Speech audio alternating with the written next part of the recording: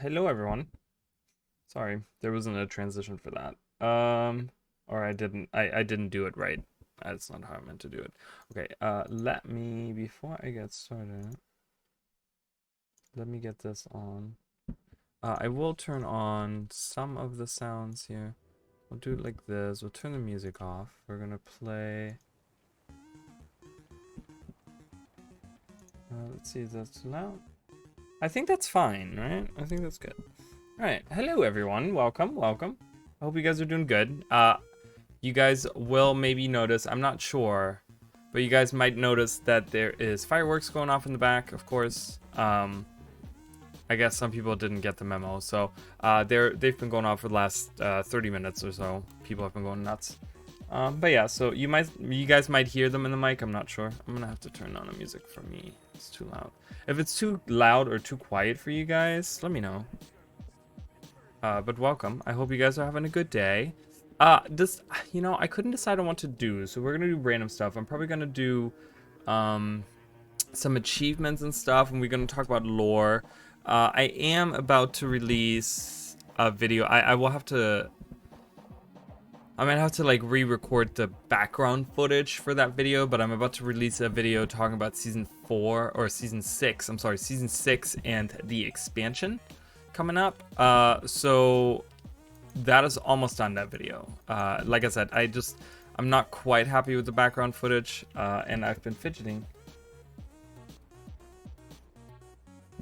Okay, that's good.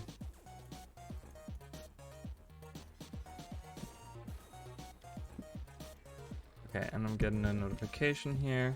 I don't know what I'm gonna do today.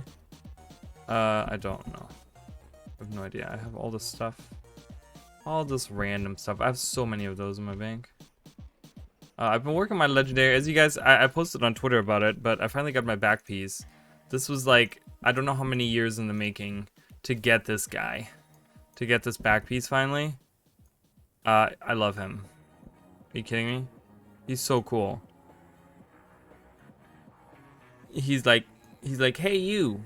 Watch. He's like, hey you, hey. And I don't say anything. He's kind of hanging out, and he like sometimes turns off, I think, something like that. I don't know. It's fun. Yeah. So we have the music.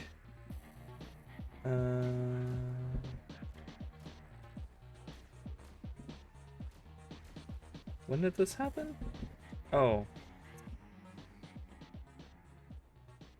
That's weird. They have something different on my thing. Like who followed me last. Okay, can I? Okay, there we go.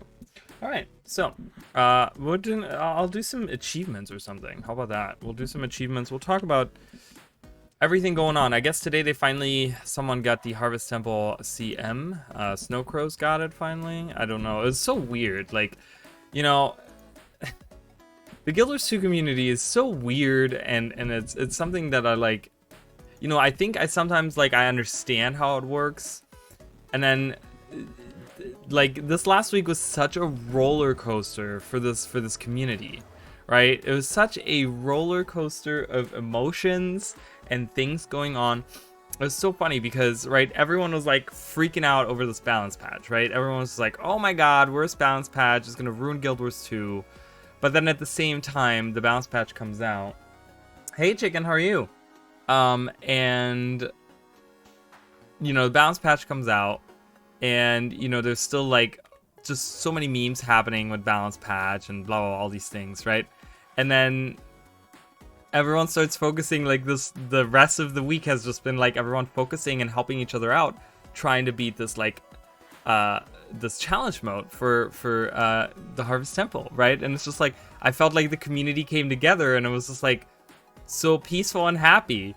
When like a week ago everyone was at each other's throats trying to like just choke out people, right? And like specifically ArenaNet and stuff, and then now we all come together and play. I don't know, it's so weird where I'm just like sometimes I'm like I don't understand the community, and then I don't know, and then sometimes I don't know, it's weird, right? So I don't know.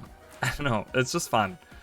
It's just fun. I really enjoyed the better part of this week with the, you know, trying to get the challenge mode. You know, all these people were trying to get the stuff and whatever. You know, that was fun. That was good. So that was super fun. Maybe I'll do some World vs. World. Let's do some World vs. World. You know, we're just doing random things. We can talk about, like I said, I'm working on this video. Okay, so, I want to point out, who was my World vs. World character? I did have my engineer in there, but I don't want to use him. I've been using him for everything. I could do my healing, or I could have him in there. Because I don't know, I'm going to play him probably. So, for those of you that have watched my Freelancer reviews, I made 2 of them. So last year, I did a playthrough of Freelancer and on stream, and it was super fun. People really liked it. They're like, oh, what is this game, right? It was just like a lot of that type of stuff where people didn't really know the game, and they wanted to know more, all the stuff, right? Which is great. Oh, first birthday gift? Okay, whatever. No one cares. I need to get more of these because I gotta get my legendary. But yeah, so we did the playthrough, and then I did a review, and the review was really bad because it wasn't like a proper review. The issue with that is that people didn't know that, really, I guess. I mean, it's not like, oh god, there's a queue, okay. Oh, and we're queued up. Oh, we have different things going on. That's why it's so busy. Okay. I understand now. I completely understand now. But yeah, so I did the review, and the review was pretty bad. It did get some bad reviews. It did get some bad comments on there, and I couldn't really say that they were wrong. Like, whoa, okay, well, that's the thing. I guess we'll wait until we can go. Yeah, I'm already queued up for it, so we'll have to wait until we can go in there. Maybe there's something going on in the other maps. And so I ended up this year deciding to make a proper review, and I put a lot of effort into it. It was super fun too, and it came out really well. I want to say that review came out really, really well. And both reviews still get watched a lot. And I get comments on it every day. On one of the 2 videos, I get a comment every day, and I respond to every single one. But it's been like a year since I've released that video. That is one of the most active videos that I still have. Like, all the other videos that I release, it's just like one thing, like 1 week of maybe stuff happening, and then boom, it's done, right? And it kind of sucks and whatever, right? But yeah, so then I wanted to do, because there's the 2 big mods for Freelancer, which one of them is the Discovery mod, which I've played before, and then then the other one was the, what's it called? Cross something? Cross. Is that blowing right on the mic? I hope not. Let's not do that. Let's kind of point it. There we go. Point it at the computer. That's fine. I have that was the AC that I just turned on in here. Oh my god, we're lagging. Oh god, they're all dying. I should have healed. Dash, okay, they'll be just fine. We'll do this. We'll just fight against nameplates. That's okay, no worries. Why do I have not, like, I don't know, there's like, I don't know what this build is, guys. I have no idea what's happening here.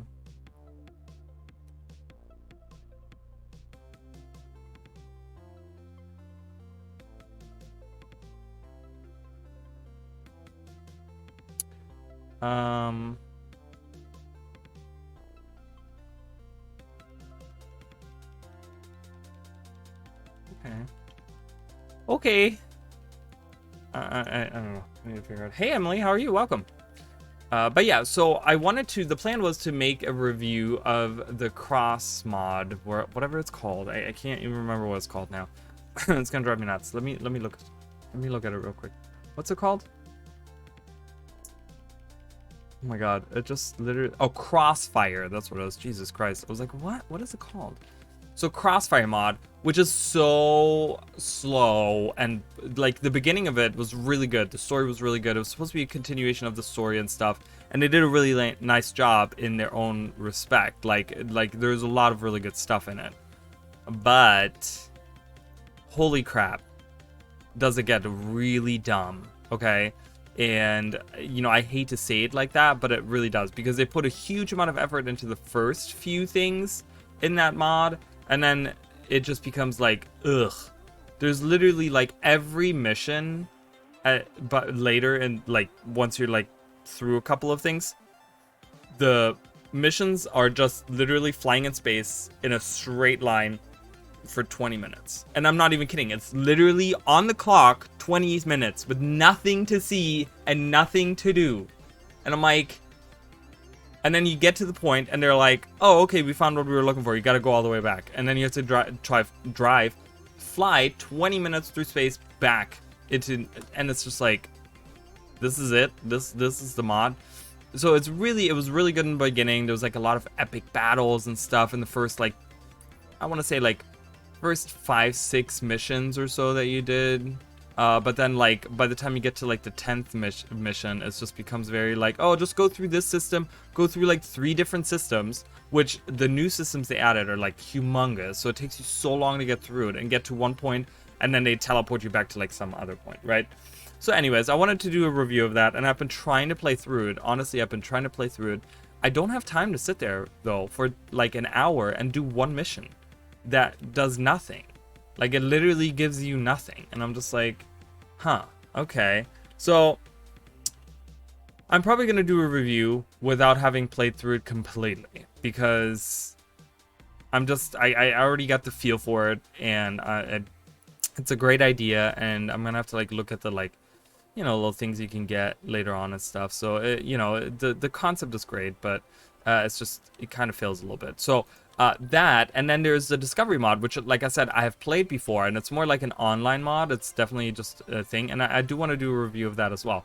But then someone commented, and I implore you guys, if you like Freelancer, if you guys watched that playthrough last year, if you watched that video, okay, if you like space simulators like that, I implore you guys to check out, and if you can, you know, obviously not everyone can, but support this project. Is called Underspace, okay? And it's what it is, it's it's pretty much like a Freelancer 2. It's a space game based on Freelancer. Like, a lot of the systems are exactly the same. The movement is a lot of the same. Like, there's so many, like, the menus and stuff, a lot of them have very similar like feel to it and stuff. It's very, very much like Freelancer. It plays like Freelancer, and the comment was like, yeah, you get, you know, a free demo, because there is a demo you can download for the game. And it has like a story, it has some voice acting in there. Obviously, I don't think it's a huge project, but it definitely deserves to be looked at. So I will 100% make a review of those, and I'll probably make that before the other reviews, because I was so blown away.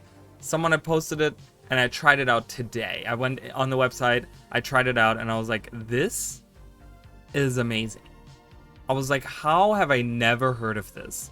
And this has been in development for a while, okay? And they still update it, and they're like, for years now. Like, they've been doing a lot of stuff on it, and I would love for that to become a huge, it's a huge undertaking, but it's phenomenal. They do a great job. So I really hope that for those of you that have played Freelancer, that do like space simulators, check out Underspace. They have a website where you can get a free demo. It's really, really good.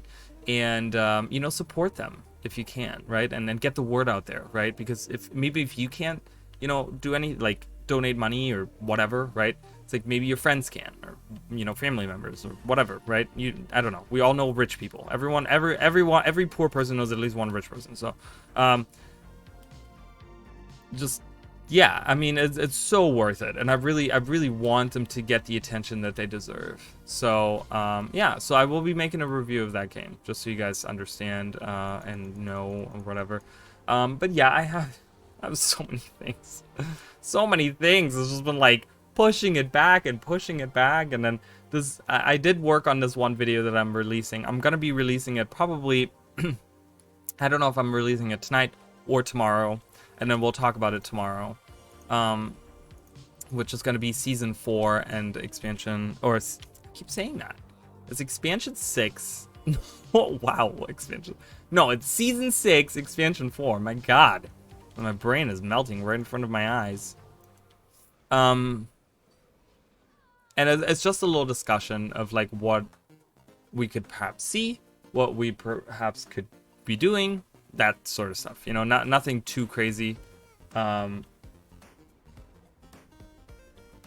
But yeah, so just some ideas that I have for it. Some specifically for season 6, I talk about the maps and where I could see us going. Maybe there's a couple of things that I threw in where I'm like, I would like to see more of this, specifically Dreslav and Tetra I talked about. Those two things are very important to me. I really, really like the Wardens, and I really want to know about Urgoz and Dreslav and their relationship, and more of the Ekovald. Ekovald is so fun, and I would love to get another Ekovald map, honestly. A season Ekovald map, like a Living World season Ekovald map. Oh, it'd be so good. Are you kidding? That's amazing. But yeah, so that's pretty much it. And then I want to do a history of the Ministry of Purity, because I do talk a lot about the Ministry of Purity, just like ArenaNet. I mean, if you go through and you do a lot of the stuff for Arborstone, I will tell you right now, a lot of these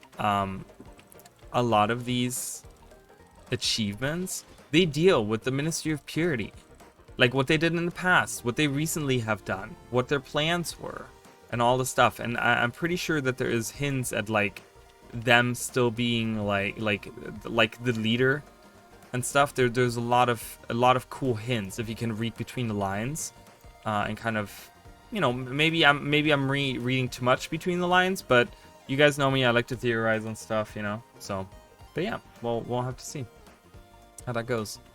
And I've been seeing a lot of new people. I played today, Ascalonian, or actually we did, they did all of the dungeons. I only did the first 3 story dungeons. So Ascalonian Catacombs, we did the, Catacos Manor, and then we did Arborstone, and then I left. I had stuff to do. But yeah, and these people, it was so weird. It was actually really sweet. They were veterans. They've played the game since pre-launch, and they what are we doing over here? Are we supposed to be doing that? I don't know what's happening. We're not supposed to be on that platform or something. And they had played, but they had never done any dungeons. And I was like, wow, that's really surprising. But they only care about story. They don't care about the rewards. And I was like, wow, that's so seldom that you see people like that, you know, in game. And they were like, I guess they were a couple or something, or maybe friends that lived together. But they were like, yeah, we live together. We're gonna be talking to each other in real life, just so you guys know. And I'm like, okay, whatever. No worries. But that was super fun. I had a great time. And, you know, of course, Ascalonian Catacombs is like a lot of Guild Wars 1 stuff. So I was talking about like all the characters in there and stuff. To kind of, you know, give them more information and, I don't know. You know? So, but I hope you guys are having a good day. And whoa, we're doing great. We're doing great. We're gonna do what I'm gonna do here is we're gonna do this, right? And we're gonna do this until someone either yells at me or I get my dailies done, and I'm gonna quit. Yeah. I didn't play last week, so I'm not getting any extra thingies here, but that's okay. If I can get wood done today, that would be great. And then hopefully we'll see more World vs. World in the coming future. Also, the changes to, like, I see Revenant here. I still want to try out the Ventari changes. I haven't. I've been focused on the Mechanist, which I really truly think they're gonna nerf at some point. So I'm trying to enjoy it while I can, because God knows once they nerf it and gets to the point where it's not that overpowered anymore, you know what? I probably won't touch my Mechanist anymore, because so right now, while it's overpowered and can destroy everything just by existing, I'm gonna enjoy it. I'm gonna enjoy it. I'm gonna be honest, because I don't really enjoy Engineer. I don't really like to play it, but I do want to know about all the different classes and stuff. So I'm going to take this opportunity to learn a little bit about the Mechanist and the Engineer in general, and how they play and how it feels. And I feel like my fashion is pretty cool too. My character looks really good.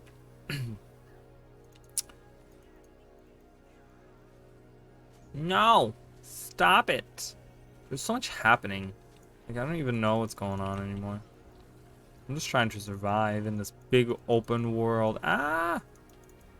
The champion lady's coming after me. Stay on, Commander. Stay on him. Stay inside of the Commander.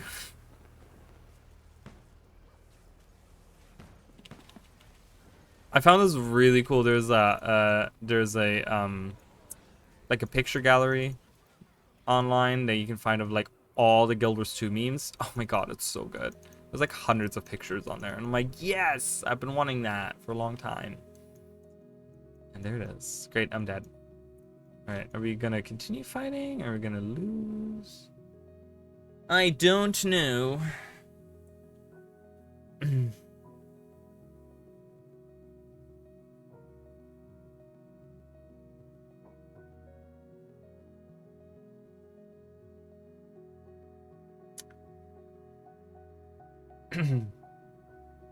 And then we PvP'd on Chicken Stream. That was super fun. Had a good time doing that. Good time doing that. That was super fun. So I'm probably gonna do some PvP with the Harbinger while it's, again, OP still. Okay, I'm just gonna go back. I don't know. People were saying because he rated those I forgot their names. Those two people that streamed together. I forgot their names. I'm really bad with names, so I feel really bad. But they were super nice. But they talked about how, like, oh yeah, we heard Harbinger is like super OP, and I'm like, is it really? Why do I keep playing only the OP? I can only play OP classes. I'm just not good enough of a player. I need to play stuff that's OP, because otherwise I will just be useless. I have no gathering tools. How fun. Hello. Hello. I've been watching a lot of Fairy Tail again. I really miss it. You know, Fairy Tail is one of those anime that, like, you know, I watched it all the time. Like, every week I watched a new episode and stuff. And now I, like, oh, let's go. And now it's like that it's gone. It's like it's something missing in my life. I'm like, I want more. Oh god, I'm dead. Great. There was a queue, but there's no commander on this map. What in the hell? Why is there a queue then? Who's queuing for this map if no one's commanding? That's so silly. That's just silly. That's just completely silly. Alright, I gotta capture a Keepway Tower. We don't have a commander, so this is gonna be tough. Big Spender. I can do Big Spender. I don't know what I want to do, though. I don't know what I want to spend.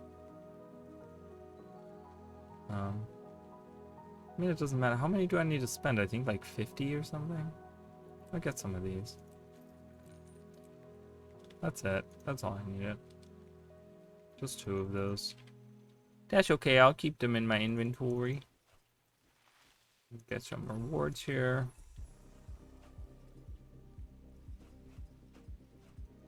I found like a pretty decent, like, not farm necessarily. I mean, you can farm it. But the Jadeite ore, or whatever they're called, chunks, Jadeite chunks or whatever, in Dragon's End, you can farm those, and they sell. Even the vendor, like for what is it, for like about, you can get 60 per map. Okay, there's a cutoff point. I was going around, I was collecting. By the time I hit 60, they all disappeared from my map. Okay, so you can do up to 60 per map. I think, I don't know if it's, I don't know if you can switch maps and then they appear again, or if there's like per day or something like that.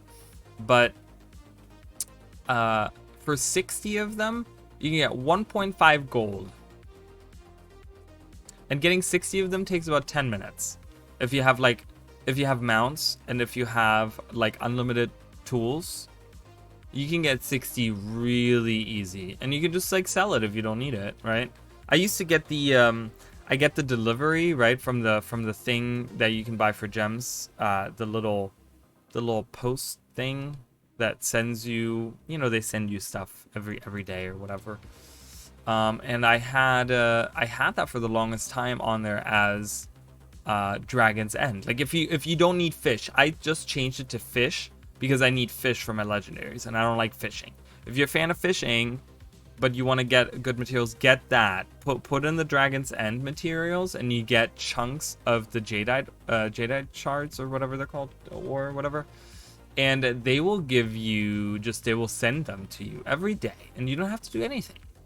And I had like almost 750 of them in my bank. And I was able to sell like and make a ton of money. Okay. I think you can get almost like 6.5 gold per stack. Like that's really good. Like passively earning money, so to say. It's really good. All right, we don't have a commander here. Why are we on a queue? Is no one gonna queue up? Alright, there's people going down there. I guess we can go try to defend it.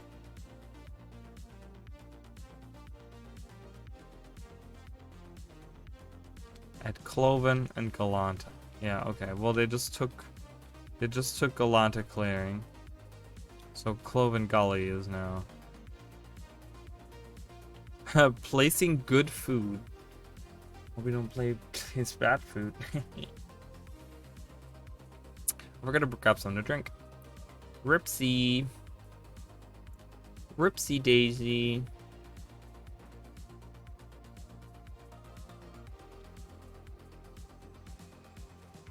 Yeah, so those are some of the videos that I have planned. I will probably make a dedicated like expansion video. I had this concept for a long time in my brain of making my own expansion. Whoa, hello. I didn't even realize they were in here. Hello. Goodbye. Oh, wow. They downed me just as I exited. That's very funny. That's very funny. That's hysterical. Where I have all these ideas for like an expansion, but I don't have, the issue is that I'm not artistic in that sense that I can draw pictures and stuff. Like I need like concept art drawn, right? Like that would be really cool if I had something where I'm like, okay, I want this character. Boom, there's a concept art of what I want, you know. I want this map. Boom, there's a concept art of what that map looks like, or the area of the world, or whatever, right? Anything like that. Anything like that. We have a fucking queue. Where is everyone? That is a great question. We have a gigantic queue. It's not just 10 people. It's 36 fucking people waiting to get in. But there's not even 20 people here. What the fuck is going on in this shit?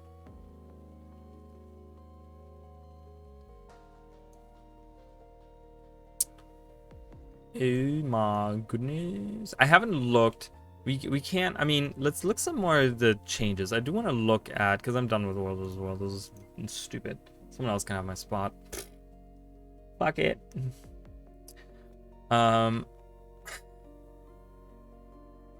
What we're gonna do here in a second is we're gonna. I want to first of all So I am in. Look, guys. Look at it. Look at it. Do you see that? I'm 14 away from 34,000. Oh my goodness. Special mission. Yeah, I don't know. Propaganda balloons. I gotta shoot 11 more propaganda balloons. Doesn't do anything for me though, so it's kind of lame. Let's look at my. The equipment is fine because it's power healing, power concentration. So that's good for Ventari. It's okay for Ventari. And then I have a heal Vindicator. This is what I used, correct? So, reduce strike damage when using a healing skill. So, if I have this, does it cast it around me? What's the cooldown on this? 20 seconds. Okay. Yeah, I'm guessing it casts it around me.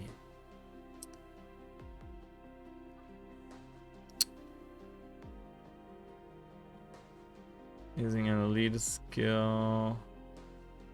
When you're disabled, have to dodge. I'll do that.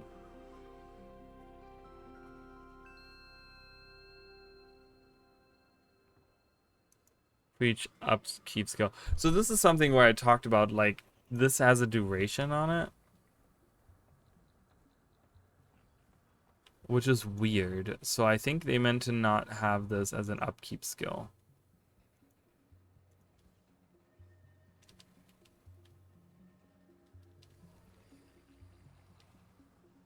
I think is what they meant to do, but yeah, it's weird why there's a duration on there.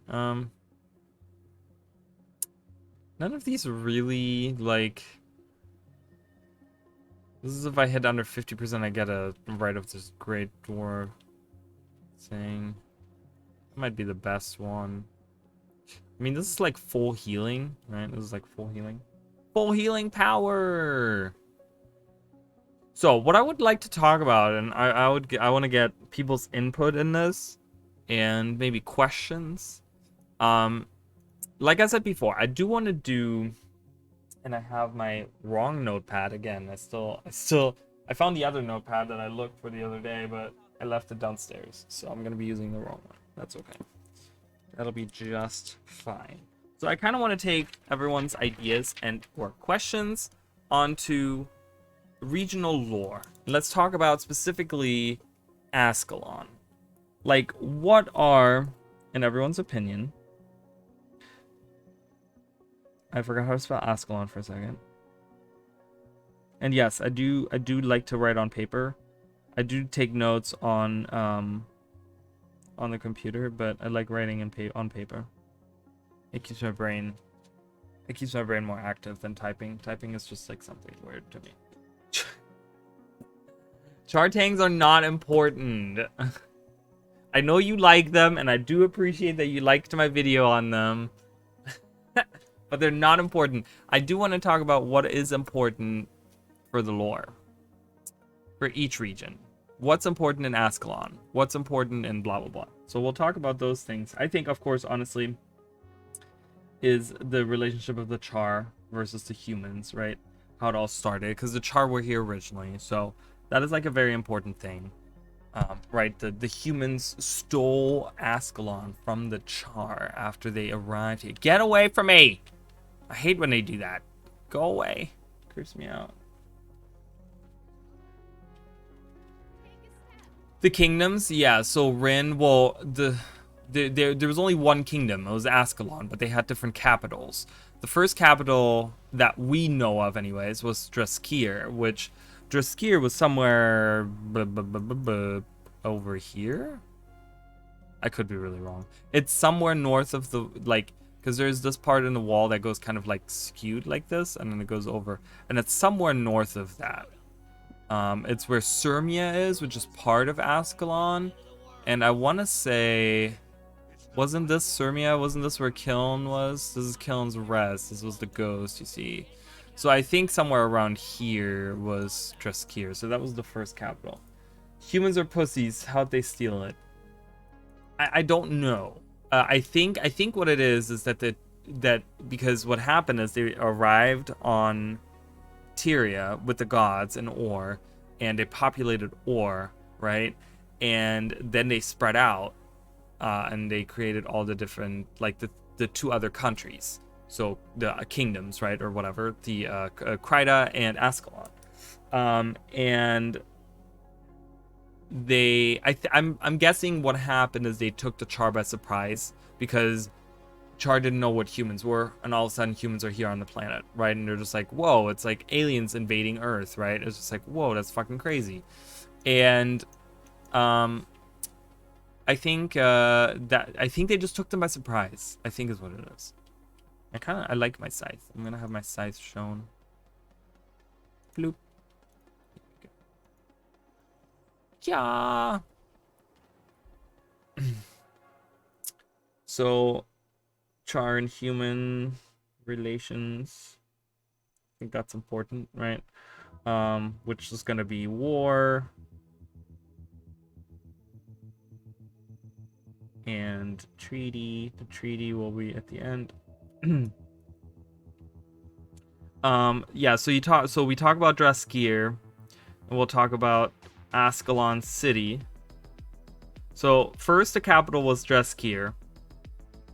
Draskir was taken over by the Char. Then they go to Rin. Rin gets destroyed by the Char, specifically the guy that we actually get a mention of him in Calhan's haunt. Calhan is the NPC that you meet in the mission, where the Char take the wall. They take part of the wall, and the guy that takes part of the wall, the Char commander of the group, he's the one that takes Rin, which happens after he takes the wall, part of the wall. So right here you meet the ghosts. I guess they were just defeated, so they're maybe not. Maybe this is a random ghost. I don't know. But yeah. So what happens is you meet Calhan. I don't know exactly where he is. Where Calhan is. I think it's somewhere over on this side actually. And you go north, and you find this invasion army by the Char, and you go back and you let him know that they're coming. And then you say, and then he's like, oh, fall back. And Fort Rannick is actually down here. They tell you to go to Fort Rannick and fall back to that. So they kind of take the wall. And then you go back to take the wall from them. After you do that, you find out that Rin has been taken. Rin is somewhere over here, isn't it? No, Rin is down here. This is Rin. That Rin has been taken, and you actually, because you actually move into Draskir. You actually move into the capital. And you find the Stormcaller Warhorn. That's I don't know if Stormcaller is going to be important as well, because Stormcaller was this. You actually can find the. This song is so stupid. You can actually find Stormcaller right here. There's I don't know if this is where I think this is exactly where Stormcaller Hill, I think is what it was called. That shaman guy. That shaman has the best guide ever, guys. If you guys want to look at just the maps, go there. So let's look at it real quick. So I want to say, yeah, so Horn Hill is what it's called. Horn Hill is exactly there, okay? That is exactly where the horn is. So they kept the horn there as like a sign. You can actually read about it or whatever. And there's actually one of the Warhorn skins that you can get from the Hall of Monuments is actually part of that, because you find the mouthpiece of it in Draskir. So you take back the wall or whatever, and then you go to find like prisoners that the Char have taken further north. So you go out and you find these people that have been there for years. They've been prisoners for years, and they're like starved, and they're the Flaming Scepter mages, right? We hear about them in Ascalon, for example, like in the Ascalonian catacombs. So let's talk about Draskir and then Ascalon City. Hornhill. Flaming Scepter mages. This is good. I can just kind of take some notes with you guys and we talk about stuff that I like. That's fun. I like this. This is fun. So yeah, so you travel further north, and you meet these you free these prisoners. At first you free prisoners that have like just been taken prisoner, but then you go further. And this is with Prince Rurik, actually. And you get an interaction between Prince Rurik and one of the Flaming Scepter mages, who says that they've been there for years. And it's like, oh my god, what? You guys have been here for years? That's crazy. Well, then you move into Dreskir, into the old capital, right? And they actually utilize... So there's actually a thing that happens here in the Decimus Stones. You guys know those it's actually right there. You can actually see it right there on the map. And there's the other one, and then there's a third one. I want to say it's up here is the third one. But those little, they have the 3 statues, and it's this round platform, and you go to it, and it zaps you. I can show it. I don't know why I'm talking about it when I can just show it. I'm like, you guys know about it? It's like, we are not doing anything. Like, we can check it out right now. But those you actually find in Dreskir, and they're actually Flaming Scepter mages actually operate them. So these things right here, these little things right here. Oh, this I guess this one was further down here. Okay, didn't even realize that.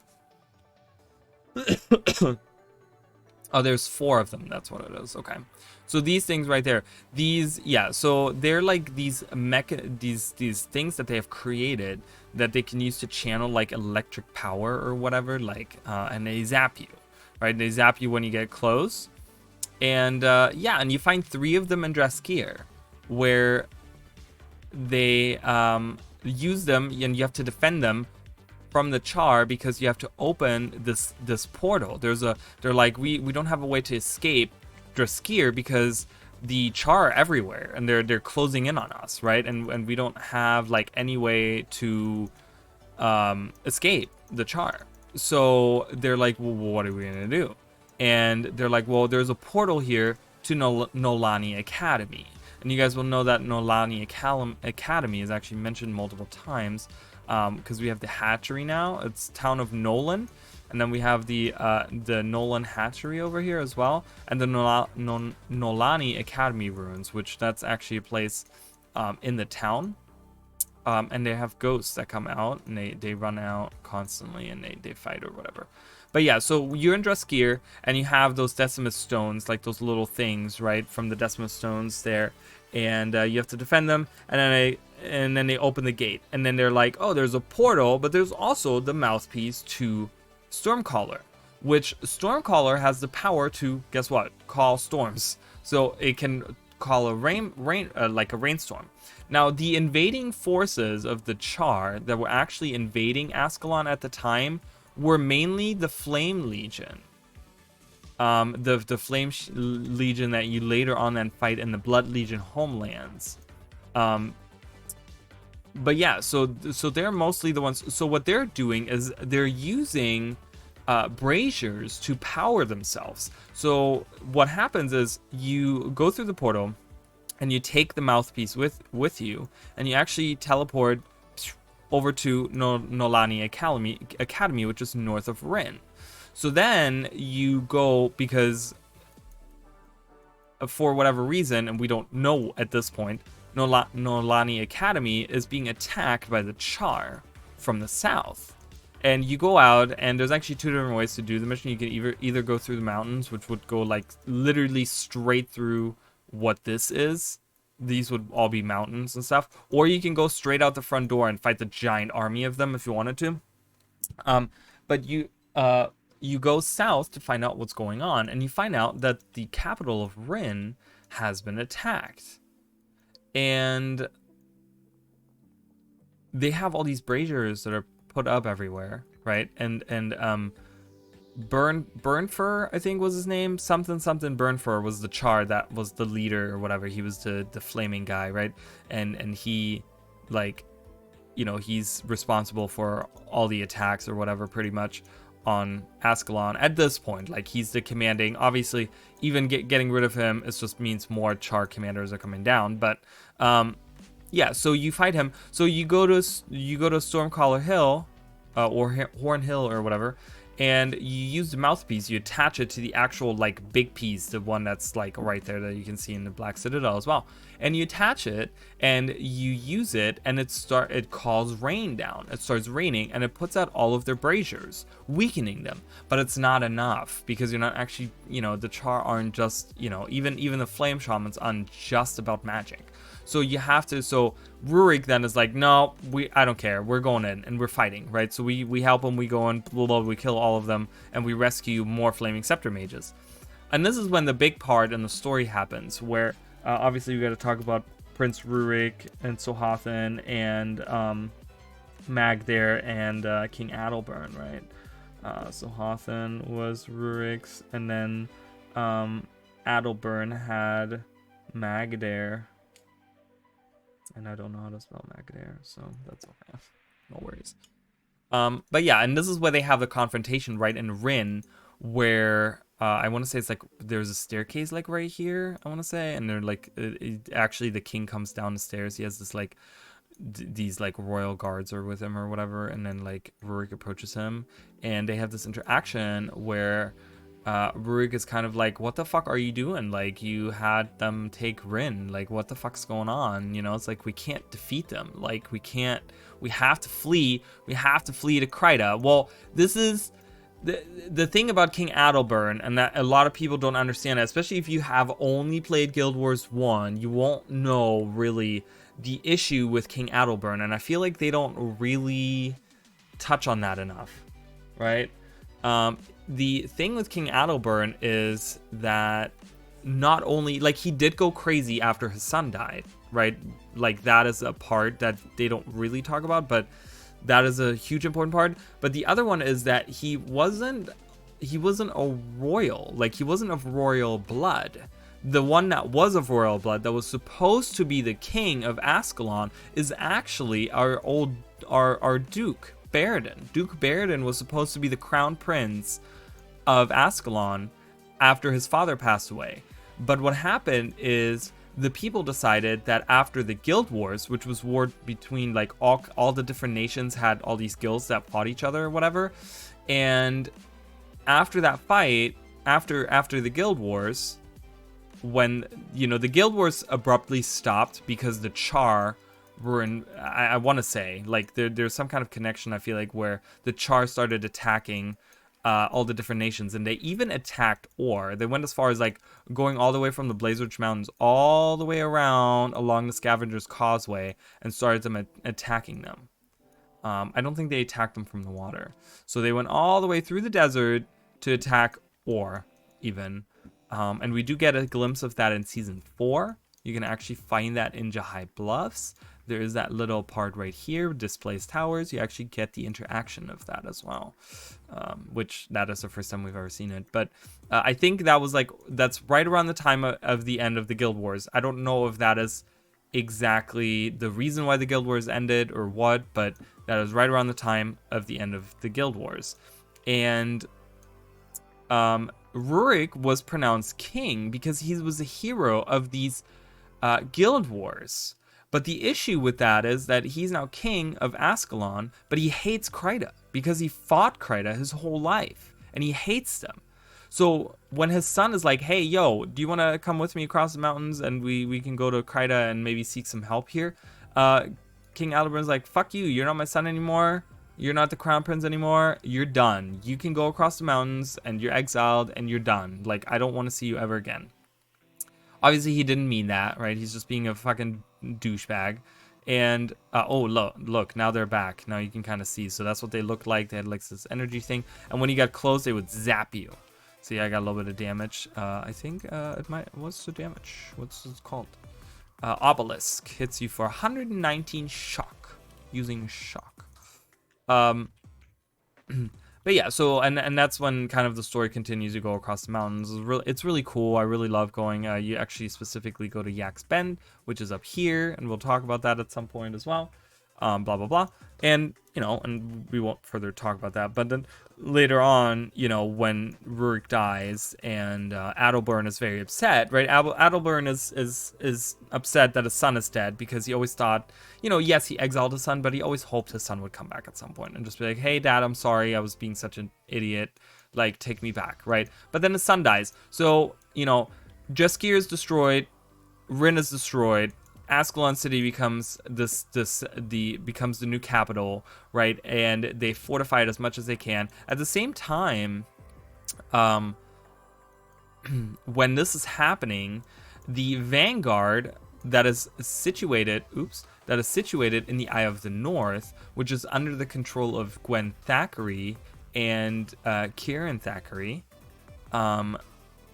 they get called back, right? They get called back. Not sure why, but they get called back. Like, I know why they get called back, because the Char are pushing further and further, right? And they've been destroying big cities, and they've been taking more and more land, right? And they're just like holding on barely, right? But then I don't understand why they get called back and they establish Ebonhawk way in the south over here. I think they were just trying to like fortify more behind the wall, and they were like, if we can establish like a big city behind the wall and like, and then maybe fortify outward, and just like, build a city, big city here, and a big city here, and a big city here, and a big city here, and a big city here, right? And then just like make everything like a giant, just maybe that was the plan. I'm not sure. But yeah, and then that's when the Char kind of they come in and they're just like, they full fires hard right there. So they come in and they destroy the thing. Oh, we do want to talk about this as well. That's the Cauldron of the Searing. So we've been talking about the Searing, which the Searing, right? We actually get to witness that in Guild Wars 1, where the Searing is exactly this cauldron was actually used. I believe it's exactly this cauldron. Yeah, it is actually, because it's right outside of Ascalon City. But this cauldron they used to call the Searing down on the wall. That's how they breached the wall in the first place, is by destroying it with the Searing. And the Searing cauldron was actually given to them by Abaddon, who's the like evil god, like not directly given to them by Abaddon, but that's pretty much like boop, boop, boop, if you connect all the dots, it pretty much through Abaddon the Char got the Cauldron of Searing, and that's how they were able to destroy the wall and then kind of take over and kind of move down or whatever. So but that's pretty much the story of that until we move into Guild Wars 2. And it's interesting because the Fullfire Ghosts, and you guys will notice that as well, they kind of look a little bit different than other ghosts in the game. They do have I don't know, ArenaNet has like a couple of models for ghosts. I like that they kind of they didn't necessarily do that the whole time, but they kept a lot of the ghosts, the Fullfire ghosts looking one way and then other ghosts a different way. I think they kept it that way, but they made them obviously blue. But yeah, in the book, what's the book called? Ghosts of Ascalon. I was like, what the fuck was the book called? You actually, it's weird because they talk about how the ghosts are so scary. Like the book ghosts versus the game ghosts, way different. Way different. The ghosts in Guild Wars and Ghosts of Ascalon, literally they can like, you can't fight them. There's no way for you to fight them. Because they're like ephemeral, right? So they're like everything goes through them, nothing affects them, whatever. And they're like, they can like fly into, like, it's been a long time since I read that book, but they like fly through you and they fly into you or something, and they like literally can kill you from the like inside. I don't know, it's really crazy. They can do some crazy stuff, and I was like, whoa, that's really scary. And it was weird that the book came out before we even got to see like play any betas for Guild Wars 1. So I was always thinking, like, in my head, I was always thinking, because they have talked about, I think they've talked about how they're gonna make this a dungeon.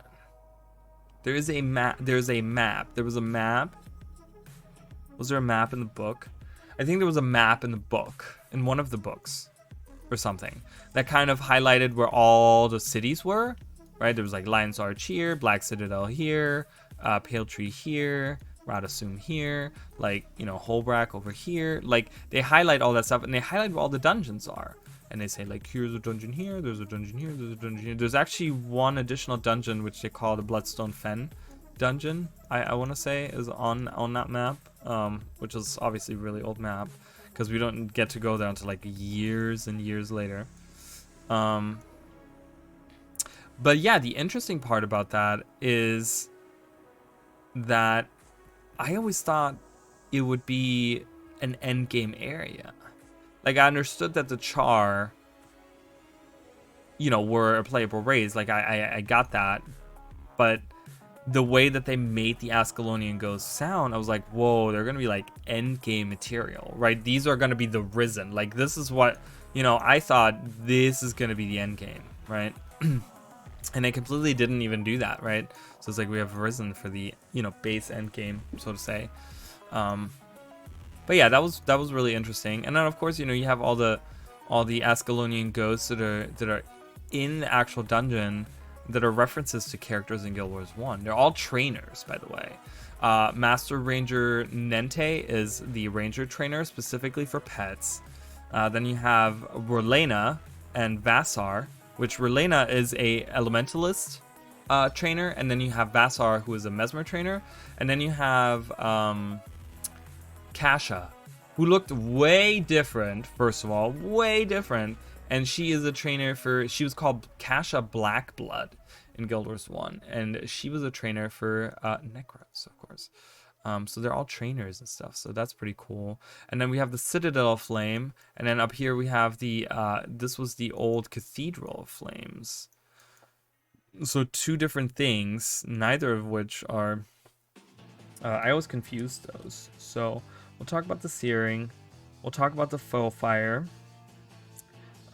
you know, which, you know, they called him the Mad King. Like, Adalbern, as he, like, lost his son and more of his kingdom and stuff, it was really, like, he was kind of going mad, right? He was kind of, like, he wasn't doing good mentally, because it's like he saw his people die. You know, he wasn't a bad king, so to say, but he was very, like, arrogant and very like, no, Ascalon is going to be Ascalon. They're going to take care of their own problems, and they don't want nothing to do with these other people. Okay, and it was just, like, very, like, you know, if he had taken, because we do in Guild Wars 1, when you go outside of the Ascalon city, you know, you actually step out of the city, and there is, right here, actually, when you, I think is it right there? Because that is, yeah, it's right here, because that was the path that leads through the...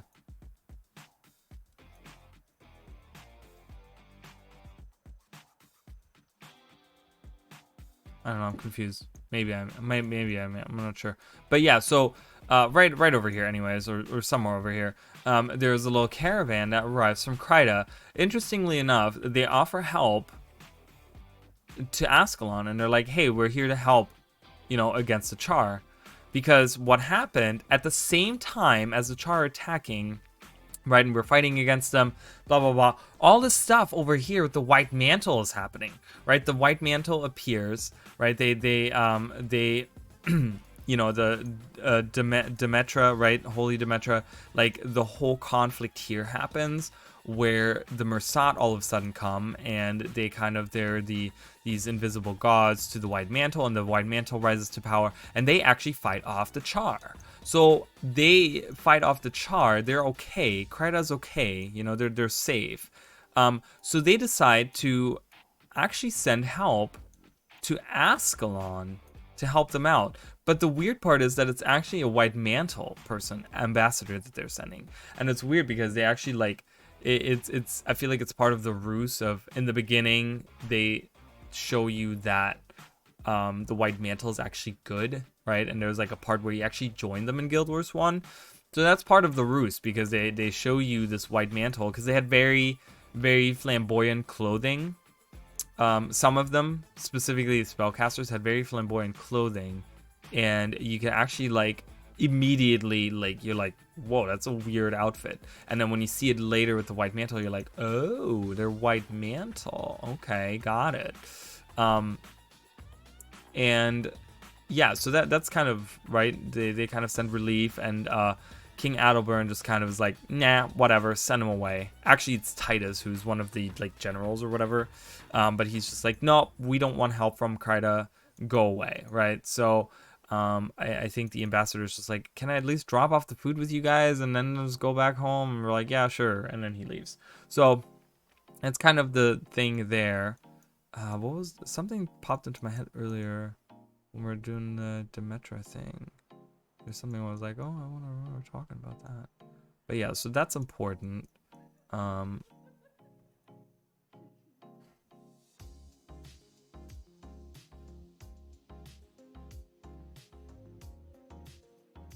Just writing this down.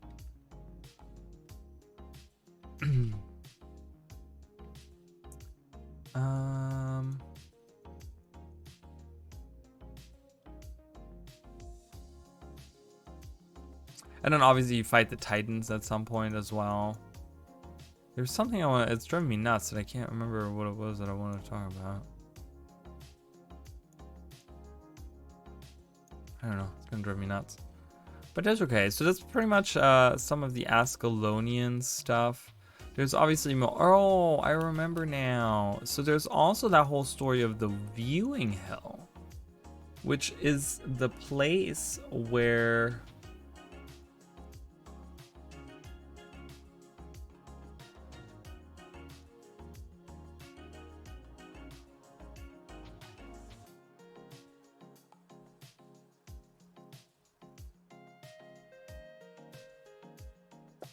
I don't know.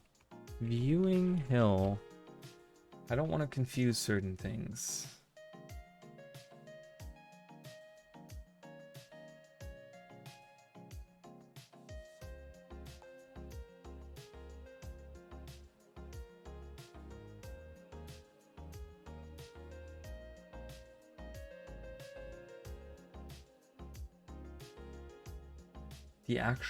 That the fire shadows were tied to the actual pillars.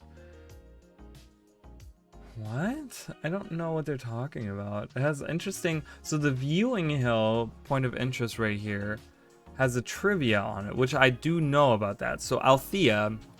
So there's an item in Guild Wars 1 or Guild Wars 2. It's called Althea's Ashes, right? Which is actually an item you can get in Guild Wars 1 as well. Althea is a person that you meet in pre-searing Ascalon. Before the searing happens, you meet her, and she's actually the lover of Prince Rurik. And what happens is, after the searing, she gets kidnapped and then killed and actually burned by the Flame Legion. And you have a quest in post-searing Ascalon where you find her ashes and bring it back to Prince Rurik. Or maybe you bring it back because her father... So Prince Rurik being the son of Adalbern, right? Who is the current king. But who was the original crown prince? Well, that was Baradin. Now, Baradin's daughter was Althea. So Rurik, if he had lived and he had stayed in Ascalon, he had married Althea, they would have been like a legit royal couple because she was actually royalty. So, anyways, so that's Althea. And the trivia says this hill is just east of Althea's actor's stage. So Althea being a Mesmer, she was a Mesmer, but Mesmers obviously they have kind of like there's the whole thing with masks and like the illusion part and stuff like that, which they actually in Guild Wars 1 attributed those a lot to actors on a stage a lot. There was what is his name? Norgu? Is that his name? One of the Mesmer heroes. He's also an actor and he's a Mesmer and stuff. So they kind of associated that those two things together. And it says this hill is just east of Althea's actor's stage from the original Guild Wars. If standing at the exact spot in pre-searing Ascalon as the one in the info box screenshot. Which one is that's the info box screenshot? Or maybe this is. Okay. You will see the same view, albeit before the searing, and you will be standing in front of the stage. This which suggests that the fire shadows were tied to the actual pillars from the stage. So there's something about fire shadows, about something about the stage and fire shadows. I don't know what fire shadows are, but that's really cool. I think that's pretty cool. So there's that. But that point of interest actually is where...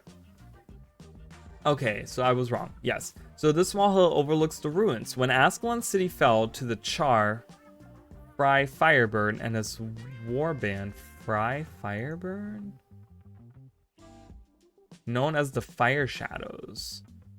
So, guys, I'm learning stuff. I don't know who Fry Fireburn is. Fry Fireburn was the leader of the elite Char warband known as the Fire Shadows. He and his warband were assigned with the task to assassinate King Adalbern, but instead made Savion was the chief courtier of King Adalbern before the faux fire. Okay. Who warned the Char of the king's madness.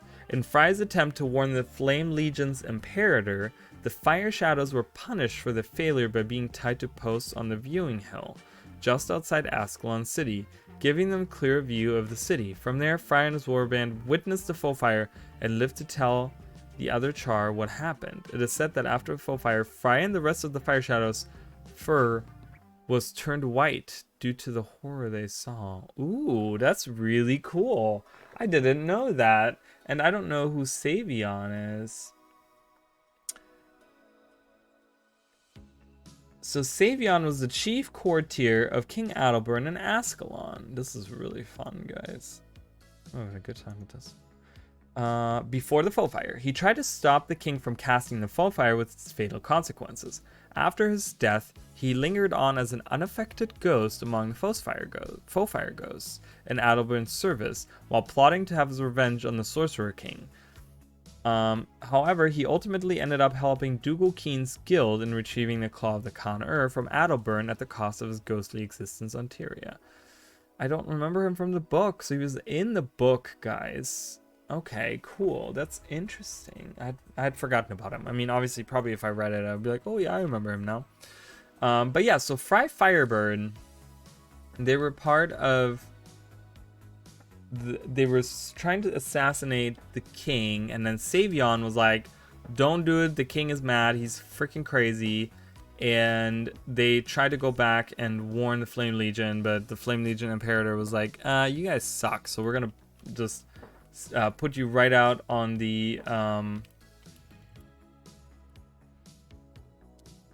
they were tying them to posts.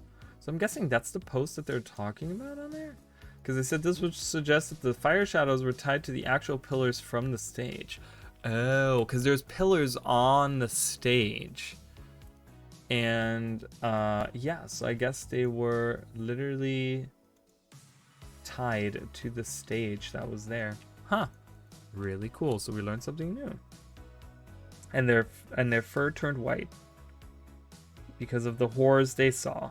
You know how that sometimes happens when like traumatic experiences happen to people and they get like gray streaks in their hair? Yeah, it can happen.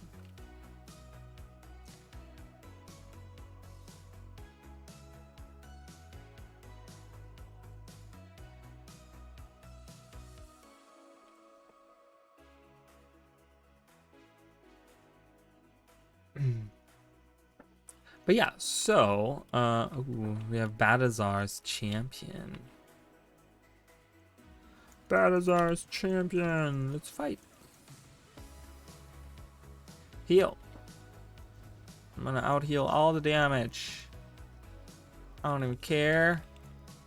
Look at all this healing I'm doing. Yeah, CC. Yeah, I can CC more. Yeah. I wish it would have added an animation. So now the third attack, instead of summoning like orbs or whatever on the third attack, it now heals. But there's no animation to it. It literally just, he twirls the thing around and it's just like, oh, it heals. Okay, cool. I think it's kind of weird.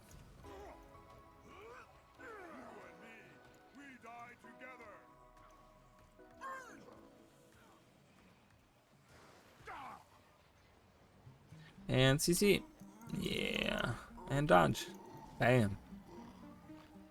I don't know if this is like a legit healing. It's not a legit healing comp because I don't give any quickness or alacrity, and that's not meta.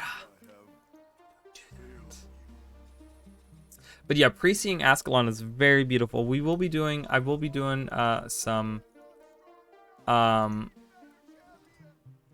I'll be doing comparison streams soon as well, guys. I know that people really like those, and I've been wanting to do that. We'll have to see. We'll have to see how those go. Need better champions. Okay. What else is there that's important about the Char? Or about Ascalon, I mean. I want to try to remember, like, not too many little details, and I'll probably be sifting through and, like, okay, do I need this? Do I need to do this? Do I need to talk about that? But yeah, so apparently if you look right from the viewing hill,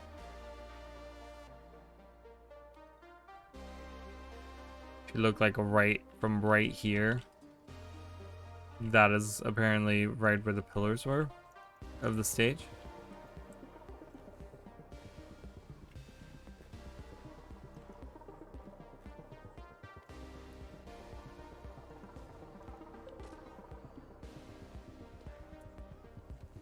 Bam, take this. Get me up there. And you can like read it or whatever. This demons try humans alike and the sorcerers. It's weird. So they survived. It's weird, right? Because there's certain Char that survive certain things. Oh, we gotta talk about Kralkatorrik, of course. Right, Kralkatorrik and when he flew through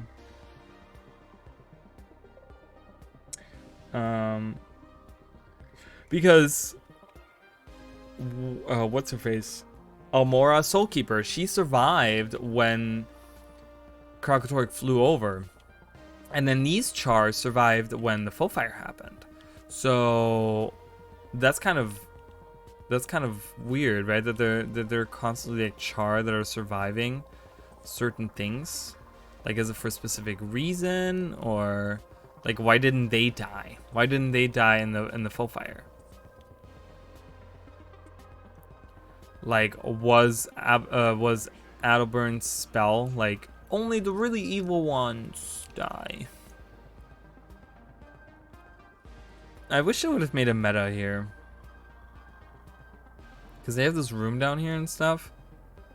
There should really have been a meta on this map, because there is a meta, but it just ends with you killing the Siege Master, which is a character in Guild Wars 1 that you can meet, and he's not important at all. You see him for like 2 minutes, and then that's it.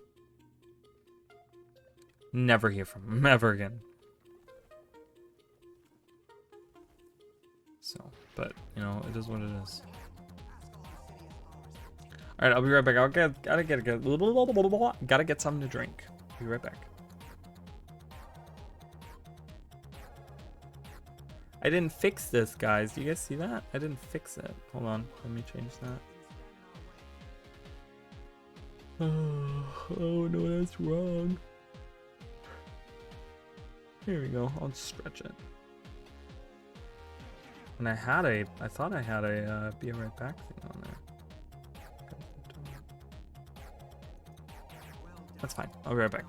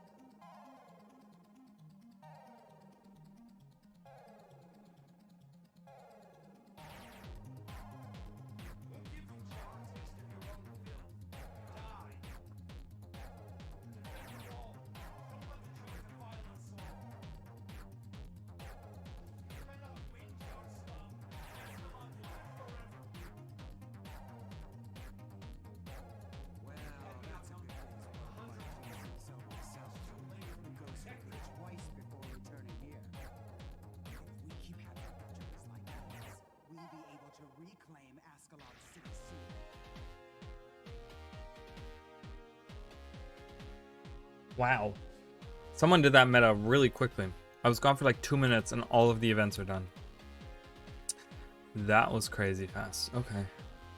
Alright, well, this character is like really weak. We'll go back on the other one. So it's pretty much Ascalon, right? I mean, I don't think there's anything, if I'm forgetting anything important, let me know. So, oh, that's right, you don't even know. I saw, because I was talking to Chicken about it the other day, but I downloaded all of the loading screens for all the maps for all of the mission instances and stuff in Guild Wars 2.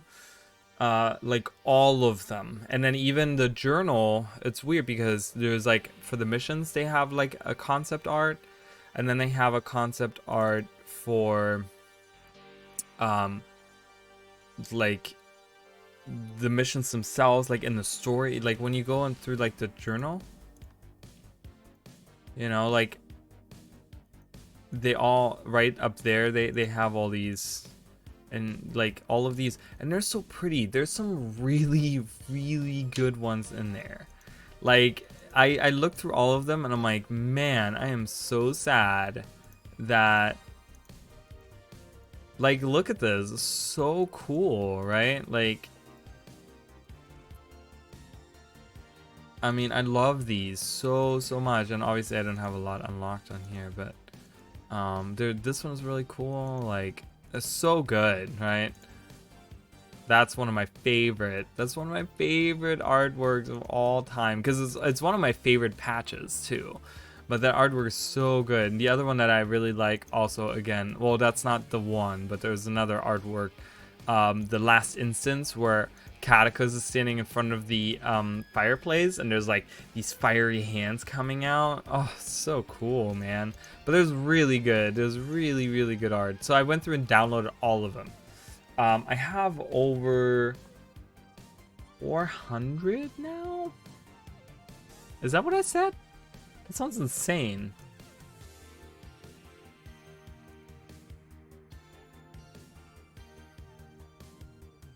Yeah, it's... I think there's a couple of files in there that I have that aren't supposed to be in there. Accidentally, I had a picture of... And it's probably still in there. I'll probably have to look at it. But I have a picture of Radanovis, for example, in there that I used in my video. And I didn't realize it wasn't a wallpaper. But yeah, it's so cool. Like, I have about 400 now. About 400 just of these, right? And they look beautiful. I mean, when you just like look at them, you know, I mean, I'm still here, but we kind of like, these are so cool. Like, that's like a crate thing, right?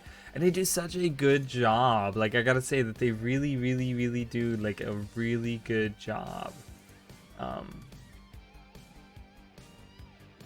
I'm getting attacked.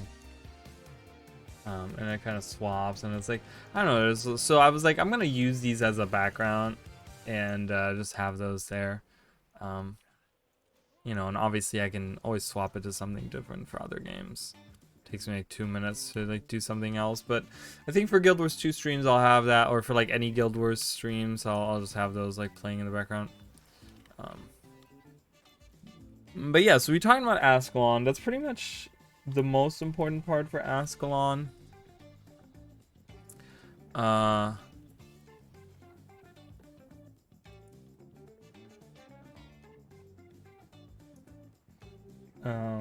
Yeah, so we kind of talked about those things for that. Steering, full fire, Guild Wars, yeah, that sort of stuff. So so another area is the Shiver Peaks. Now the Shiver Peaks are really interesting to me, specifically in Guild Wars 2, because the Shiver Peaks in Guild Wars 1, they were very much more isolated because the Norn hadn't been here. Like, the Norn were only in the far Shiver Peaks. They're only up here. Okay, that's the only place, like Eye of the North, you know, we saw them around there. not specifically at the Eye of the North, but they were around there. They had the Boreal Station was down here. They were there. And then, you know, of course they were up here, and they had a big stead over here. I want to say somewhere over here. There was a bunch of them, right? But they were like up here, obviously, because they were from the expansion. And down here, when you look at these, the, you know, southern, so to say, southern Shiver Peaks, only the dwarves were there. There was only dwarves there, but they were also very isolated. Yes, there were some dwarven towns and stuff, but there weren't very many dwarves. I think a lot of them are very like, maybe subterranean or something. A lot of them, because you can find some structures underground later on, and it just has a different feel to it. Where here, I'm feeling like I'm going through like a snowy. Like I'm going through snowy land, but there's a lot of civilization here. A lot of people live here. A lot of things, you know. I mean, Gina over there, she's hanging out. All these people are hanging out, right? I get that there's monsters and stuff. Guild Wars 1 is very isolated. Very isolated. There wasn't a lot going on, and especially if you choose to like not, because there's two different routes in Guild Wars 1 that you can go across the mountains. It's either you can go you always end up in Yak's Bend up here, okay? That's your first station, pretty much. You don't always end up here, but that is pretty much where you would start your journey. That's the one outpost you have. And then you can choose to do the southern route of doing all the missions and stuff. There's like 3-4 missions that get you through the mountains, or you can choose to just travel through the mountains and go across Anvil Rock, which is just like the tallest mountain. This is where, you know, Dragonstorm takes place. But yeah, you travel through there, and then you can get to Kryta as well. And that's like, there's no civilization. There's one town in like Anvil Rock, has like one dwarven town, and I think there's some dwarves that like patrol the area or something. But there's nothing else really out there, and it's really cool. It has like a different feel to it. It feels very much like, oh god, this is like kind of scary. You know, I mean, you kind of get that feel now with Bure Marches. It kind of has that feel. But again, and I talked about this before, Bure Marches is very much like a theme park, right? The forest is isolated right here. You have a cave right here. You have open fields right here. You have like mountainous areas up here. You have Askir's thing here. And then it splits, and then you go into like, okay, and then the second half of Bure Marches is more open, because everything kind of flows together. It's not like 1, 2, 3, 4 areas. It's just kind of like everything kind of flows easier on the second part. But the first part is very much like a theme park, and I hate theme park maps. And then Bitterfrost Frontier is a theme park map as well, which has, you know, the forest is here, the icy area, the icy ice brood area is over here. You have the lake in the middle, you have the cave in the top, you have the frozen area up here, and then you have the things here. It's all in their own respective areas, and nothing blends together, right? It's 6 specific areas that are all isolated from each other. And I hate that. I don't like that. So I'm somewhat disappointed with the Guild Wars 2 maps when it comes to Shiver Peak Mountains. I also think that some of the space was kind of wasted. Like, what is this? What is back here? Again, this looks like someone drew this with paint.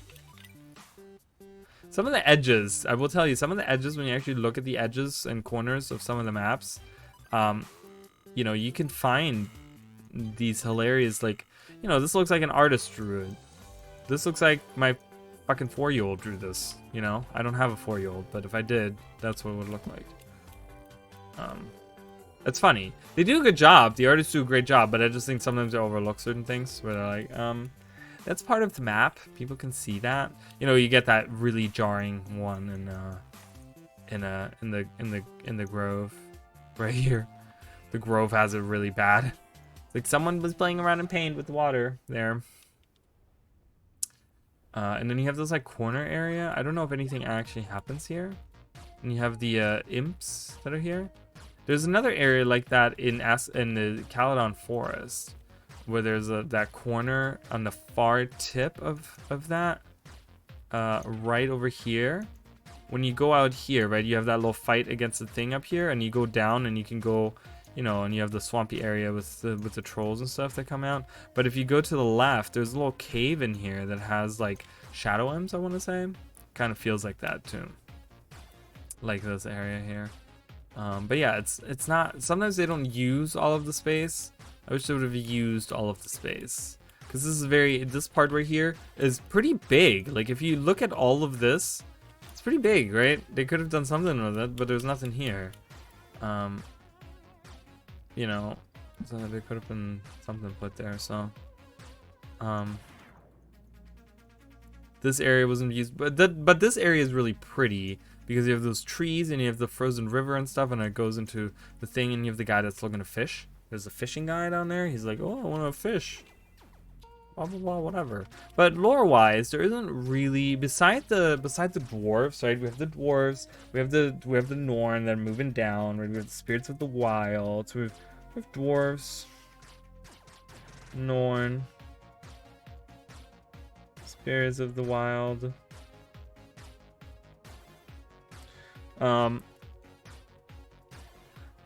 You know, you have Rurik's journey. You have the dwarven, you know, because Rurik did pass away here, close to Ice Gate, which is like somewhere over here, I want to say.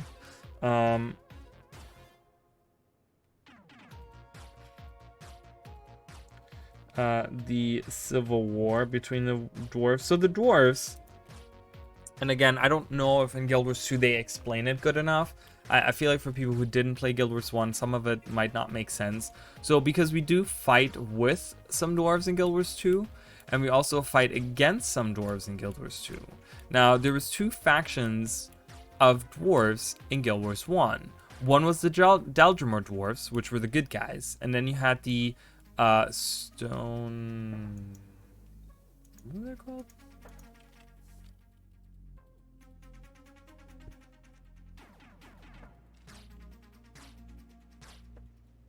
The stone... what are they called? Dwarves. Stone Summit, that's what they were called. You had the Stone Summit dwarves. So there were 2 opposing factions. You had the Daldrimor, the good guys, and the Stone Summit, the bad guys. And throughout your journey, actually, as well, if you choose, for example, to go... well, if you choose to do the missions, you meet King Jalis, okay? You meet King Jalis, and he's a cool dude, right? He's a really cool dude, and he's just like... oh yeah, awesome, you guys are here? Yeah, okay, Prince Rurik, yeah, sure, you guys can cross. Hell yeah, we'll help you out. Really cool guy, okay? And you kind of learn a little bit about the war and the things that are going on there. Well, if you choose to travel across the mountains, you still get to see that, because you actually get to fight a bunch of Stone Summit dwarves. Stone Summit dwarves, and then the other ones that you see are just called dwarves, I think. They don't necessarily call them Daldrimor dwarves, but that's what they are. The good guys, anyways. So you don't really get involved in this war, right? Because you're escaping Ascalon, and in the story, you're escaping Ascalon, and it's like, okay, you know, you're pretty much exiles, you're stranded pretty much in these mountains, and you're looking for help, you know, and they're like, okay, sure, we'll help you, like, you know, and we'll get you to Lion's Arch, right? That's kind of where you're trying to go, and then from Lion's Arch, they actually established the Ascalonian catacombs settlement. The Ascalon oh my god, Ascalon settlement, Jesus, and it's just kind of like, okay, you see the war, you see it happening, but you kind of leave it. Well, then you do this whole journey. Okay, you go through Kryta and you do all this stuff with the White Mantle, and then you go into the jungle and you find out that the White Mantle is actually bad, and then you go out and you start fighting them here, and then you go from here, from Sanctum K, which is the Dominion of Winds now, you actually get sent to Amnoon, okay? Which Amnoon, I cannot wait. For those of you that did not play Guild Wars 1, okay, you guys know Amnoon as this big town, pyramids, right? party going on, you know, casino, blah blah blah, boats and ships. Dude, Amnoon in Guild Wars 1 is a shithole. There's like 3 tents by water, and that's it. It's literally like run down. There's like these ghosts hanging out. They're like, yeah, okay, well, we're here, right? There's like a couple of merchants and stuff, and it's literally this barren, like this little, it's like, it's probably like right here is probably where it is, right? And you would have like these tents around it or whatever. There's like 3-4 tents around it, and it's a shithole. Okay, I mean, nothing at all like Amnoon is, right? But yeah, so you go there and then you do the Trials of Ascension, and then you go to Augury Rock and you ascend, and then because you ascend, you go to Glint's lair, and then you meet Glint for the first time, and we'll go through all of that when I do my comparison streams. We'll look at all that stuff, and we'll see all that fun stuff. But yeah, so you meet Glint, and then Glint tells you that what happens? She tells you that you need to find your allies in the mountains or something like that, right? And because the Brotherhood of the Dwarves are the protectors of Glint, and they're like, if you guys know about the Zephyrites, you know, that live down here in Glint's Legacy or whatever,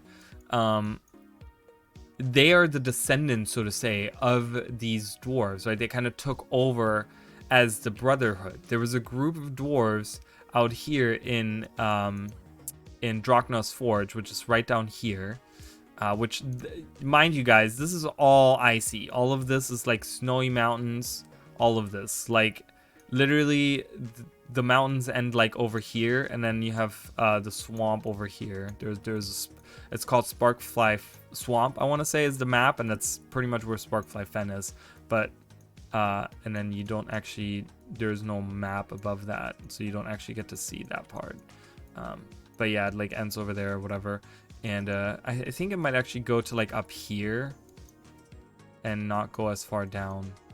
Something like that. I don't know, whatever. But these are all snowy mountains, so there's no volcano or anything like that. And this is all like snowy, right? It's all snowy, and yeah, and you get to hang out here or whatever. And she's like, yeah, okay, hang out with these guys. These are my protectors, my friends. This is the Brotherhood. You know, they're like these cool people, whatever. And they're dwarves, and they're in the middle of a civil war. So the civil war has then escalated, right? And their capital is Thunderhead Peaks. It's Thunderhead, like the fortress of Thunderhead or whatever, right? That is like the capital. That's the big capital of the dwarves. And just like we see it in Guild Wars 2, you know how you have that the upper meta where you actually go out and you have the big plaza, and you have the like surrounding like wall, and there's like these bridges, you know, to defend against the like branded coming in from all sides. You have to do the same thing in Guild Wars 1 in the mission. You actually have to protect the dwarves against the Stone Summit, like the Deltarune dwarves against the Stone Summit. They come to attack or whatever, and you actually kill the leader of the Stone Summit, who's Dagnar Stone something. Dagnar, what is he called? Hold on, I have the page up here. Dagnor. Wasn't his name Dagnar?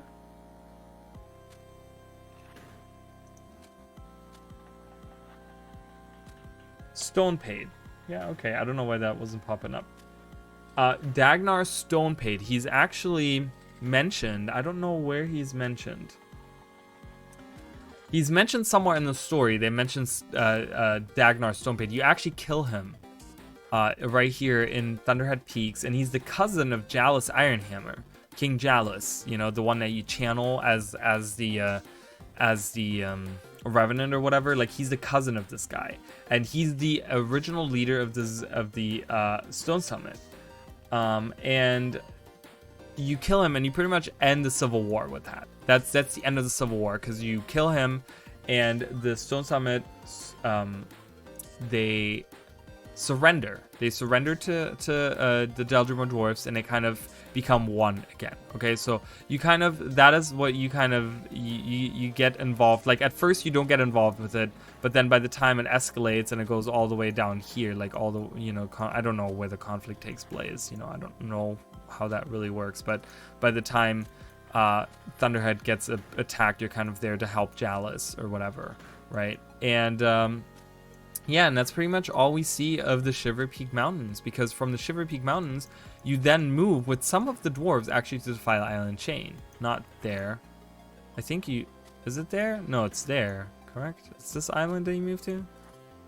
One of these islands. I think they changed the islands. But you go to Defile Island chain to defeat the Mursat, because they're like over here and they have the Door of Kamali and all this stuff over there. But, and actually the brother of Jalis, I think. Is that correct? The brother of Jalis? Hold on.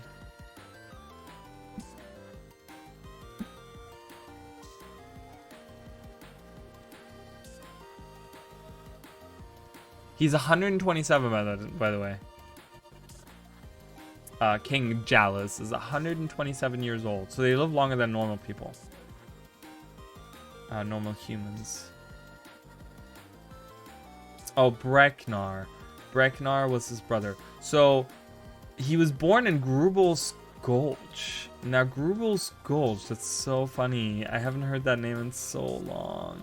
Grubel's Gulch is like this one town that you meet, like you go to, you know, you're at Yak's Bend and then you look for their help, like to the south, I think somewhere you go.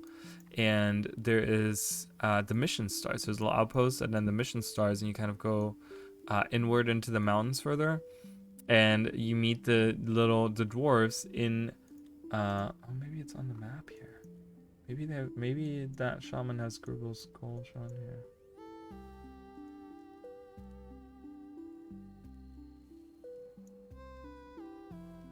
Okay, so the mission starts. The Borless Pass mission starts here. That's the outpost.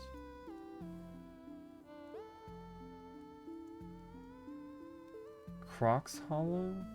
But where's Grubel Gulch?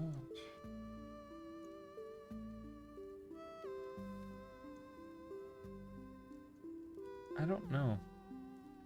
Because it says like Maladar's fort, who was the enemy during that time, and then there's an outpost. You know that little place in Frostgorge Sound over here where you can see some graves and there's dredge around it, like in the far corner of Frostgorge Sound, and you can kind of go into the like southern cavern that's in there. There's a couple of paths you can take in there, but that used to be Crocs Hollow. I don't know what Crocs Hollow is. Crocs Hollow is a little outpost, I guess you'd see.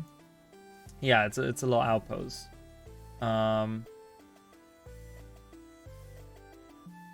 That's where you can find King Jalis Ironhammer. So I don't know if Grubel's Gulch, he does talk about it, but I don't know where Grubel's Gulch is. So I don't know. But Breknar, his brother, actually joins you.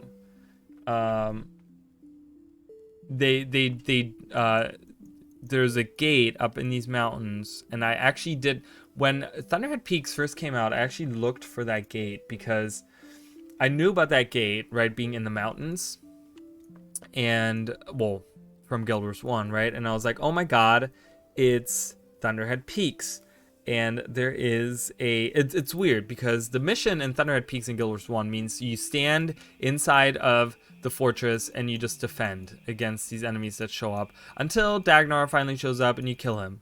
But you can actually run out of the fortress, okay, which is dangerous, mind you, because it's instance, right? This is not like 100 people against this army of enemies coming. It's 8 of you, right? And isolated from everywhere, fighting against an army of people. It was a pretty tough challenge in back in the day. It's not anymore now, but yeah, you could move out of the arena as well, like out of that little center courtyard that's in there, whatever, and you could look for this gate that the Mursat, because you actually start fighting Mursat as well. So you fight the stone not the Stone Dwarves, the Stone Summit.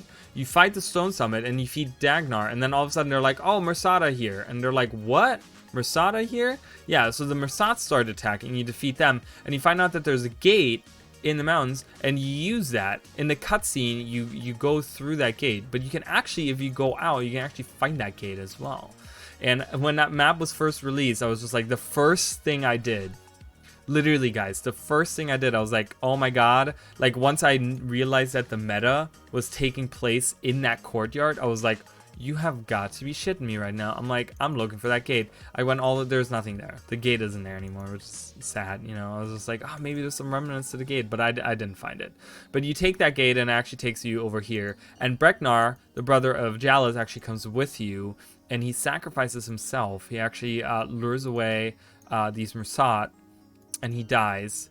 And then as you journey along and you get like really close to the to the big volcano or whatever, that you kind of have to like journey around the volcano. Like it literally has you like travel around the island around it until you get to the middle of it. So it's like a little weird twisty thing. But at some point when you like get close to it, you actually like cremate him or whatever. So, and you kind of are like, oh, he's so sad that he's gone. But yeah, so that's kind of the what we know of the dwarves. We don't know what really, I mean, then we get to see them in Eye of the North, right? But that's to the north. That's the Far Shiver Peaks. And we actually find out that they're fighting, now that the Civil War is over, they're fighting the destroyers that are coming up from below, right? And you actually end up, you know, helping them, and they do the whole ritual, just turn into stone. It's a whole thing. Ogden is in your party, and he kind of tells you like, oh, I'll turn into stone, but I choose not to do it right now. I'll join them later. And he does after Guild Wars 1 is over, because hey, it's going good. I'm just talking about lore. I'm just talking about I want to do a wow, brain, hello there, brain, please answer. I want to do a series on each of the regions, like a lore series. So I'm kind of talking about that. I talked some about Ascalon. I got some subjects down, and now I'm talking about the Shiver Peaks, which has a lot less subjects to talk about, really. But yeah, so the dwarves then fight the destroyers up in the Far Shiver Peaks or whatever, and they do the ritual. And Ogden is like, no, I don't want to be stone yet. I'm going to be part of your party for now. And he doesn't turn to stone. He just remains the same. And yeah, and that's pretty much the end of what we see of the stone dwarves. They become very like, it doesn't just transform them in like physically, but it also transforms them in like mentally. Like mentally they focus on just killing destroyers, and that becomes their like sole purpose. And he doesn't quite want that.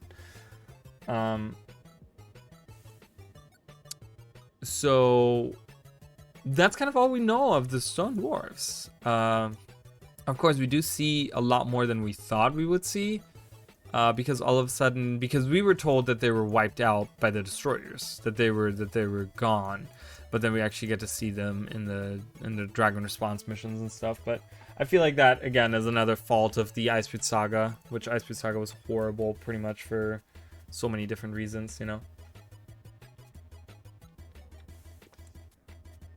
And that's Guild Wars 1 for in the Shiver Peaks, right? But then what about Guild Wars 2? The Norn move south, right? They establish Holbrak, because, you know, they're getting attacked. You know, Jormag's up here, chases them away, and Asgeir, you know, up here is like, oh no, blah, whatever, right? And they flee south, and they establish Holbrak, and hold on, the song's like Hadouken. The song's Hadouken.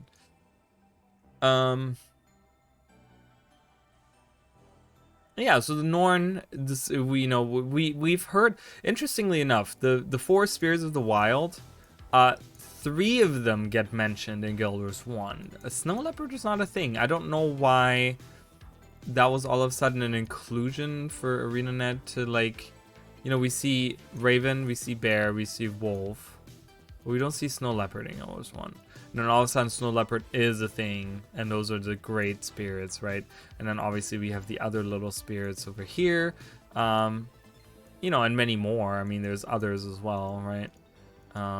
Because there's that, like, there's the thing with the minotaurs, where the minotaurs actually have a spirit and stuff. There's like a whole quest line you can do. So we learn about the spirits of the wild in Guild Wars 2, and we learn about all those things as we go on. And then we learn about the Coden as well, which is weird, because when you look at the world map, like, the Coden are supposed to be from, like, up here, I'm guessing, but we don't actually get to see, really, like, is this their homeland? Is this where they're from originally? Because when you look at the size of their ships, like, this is a smaller ship, and it barely fits in here. Like, I thought they were from some kind of ocean, right? But none of these are icy, so nothing is icy over there. So it's kind of weird, you know? I don't know if there's like some kind of retcon going on right now with the lore of them. Because the biggest one we see... Wait, which one is the biggest one we see? I think it's this one, isn't it? Isn't that the biggest one we see? The biggest ship that they have? Like, look at the size on just the loading screen. They're supposed to be massive. Okay, why are you being like that? Freaking character. It's like, get with it, bro. Bruh. Someone's saying something. What is happening? I'm pressing all the wrong buttons right now, guys. I just want to get on my sky scale and fly away. But I hope you guys are having a good day. Tomorrow we'll be continuing our challenge run for our feisty feline. And it's getting really tough, guys. It's getting like really, really tough. I just want to see the size of this thing. This thing is massive. It's huge. Like, look at this. Look at how big that is, right? Well, if you compare it to others, like this ship, for example, that we see in Bitterfrost, that's a pretty small ship, right? So, but, you know, that's probably the biggest one we see in-game. Even though this is the dungeon one, you would think this one is the biggest one. This one looks to me bigger. I don't know. They're both pretty large, but, you know, they would take up a big space. Like, how do they move around in here? And... you know, I thought they would be in like a giant ocean that's up there or whatever, but apparently this is the end. I think it goes a little bit further north, does it not? It probably does. But there is nothing to the north, I don't think.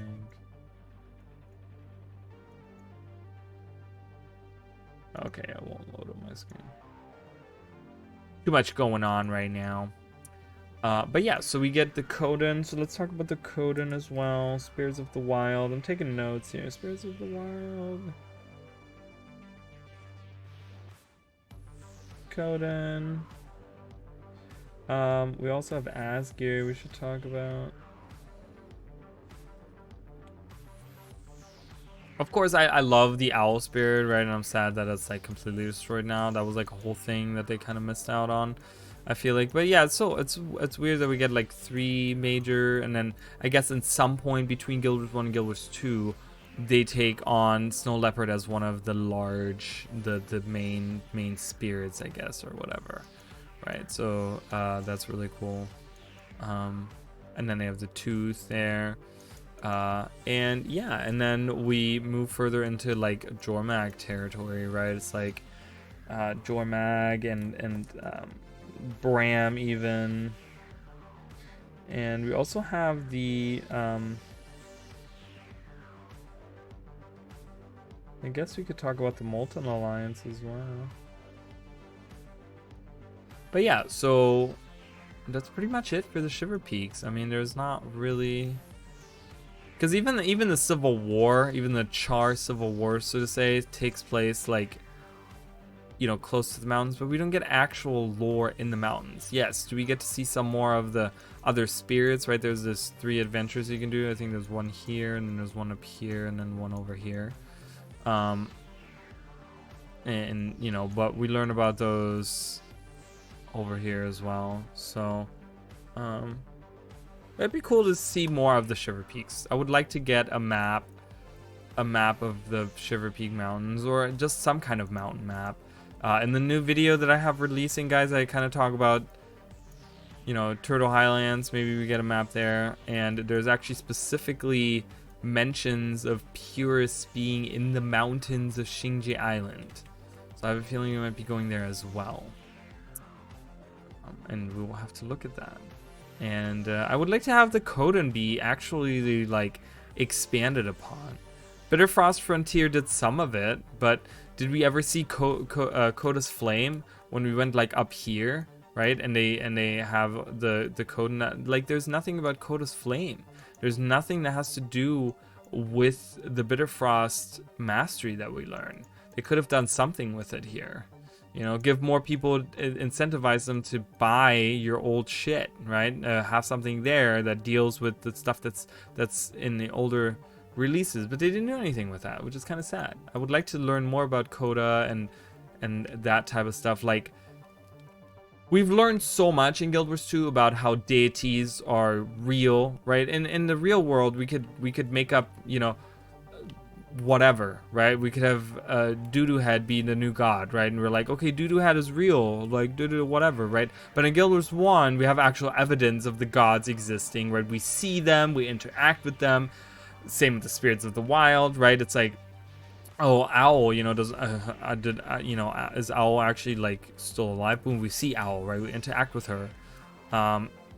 Spirits of the Wild, like all those things, right? It's just kind of like, you know, the dragons, like all that stuff is like, it's real. So they can do something with Coda. They can have Coda be an actual existing like spirit, you know, be it like a Spirit of the Wild or something. You know, they could have that be a thing where they could have a whole storyline with the Codan where you go and you have to like free Coda from some kind of demon that came out of the mist and, you know, took over Coda, and then you actually, like, boom, there's another strike mission right there or something. I don't know. Haven't you played through the story? I have played through all of the story multiple times. I want to know what's right there. I want to go there, and I want to go here, and I want to go here, and I want to go here, and I want to go here, and I want to go over here. And I want to go over here. I want to go here, here. I want to go here, here, here, over here. Like, Arena, to make it happen, I want to go to all those areas. No, I have played the story. I have played a lot of the story. Did I get something wrong? God knows, I don't get anything.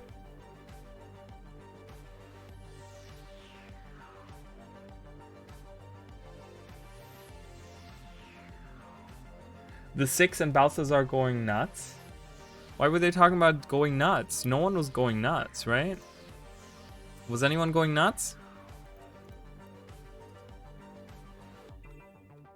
I mean, Balthazar wanted to fight the dragons, and they were all like, no, we don't want to fight the dragons. That's too dangerous. So they were like, so then Balthazar was like, well, I'll go by myself. And they're like, no, you're not, because you're going to cause the apocalypse. So we're just going to chain you away in the mists. And we're going to take your sword away from you. Well, the sword was already given to the humans anyways, but he's not going nuts, though. It's not like he's mentally ill, right? There's like a difference, right? He wants to kill the dragons. You know, he's the god of war. That's kind of what he does. And all the other gods say like, no, we don't want to cause the destruction of Tyria. So he's just kind of like, I don't care if Tyria is destroyed. It's not my home country. It's not my home world.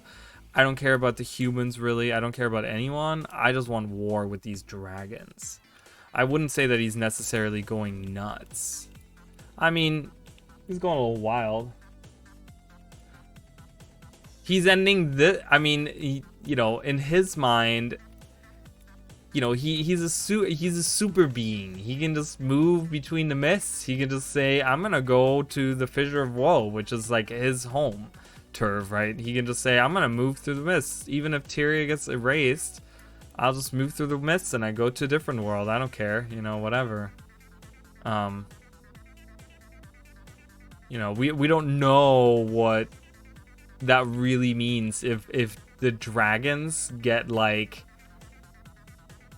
you know, if the magic goes so out of balance that the world ends. We don't really know what happens in that sense. Is it just Tyria? Like, you know, is it just a planet Tyria? Or is it this entire universe? Or does it travel through the mists? We don't know if it actually could affect something across the mists. But Balthazar can just say, oh, well, I'm gonna kill the dragons and absorb the magic and leave. Bye. And I feel like that was kind of his goal. It was just kind of like, no, you know what? I'm the god of war, and these guys are, you know, I kind of claim this territory, and they're here to kind of cause a bad time, and I'm not okay with that. I'm gonna kill them, and I'm gonna take the magic. These arches are really cool. I feel like there was more going on with them. See, when you actually look at them from far away, they're really cool, but there's no reason to go on them.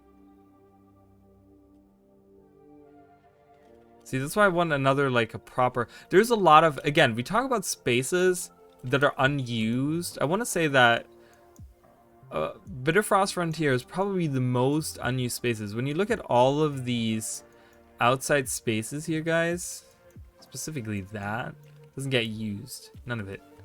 Like, it doesn't get used. I know there's a lot underwater. It has a lot of underwater stuff going on. Totally get that. Shit map, you don't like it? Because it has... Do you not like it because of underwater? Or do you just not like it in general? I love it. I mean, I love the snow. I love... Again, it doesn't feel too theme parky. It's a little theme parky in the way that it has, like, this corner is the dredge. This corner is the bad ice. This corner is the whatever, and this corner is the labyrinth, and this corner is the Grawl and their whatever they're doing over there. But yeah, there's a lot of unused.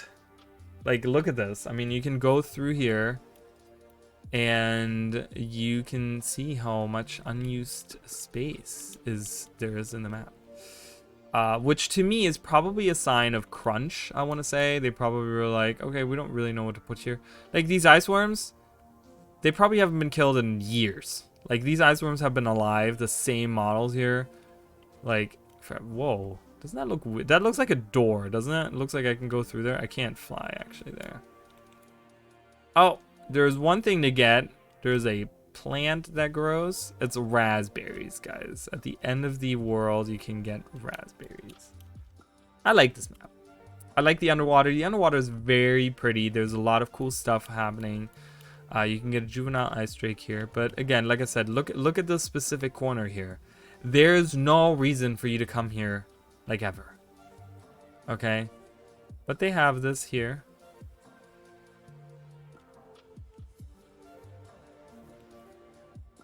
Whoa, whoa.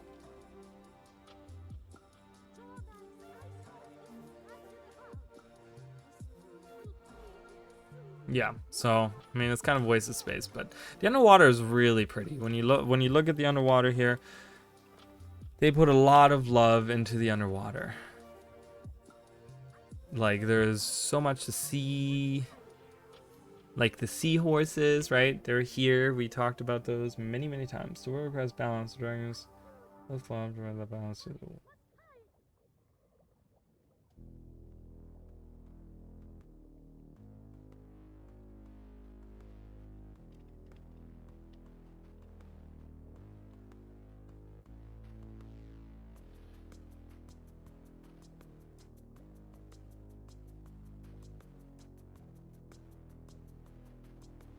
I'm not sure what that comment is supposed to... I don't know what it's really proving. Like, is it to the point that the world is ending? Which I don't disagree with. But again, we don't know what that exactly means. We don't know exactly what that means. Does it mean the end of all of everything? Like, the mists are going to be done? And, like... all this stuff, is everything going to be done, or is it going to be just Tyria, right? Because maybe Balthazar Noon was like, well, listen, yeah, your world's gonna be destroyed, but I'm gonna travel the mists after I destroy the dragon. And if your world implodes, I don't care. I'm just gonna go. Right? Because he's a god. He doesn't care. Right? He doesn't have to care about mortals. He's like, I'll find other followers somewhere else. You know, for him it doesn't really matter. Right? It was so easy for them to leave that I feel like the gods didn't really care about the humans. I know they brought them to Tyria for whatever reason, like there was some kind of threat that they brought, you know, the reason they were brought to Tyria, but it's really strange because they literally, like, they leave the humans with the dragons, and they're like, bye, see ya. I'm just like, what? Why? They came in a spaceship. I mean, that would throw the entire Guild Wars universe upside down. Is it impossible? No. Would I like it? No. But yeah, I mean, Quaggan, guys, we do know about Quaggan as well. You know, they're from the unending ocean, but they do live out in the mountains here too. I wish we would have seen some in Guild Wars, Guild Wars 1.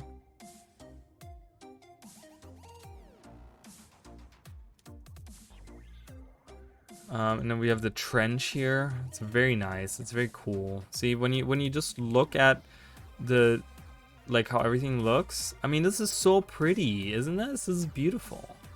And then they try to attack you. It's like, this is so nice.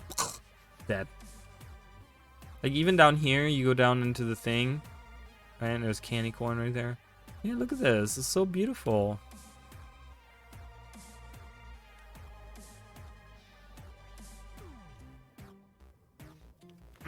But yeah, so that's pretty much it for the Shiver Peak Mountains. I mean, there's not much to talk about lore-wise, just because just not that many things happen in the mountains, I don't think. Obviously, I don't know, I might be forgetting something, but what is another area that I would like to talk about? Tarnished Coast. The Tarnished Coast is kind of funky in the way that it gets recognized, because this is part of the Tarnished Coast as well, as far as I understand it. And then it's like, this is Maguma Jungle or whatever, so it's kind of weird. And of course we have Kryta. You know, Kryta, it's so funny because I remember when Guild Wars 2 came out, and you know, they were like, oh, Divinity's Reach, right? The big town. I was like, Divinity's Reach? And they're like, yeah, Divinity's Reach, right? That's the place that, wait, why can't I? Oh, because I don't have, I was like, why can't I go? You know, and they're like, yeah, Divinity's Reach is gonna be the new thing. It's interesting when you look at the actual map. So I actually went to the town. It's Shaymore, right? In Guild Wars 1, I want to say it's called Shaymore as well. I don't know why I closed it. Oop. Caps lock is on.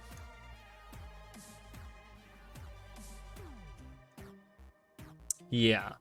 So the village of Shaymore is right here. Oh, that's not right. It's right here. Yeah, it's like right here. Okay. And then they have the Fountain of Truth, which is actually up here. There's a little fountain that you have to go up on the hill. And you have to, like, get to this Fountain of Truth. That's where you actually see the Eye of the Eye of Janthier, right? But they were like, oh yeah, Divinity's Reach is going to be the thing, and that was used to be Shaymore. And I was like, what? And you can actually find, right, because you have this river that goes through here and stuff. This used to be like one big, and then there was, how does it work out again?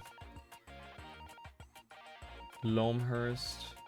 I would have to look at a Guild Wars 1 map. I would have to look specifically what the Guild Wars 1. Oops.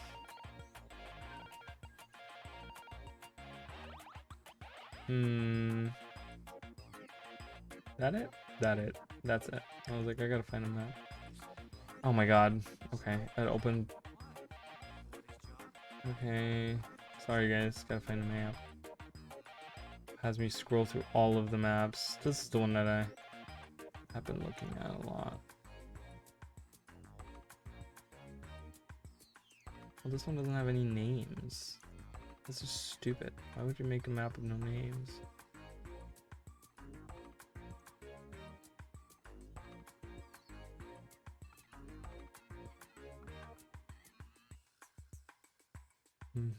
Oh, there we go. Ah, that's it. Perfect. That's what I'm looking for. Yeah, so you have this like, you know, you have this basin right here. Okay, and it extends what it really does. It goes around this way and it extends over here. This is just like a little thing right here. It's actually like a round almost peninsula. And then the water goes around this way. Okay. And this peninsula right here has this river that goes around it. There's like this bridge right here.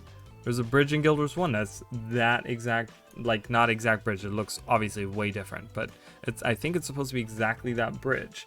So, and they were like, oh yeah, that's gonna be where Divinity's Reach is. And I was like, what? That's so weird because obviously it looks so different, right? Origin, I mean, I think about that all the time. You know, I think about specifically the gods and stuff all the time because they obviously, I don't know, like, my question is like, are there more out there, right? Like I talked so much about Malagan recently where I'm like, you know, my theories on Malagan and like, are there others out there? You know, is there maybe a realm that I talked about this recently as well, was that, you know, they came to Tyria, but before that, maybe, you know, let's say they were in like whatever home world of the humans were, right? This is Tyria, this is the home world of the humans, and they brought the humans to Tyria. Okay, what if, you know, they're maybe they're not even from this world, maybe they're from a different world, because they all have their own like pocket, you know, realms in the mists or whatever, right? And they can travel to Tyria. They could probably travel to other worlds as well. But what if there is a third world, right? Because there's obviously a lot of different worlds. You know what? You know, that's Tyria. That's the homeworld of the humans, and then we have this. That's the homeworld of the gods. And maybe everyone that lives there, they're all like superhuman, like super beings, right? Maybe they're all gods, and maybe those 6 decided, or the original, right? The original pantheon, because obviously the current pantheon aren't the ones that were the original ones, right? It was Abaddon, it was Doom, it was Dwayna's father. Wasn't Dwayna's father part of that as well? You know, and they decided, oh, we're gonna lead the humans. We're gonna go to this other world, and we're gonna be these gods of these humans, right?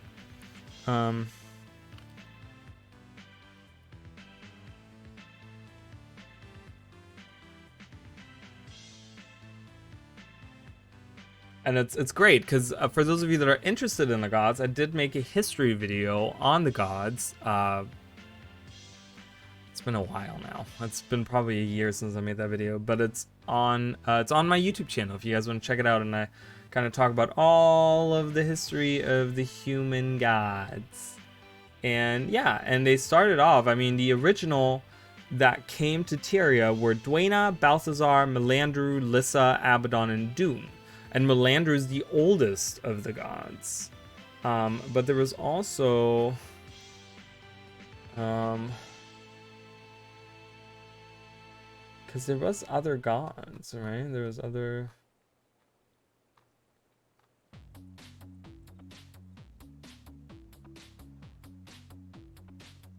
and then, of course, we have Arachnia, who was the, so to say, predecessor.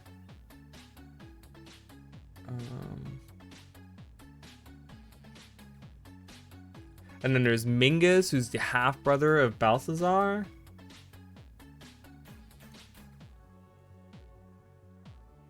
Why does it not tell me the other gods?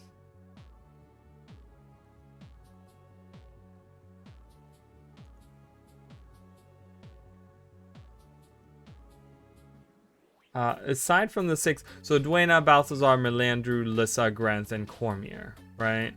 Balthazar being dead now, but aside from the 6 aforementioned gods, there are other known fallen gods. They're Doom, who's Grenth's predecessor, Abaddon, who was Cormier's predecessor, and the unnamed predecessor of Abaddon, only mentioned by the Apostate.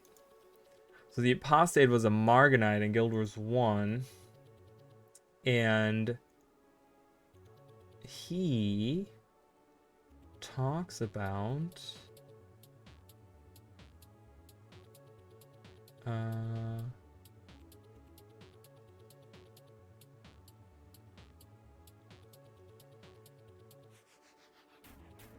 he has a specific dialogue that talks about,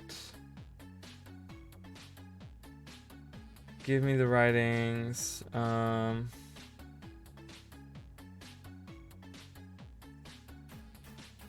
okay, because he talks about, that's the first we ever hear in the Guild Wars universe of the gods like not being eternal or something, right? It's like, okay, because he says that this is like the reward, you have to like protect him, and he has these like specific writings about things he's found out about Abaddon, right, his master, and he's trying to help you, even though he's Marganite, who's like your enemy in Guild Wars 1, because you're trying to fight Abaddon, right?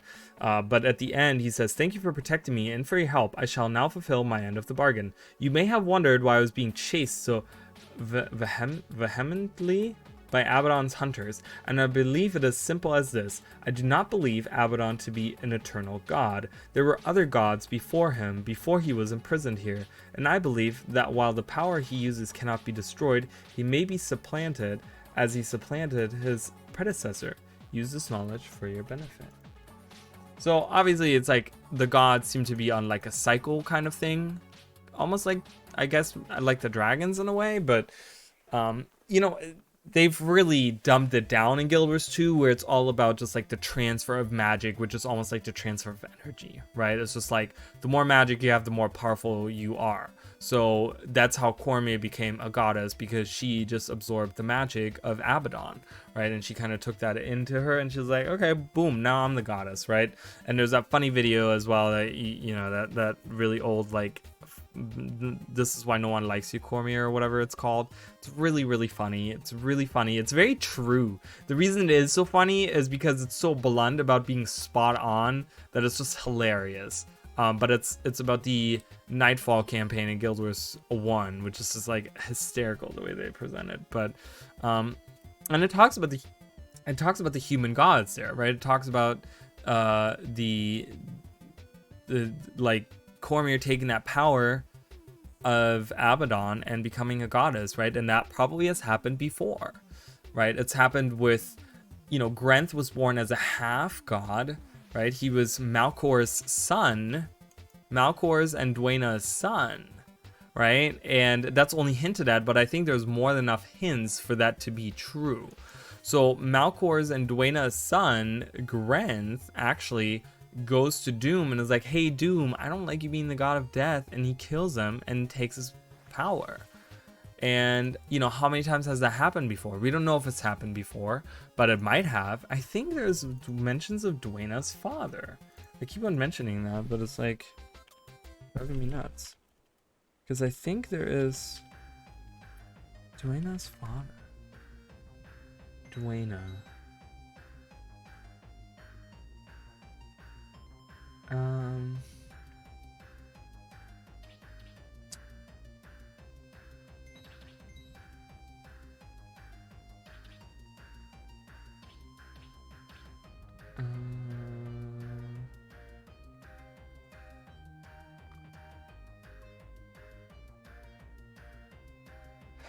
Because I'm reading Sirens of Ore, Exodus of the Gods, yeah.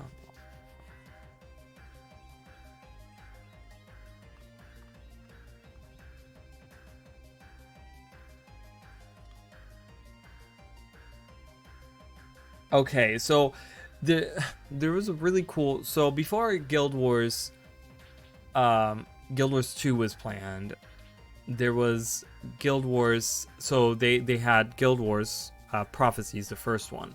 Then they had Factions, and then Nightfall, and then they wanted to do a third campaign, which was Utopia, and that would have taken place in the Mists. And they wanted to do all kinds of crazy things, and they ended up getting really ambitious with it, and that ended up becoming Guild Wars 2 in its project. Right? They kind of wanted to do all these things, and they ended up moving away from it. But there's concept art, and there's all these things about Guild Wars Utopia that we know that they had planned for it. And it said the planned Utopia campaign for Guild Wars would have been set in the Mists, in a place in the Mists called Zoteka, which was framed as somewhat of a home or playground of the gods, and would have featured an expanded pantheon of the gods, including Dwayna's father. As the campaign was cancelled, the information about Dwayna's father is considered non-canonical.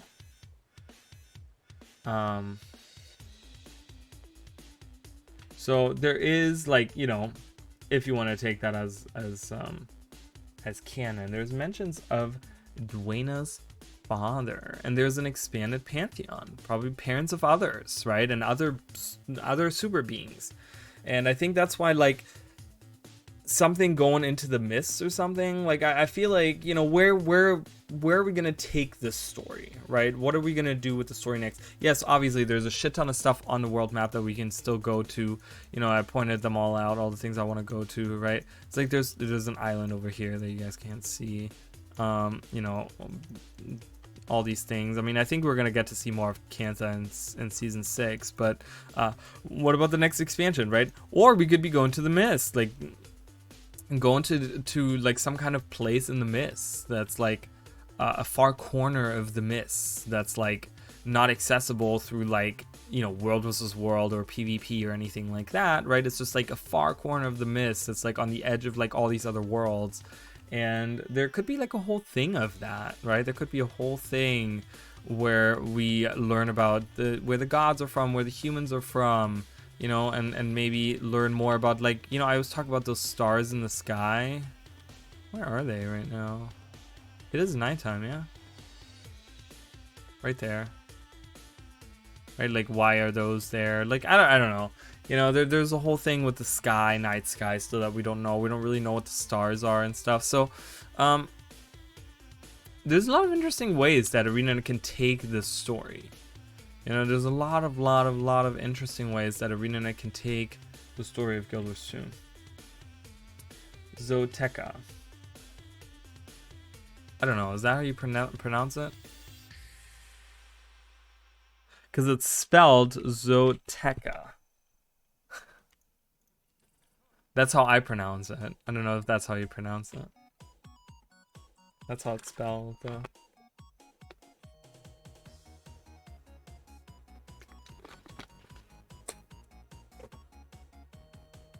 I would love to go there. I would love to go to the Mists and learn some more about the other worlds.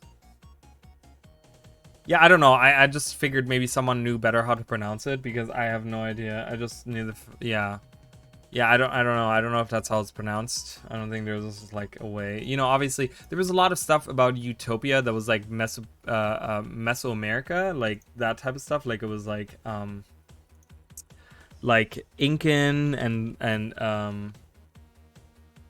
like the Incan stuff and the what are the others that are like down there? I forgot the other.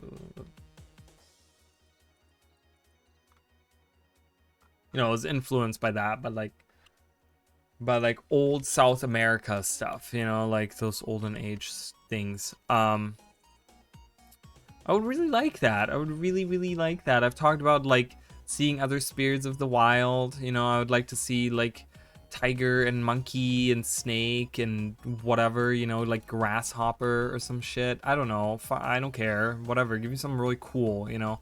It's like ArenaNet has really this like really good opportunity, and I really hope that they're gonna take this opportunity, and they're gonna be I hope they're gonna be ambitious with it, but they're also gonna keep it to the point where it's like doable, right? I don't want them to go outside of their scope. Like, I feel like Heart of Thorns was like outside of their scope with some of the stuff, right? They made Stronghold, which is like a forgotten PvP thing, right? It's like they did these things that like it was like a little bit too much, you know. But I would love to go to a place like that and just, you know, they have such a clean slate, right? The story of the Elder Dragons, which they've always been like it's been shoehorned in, right? It's like they're forced to talk about this because of the story of Oreen and all the things that have been happening, right? And it's just like so involved, so we have to talk about the story of the dragons. Now that that's done, they have these options of doing anything with the story, right? And it's so cool because like you can make any enemy, you can make any story, you can do anything, you can introduce any character. You do not have to talk about dragons, you do not have to talk about magic even, you know what I mean? You can do something completely different. They can introduce like, you know, yeah, we have Void, right, which is like the accumulation of like the like tainted, you know, the magic of like all the magic mixed, but it's like tainted and like corrupted or whatever, right? What about like anti-magic? Something where like, you know, all of a sudden we're facing something that's like an anti-magic thing, or, you know, whatever. I don't know, demons. We can go back to like Guild Wars 1 was all about demons all the time. It was all demons and demon this and demon that, right? And then it's like in the end it was like Abaddon and blah blah blah. Like we could do that, you know, we could find out those things as well. I don't know, I think that would be super fun. Super interesting. So I guess I'm gonna answer this real quick.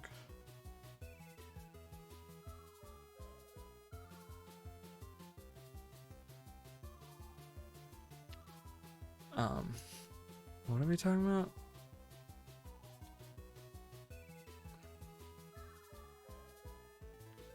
Oh, talking about like working in the retail industry. I know all about that. But yeah, so here we are in Kryta. Kryta has so much, right? Kryta has been like literally, and that's why I want ArenaNet to go somewhere. Not just that we have a clean slate for a story, but we also have a clean slate for areas to go to. I will say that 99% of the areas that we have seen in Guild Wars 1, we have now seen in Guild Wars 2. And we also have moved away from... We haven't moved away from that. We're still doing that right now. We're still showing off Guild Wars 1 stuff, right? We have been doing that. It's always been ArenaNet's thing. You know, I wish they would move outside of that. And now they don't have a choice. They have to. Anything they go is going to be something new, because we have explored all of the areas of Guild Wars 1. Cantha was the last part that we needed. Of course, we have the Battle Isles, but they would be completely different. Obviously, they wouldn't look the same, right? We're obviously not going to get a map right here or anything like that, you know? But we have explored extra areas, but I want to say that the areas that were extra or that were outside of the where we have been are probably the more exciting ones to me, which there weren't a lot of them when I looked through, right? Because we have like Dragonfall is cool just because it has god stuff going on, right? But then Sandswept Isle was like so cool. Like I always wanted to know like what's north, what's up here. I want to know what's up here, what's in Dashka, or what's in Dazalana. Like, what's going on there? You know, we know the harpies are from there, right? So it's like, okay, that's cool, right? So I think we're gonna get season 6 is probably gonna be more Cantha, and it's gonna be stuff we have seen with mixed with stuff we have not seen. We're gonna get like Drowned Kaineng, which we have seen, but it's gonna be different because it's drowned, right? Then we're gonna get the mountains of Xingji Island, which are gonna be different, obviously, but it's something we've seen before. We might even get, because the Tengu, mind you guys, the Tengu that are like, they're like up here, the camp is up here or something. They actually talk about how they actually come from the west islands of Xingji Island. There's conversations. So there's Tengu that live, this is where they fled during the Ministry's purge. They actually fled to these islands and they hid on these islands over here. And I guess the Ministry didn't care to go all the way out to these mountains. You know, they were like, oh no, we're gonna go over here and we're gonna take care of all of this stuff. Right, so we have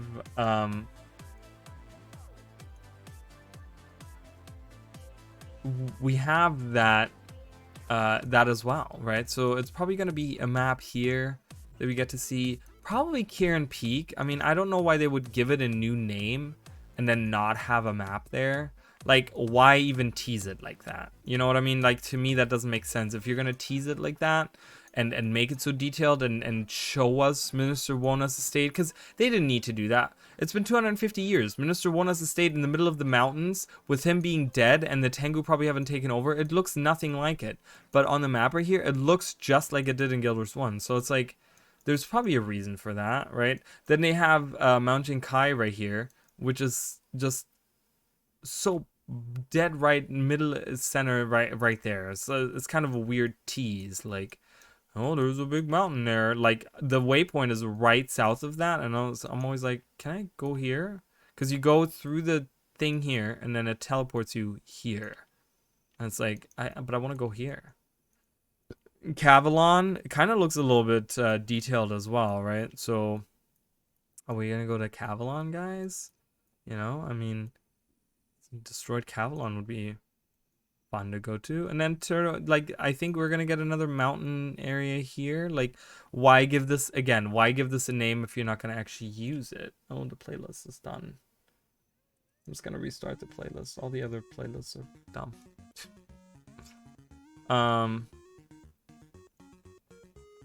Like, why give it a name if you're not gonna use it? Again, it's the same with Kieran Peak. Why even name it that if you're not gonna use that, right? That kind of seems silly to me, because you could have just left it like Xingji Island. You could have just named this, like, it's so detailed and it has a name, right? And it's like, I don't know. So, but then once we're done with this, once we have explored maybe some more of the Jade Sea, and like we get to see the rest of Xingji Island, and maybe get to see more of Drowned Kaineng, then we're done with Guild Wars 1 areas. We have no more Guild Wars 1 areas to go to.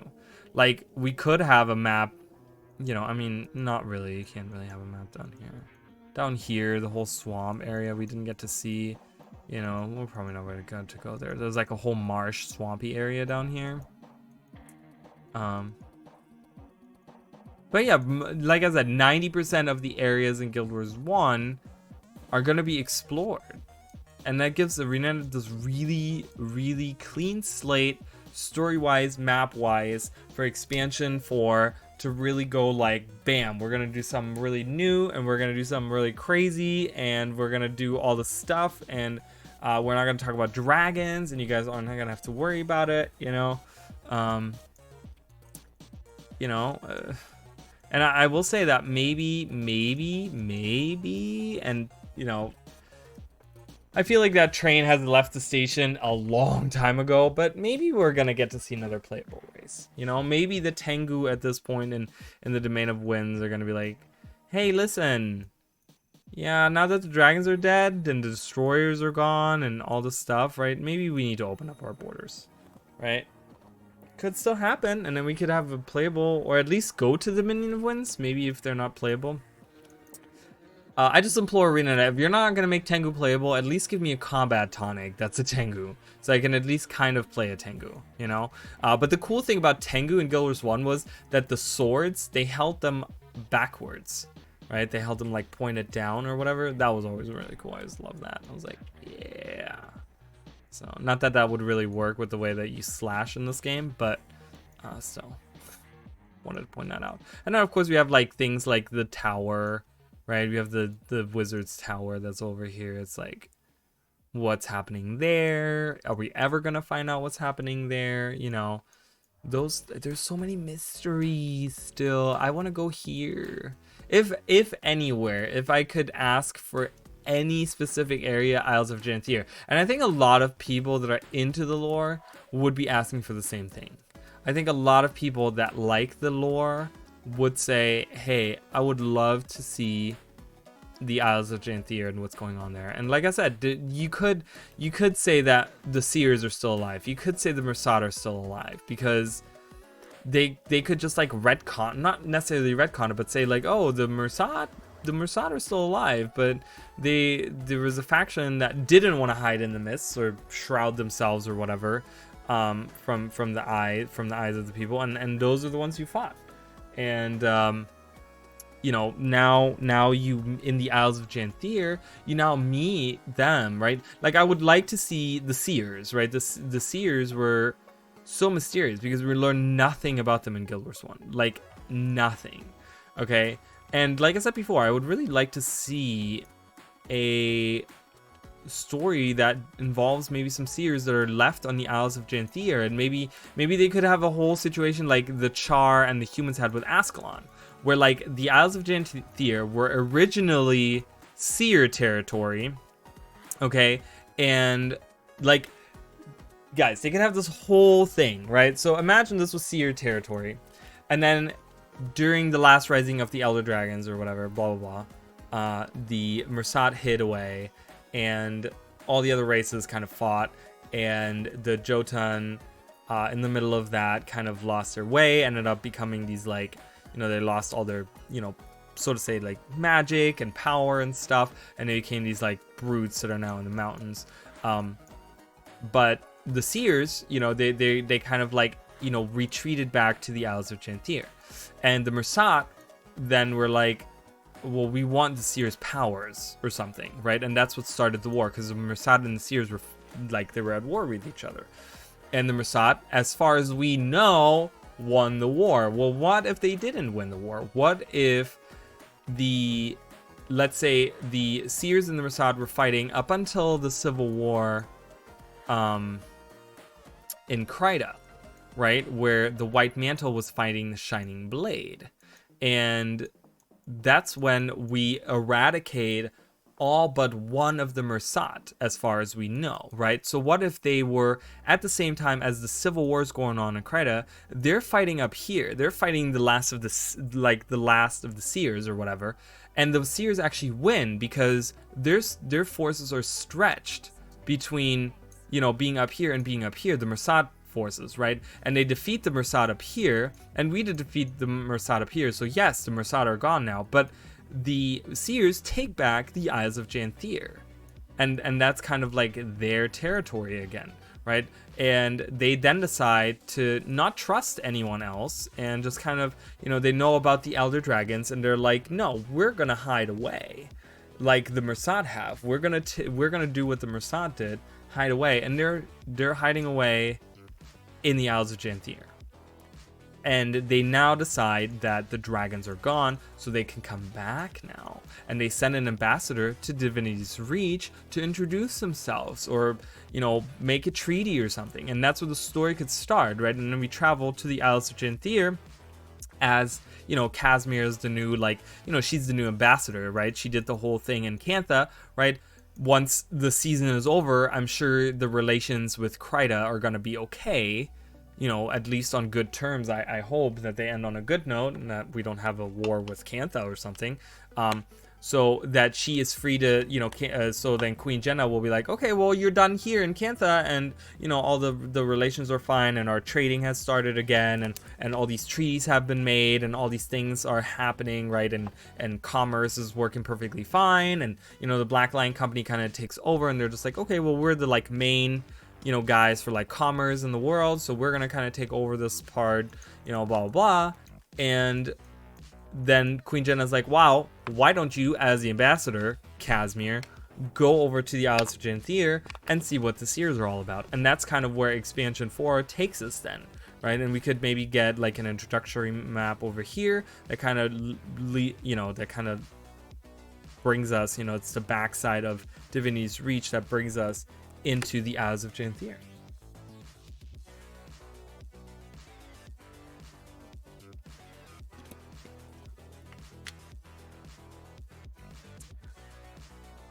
And then we learn about the Mists, and then maybe we learn more about the Goths. Like maybe, the Seers being so old, right? They were there during the last rising of the Elder Dragons, and, maybe they have found a way to stay alive for a long, long time, that, some of them are over 10,000 years old, and they know maybe more about the world, right? They know about the Giganticus Lipicus and all that stuff, right? Which the dwarves, they don't know that because, like I said, King Jalus, right? He was 127 in the base game, right? And he was the king of the dwarves, so he was probably one of the older ones, right? That's nothing compared to 10,000 years, right? So the dwarves, yes, having fought during that time, but the only thing they had left was the Tome of the Rubicon, and that was like a piece of shit that fell apart. And they could barely read it, right? And they had to like translate it, and then Keck died before he could like translate it, and we still don't know what the fuck it says. So it's just kind of like, okay, dwarves are fucking useless. The Jotun, you know, because of infighting, they like have become fucking stupid, right? They like bonked each other in the head to the point where they're dumb. The Mersad were dumb enough to fight us, so we killed them off, right? So it's like, all of the other like ancient races were like stupid enough, but the Seers still have a chance to be there and exist, right? And we could kind of get a story with them, and then maybe we can go to a place like Zoteka or something in the Mists and learn more about the gods, or learn more about. There's also ancient races like the Forgotten. What about the Forgotten, right? They have kind of left. We don't see any Forgotten. We see branded Forgotten, but they left because I don't know. Did they leave because of? I don't even know why they left. The desert. We don't even know why they are. Let's look. Forgotten. Does anyone know why they left? Does anyone want to take a guess? They are assumed to be extinct on Tyria, although some may still live in the mists. So we can talk about the preparing the legacy. The stirring of the Elder Dragon Primordus in 1078 AE brought a change to the Forgotten's plans, with the dwarves undergoing the Rite of the Great Dwarf. The Brotherhood of the Dragon that aided in protecting Glint's legacy was no more, replaced by the Zephyrites around 200 years ago. So we talked about that earlier, the Brotherhood of the Dragon, the Zephyrites replaced them. From this new group of humans, volunteers stepped forward to protect Glint's scions and eggs, including Vlast, who had already hatched. We do see Vlast in Guild Wars 1. He's just called Baby Dragon or something. I think that's all he's named. And he looks like a small Glint. So he doesn't really look like he looks in Guild Wars 2. Those who completed the trials, the Forgotten set... Oh, those who completed the trials, the Forgotten set, had their souls bound to animated enchanted armors, becoming exalted. Well, we already knew about the exalted. After creating the first exalted, the Forgotten split into two groups. One group traveled to the heart of Maguma, searching for a place on the edge of Mordermoth's territory where they could protect Glint's last intact egg. This group remained within the Lost Precipice and Gilded Hollow for a time before establishing the city of Tarir in the area now known as the Auric Basin. These Forgotten either died out or traveled to the Mists over 150 years ago, not knowing the fate of the others. Shortly thereafter, the Exalted in Tarir went into hibernation to await the arrival of Glint's last egg. The other group of Forgotten remained in the Crystal Desert, establishing the city of Kesho within their territory to house and nurture Vlast as he grew, and continued to protect Augury Rock and the Trials of Ascension, testing any who sought to follow in the footsteps of the Chosen. Even when Kesho was sunk beneath the sand due to Palawa Joko damming the Elon River to flow just south of Kesho, this group of Forgotten kept to themselves in solitude over 200 years. Or over 200 years. In solitude over 200 years? Kept to themselves in solitude over the past 200 years. Okay, blah, blah, whatever. When Kralkator finally rose and killed Glint, the Forgotten of the Crystal Desert, led by Yosso Escher, attempted to cleanse the Elder Dragon itself. However, their attempt proved futile, for Kralkator's hunger ran too deep, and they in turn became corrupted, spelling the end of all known Forgotten remaining in the world. Even as branded, however, they held enough of their old selves to feel a connection to their duties and gravitated toward Augury Rock, while all the other branded traveled south to follow their new Dragon Master. So Yosso Escher, he's one of the he's the guy that you fight during the Hall of Ascension. And he was the leader or whatever of them. Yeah, so we don't know what happened to the Forgotten. So they could still be around, right? We could be like, oh, the rest of the Forgotten, where did they go? Hanging out with the Seer BFFs, you know, they're like, yeah, let's play house together, woo, and they like hang out together, right? And they have a good time.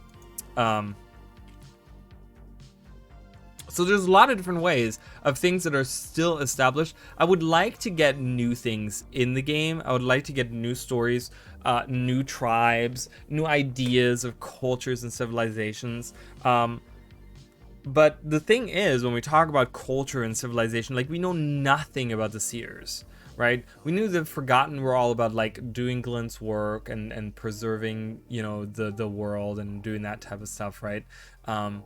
But specifically, like the Seers, we only see them a couple of times, and we don't know how they live. We don't know their structure. We don't even know like how they procreate, or if they even do, you know, maybe they're like, they procreate asexually, like, who knows, right?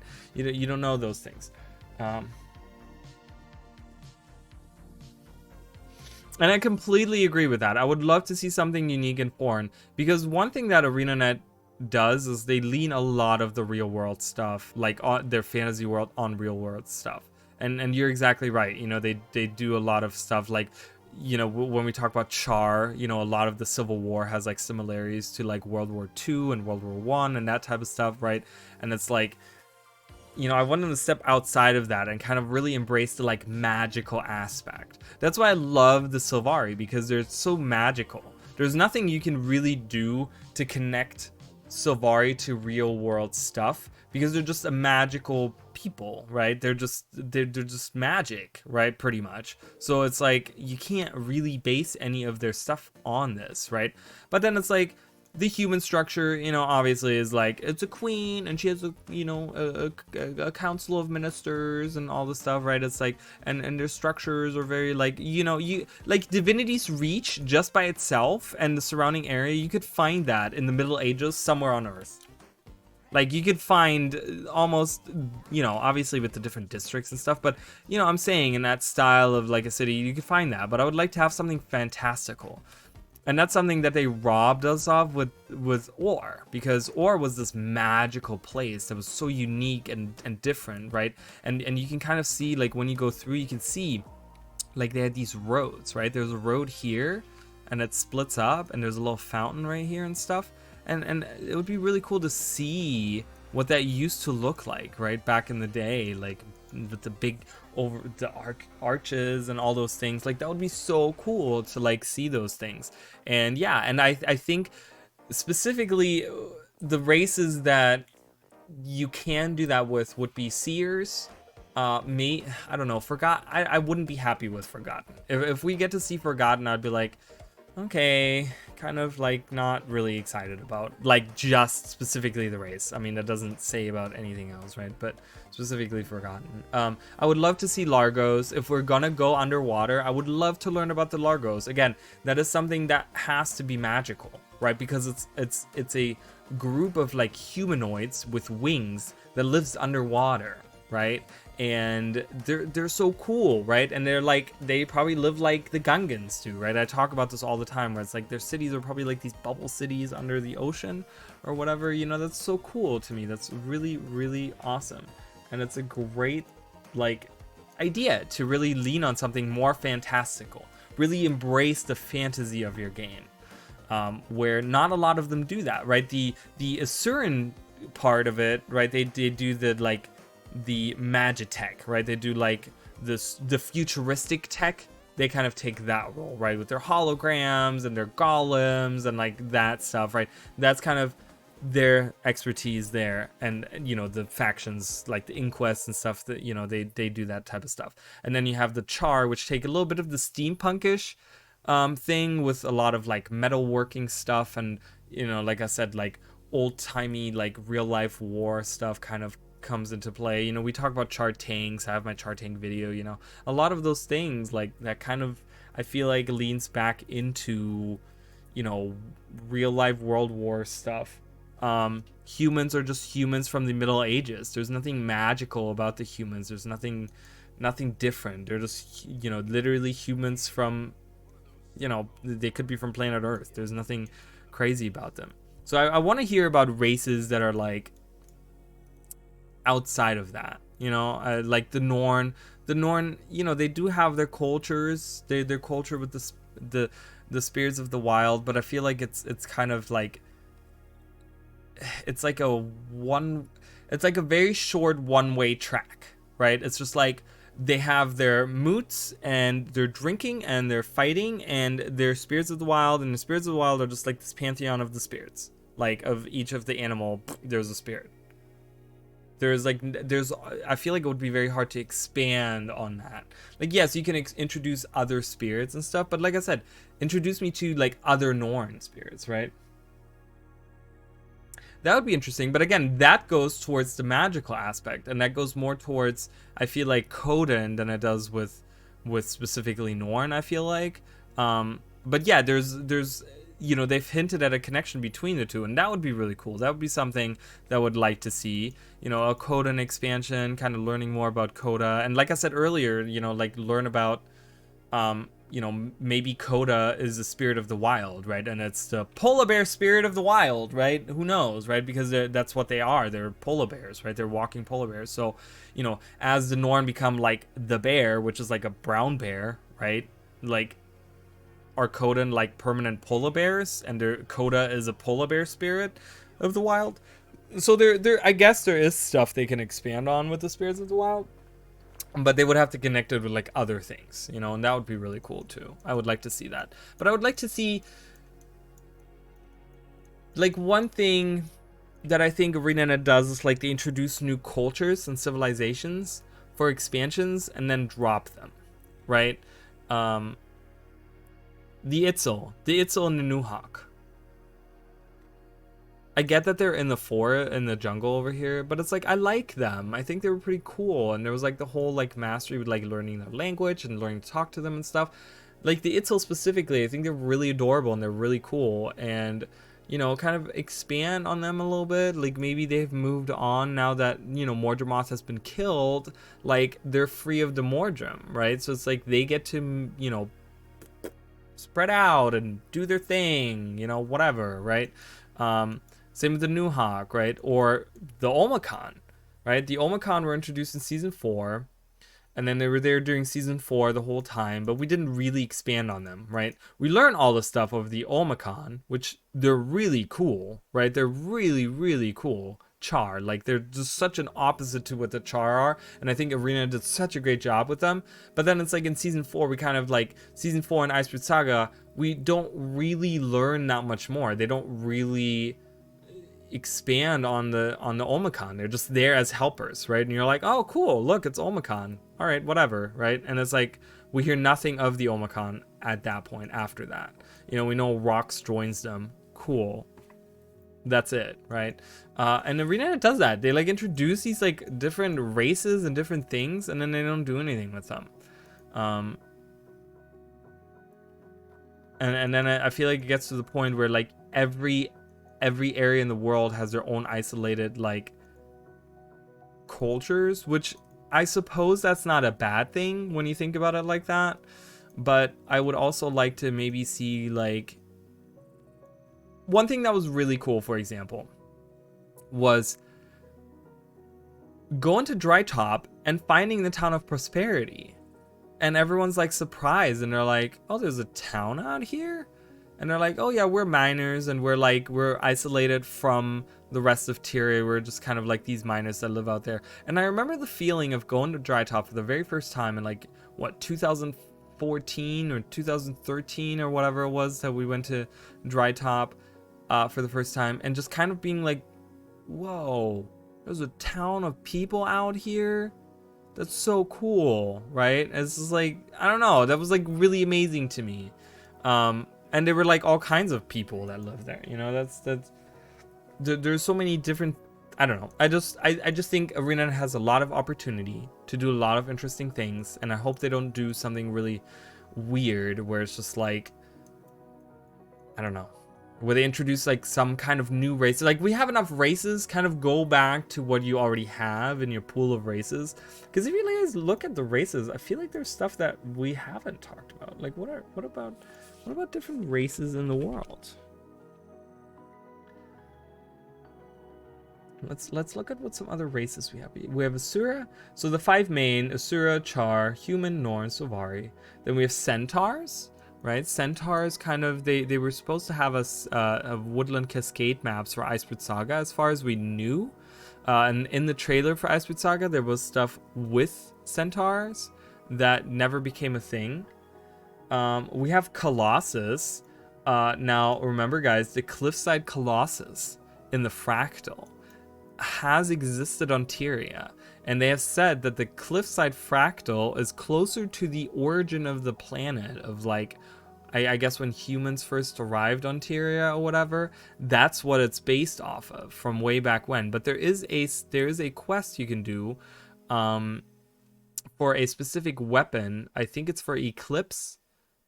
In your achievement panel, you can do that, where you have to go to Dretchon Cliffs and you have to go to like the bottom right corner of it or whatever. And there's actually talks of this is where the Colossus of Cliffside actually passed along. Like he walked through there.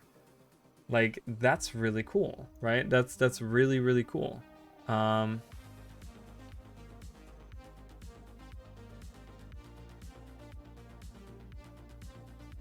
So let's read about the Colossus.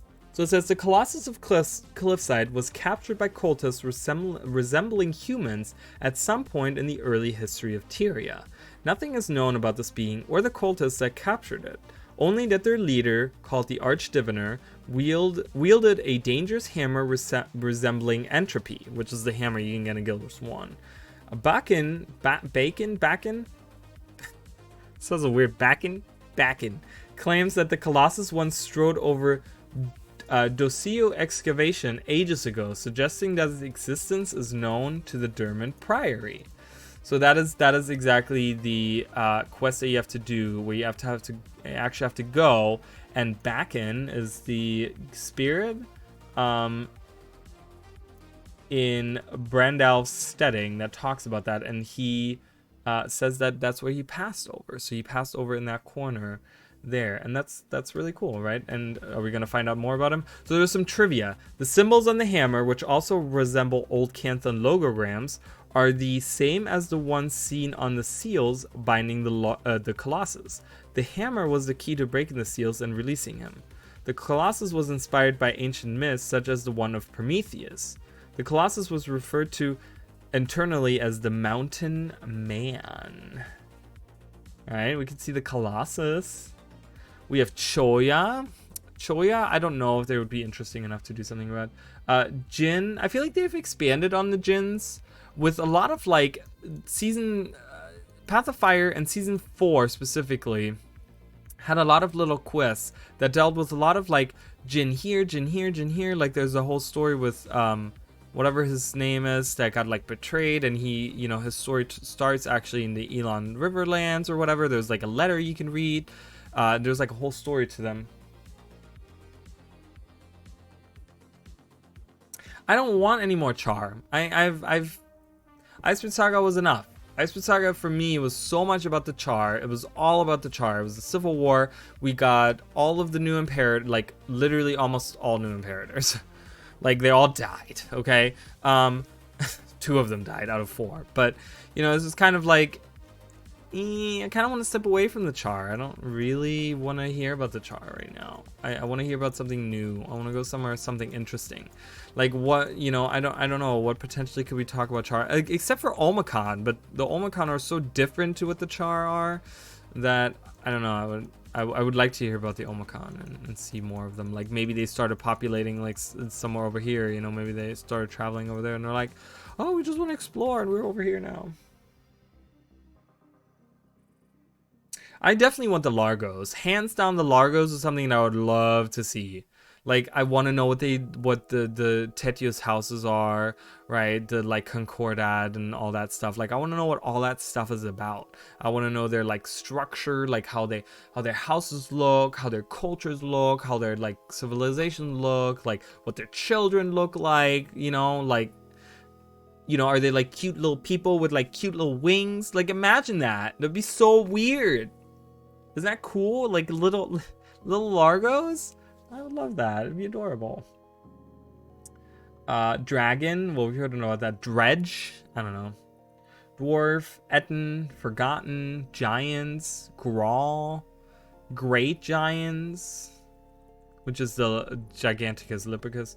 Harpies. I've talked about the harpies. We know the harpies are from Desolana and up in the mountains here, so there's something we could do there. Hylek, I kind of talked about those a little bit. Jotun, Koden, Crate, Largos. I feel Crate, Largos, and Naga, and in that, and you know, like those all kind of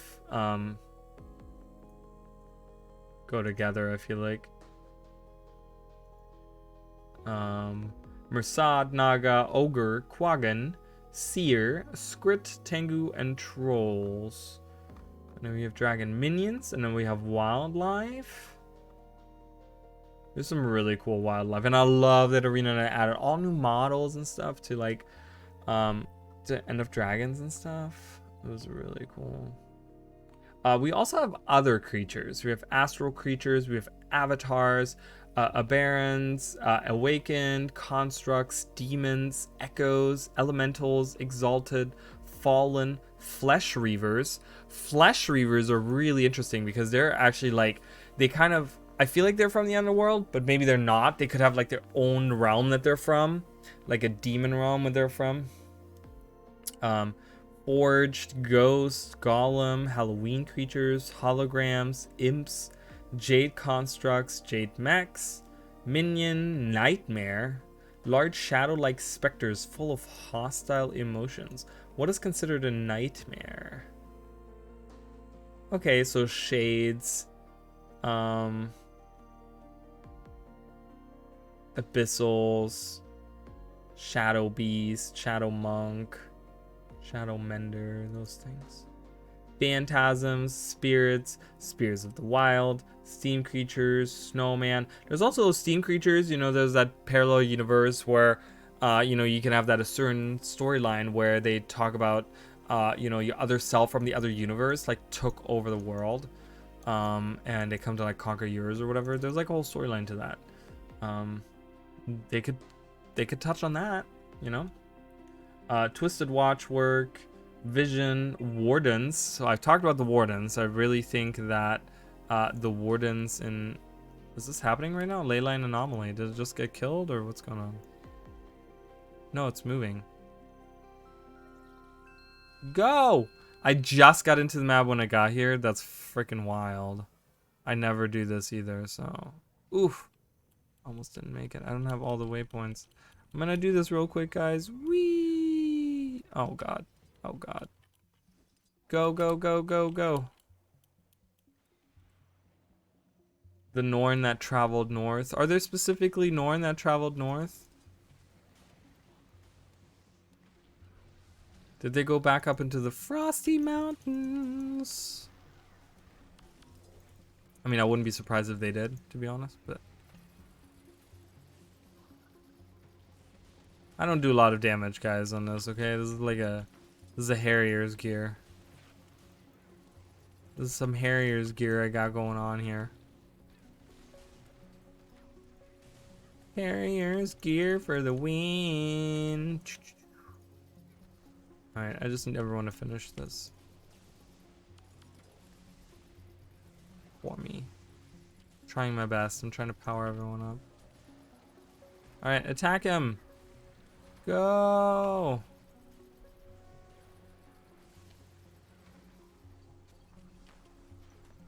Wow, guys, get up. Oh my god, I can't see anything! Talk about visual noise. This is probably the most visually noisy fight ever. Alright, I got a Mystic Coin and a Crystallized Ley Energy. And 2 rares and some boxes and some coins.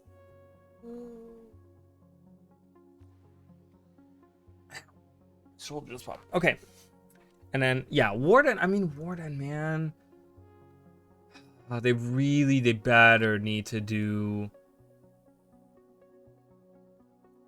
They better have a story in season 6 about the Wardens. Because they introduced, like, Dredslav, right? Which is, like, Urgoz in Guild Wars 1 is the big leader of the Wardens. And it's this huge thing. Like, it's an elite mission. It's pretty much like a... It's like a raid, almost, right? You have to, like, get, like, 12 people together to go into this like really hard mission. It's an elite mission. You go in and you, whoa, did you see all those, what the hell was that? Did you see all those events pop up all at once? What the frick was that? That was wild. Holy shit. Oh, that concept art is so good. Yeah, and it's like this whole thing where you have to defeat Urgoz, and they have this like backstory. I have a video, guys, if you guys want to know about the Wardens in Guild Wars 1 and my theories that I had for End of Dragons or what they're gonna do with them. There's a video on my YouTube channel as well. It's called like Urgoz and the Wardens or something. But yeah, it's like Urgoz was this spirit that was guarding the or he wasn't guarding, he was like the boss of the Wardens. He was kind of telling them what to do or whatever, right? And we defeat him, and then we don't know really what happens after the fact. And then in Guild Wars 2 we get introduced to Dreadslav, and he's literally just hanging out. Like, it's the most awkward thing I've ever encountered at someone that loves the lore, because I'm just like, oh my god, Urgoz, I'm in the Echo Vault, and it's one of the first areas I went to, mind you. One of the first areas, and I don't think that on the stream where I was playing through that original story with you guys, that you guys got a really good impression of me. Maybe I was freaking out, and I don't remember. But internally, if I wasn't showing it to you guys during my stream, but internally I was freaking the fuck out. Because it was like, oh my god, I'm like, I'm looking for Urgoz. I'm looking for some signs of the Wardens. What the fuck's going on? Everyone's like, oh, the Speakers and the Brotherhood. I'm like, I don't care. I want to know about Urgoz, okay? I don't care. Like, Wardens, Urgoz, and I didn't know at this point that the Wardens were part of the, that the Wardens were part of the Speakers or whatever, you know? So, but yeah, you can like casually like just go through the Echo Vault, right? It's beautiful. Everything wants to kill you. It's just a normal day in Cantha, right?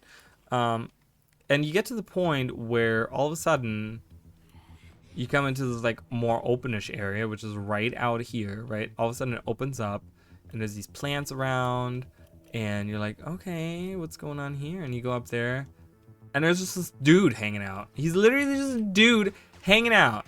Like, if they had given him a different model, he'd literally be just a dude hanging out. Okay, and this is his garden. He hangs out in his little garden, doesn't do shit. And he just like talks about how he's a brother to this really huge thing for the Echo Vault as in general, right? Urgoz was humongous for the whole Echo Vault story.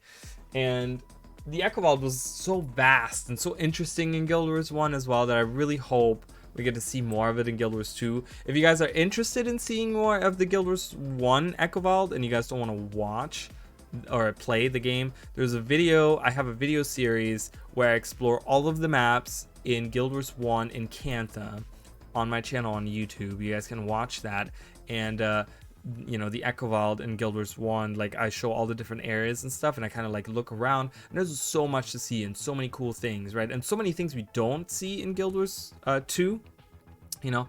But yeah, so we get Dreadslav here, right? And he's like, he's this brother spirit. He's just, this is a challenge mode, right? This is a challenge mode, like it's a little bit larger than a regular one, I would say. They kind of blew up, right? And it's kind of pixelated in that way because it's actually blown up a little bit. Hello, child. Welcome to this place. Be at peace. I am called Dreadslav, its keeper, and I was once spirit of this forest. Hopefully again one day. What is this place? Merely a garden, and yet also more. If you will be. Right now, it is enough for it to be a shelter for all of the forest creatures and its visitors as well. Is it okay to harvest here from here? It is not for me to say. If the plants offer their fruits, the trees, their branches, the rocks, their shards, who would deny them? Take share and grow, okay? Blah, blah, blah. You were a spirit of the forest? Yes, I oversaw the growth of things. While my twin, Urgoz... Can you stop walking around, Dreadslav, please? Urgoz saw to their decay. Necessary for the cycle of the forest. The Jade Wind threw off that balance, but thankfully not forever. What happened to Urgoz? I do not think he's gone. He's as much the spirit of this place as I. I hope when he reappears, we may once again balance... My god. Really? I can't even have this conversation. We're reading it. What the fuck? Once again, balance one another, but time will tell. How did you get free? I confess, I do not know. I was finally freed, but my once prison persisted. What happened to that body? I also can't say. But every day, I return a little more to myself. See? So every day, he's returning more to himself. Okay? Oh my god, please. I just want to talk. What happened to him? How did you get free? What happened to Urgos? Okay. Yeah, so this is not his actual form. That's just like his spirit, right? And Urgos had his own avatar as well. He was like this tree person. He was like rooted to the ground, but he like looked kind of weird. But he's apparently, and we didn't know this, but he was the spirit of decay, where Dreslav is the opposite, and he's the spirit of blooming and whatever, right? And growth or whatever, right? And he's returning more and more to himself. So they kind of just drop him off here. They never talk about him. He doesn't get mentioned in the meta. He doesn't get mentioned by any other NPC. The Wardens don't talk about him. They don't care about him. They should be protecting him. He literally, like, their goal is for tech to go away and the forest to just go wild, right? And it's like the forest rules, right? And that's the thing. You guys should be protecting him. Why is he hanging out here by himself? Like, that's so weird. So I'm hoping that ArenaNet is going to give us another Echovault map right down here, because we have all of this Echovault still left, right? And give us the Echovault map down here and explore that. Explore that. Like, show us Urgos, maybe have him come back or something, and you know, we have to free him from something or whatever. You know, we have to establish, you know, work on establishing them back to the proper spirits that they are, or something like that, you know. And it's like there could be a whole storyline. And there's also more Echovault. Hell yeah, yeah, obviously, yep. I would definitely want another one, because there is a lot more here to see. There's more forever trees, or what used to be forever trees, right? This is one forever tree. That forever tree was not there originally in Guild Wars 1. They kind of just like placed it there, I guess. But there's also the story with the Wardens. Okay, so we know about Dreslav and we know about Urgos, right? Both being like opposing spirits of the forest, and they kind of needed to keep balance. Everything in Guild Wars 2 is always about balance, right? It's always about keeping harmony and balance and keeping everything even, right? And it's like once those the scales kind of then the commander is always like, no, we can't have that. We gotta make it balanced. And he gets his OCD on, and then we like whatever, right? We kill something or whatever, right? Oh god, there's an earthquake. But yeah, so recent developments in 1335 AE, which is like very, very recent, I want to say. That's 1335 AE. Oh, I can we have tools to know which year it is. 1335 AE, is that where we are with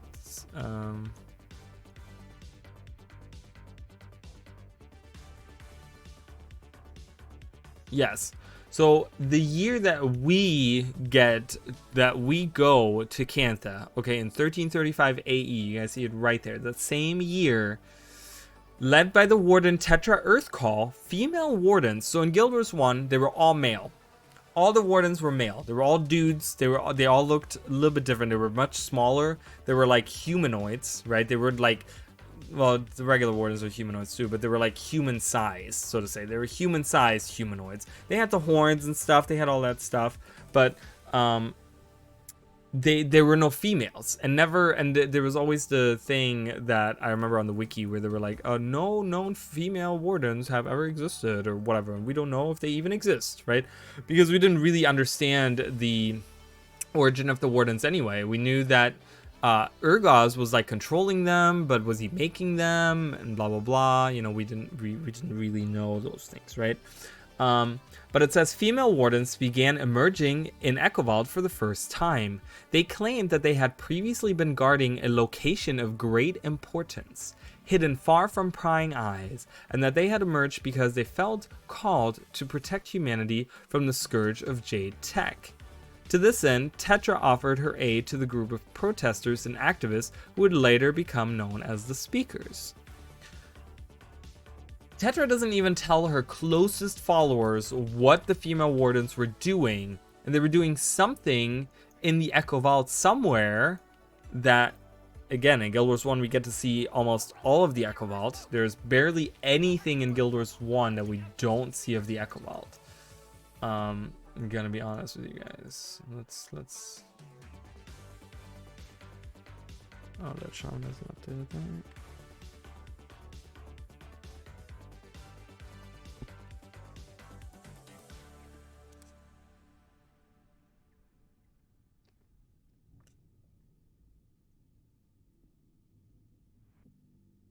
Yeah, in Guild Wars 1 there's barely anything. There's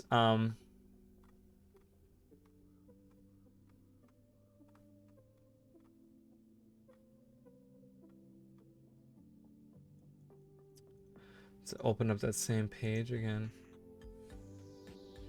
Yeah, I mean, if you were to argue, because in Guild Wars 1 the maps that you can see, you get to the point where it goes down here.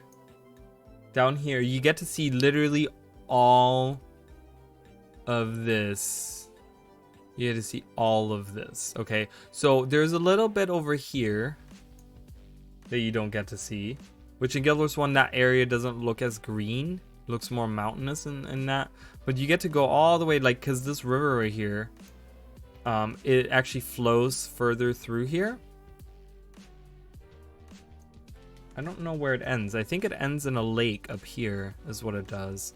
But this is a zone. This is actually like, this zone is named after this lake because it's like some kind of misty lake. I forgot what the area is called, but that's the very bottom. So you can literally see, because you actually walk from like up here, like from the city, you walk past the mountain, right? You walk past the mountain and you go into Arborstone.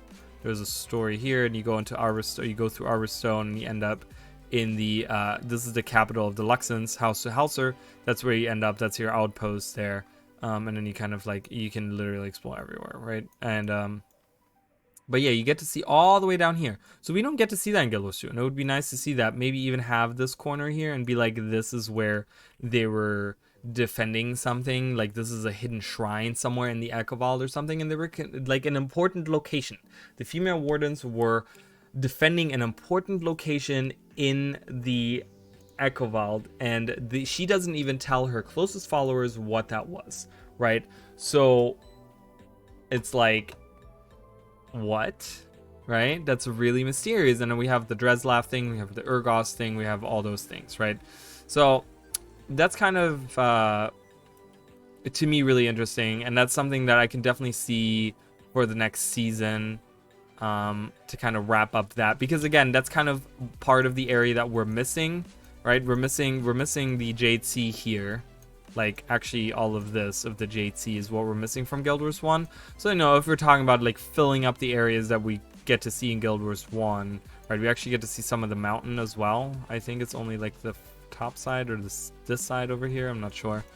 And then of course we get to see that down there in the bonus missions, but and then this mountain, right? So there's I think the areas that we don't get to see right now in End of Dragons, we will see in season 4 or 6. I'm sorry, season 6 is what I meant to say.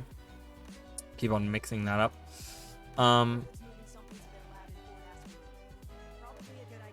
Yeah, I think, and I think that it'll you know, it'll give us something on Dreslav and on Urgos and something about the female wardens, and I'll finish that up. So like I said, it's gonna be super clean slate for them, I really think, for expansion 4 to do anything with, right? So I don't know, I would really enjoy that. I guess we can help in the meta event. Haven't really done any of that.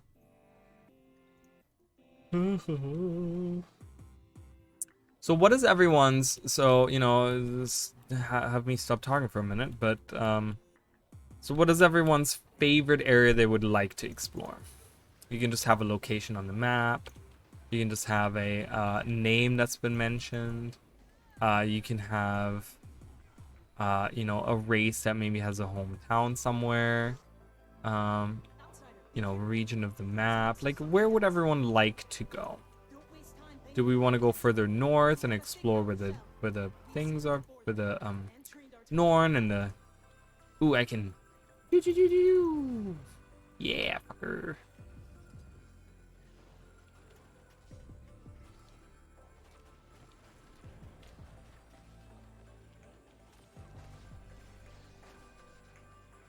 Bam, bam.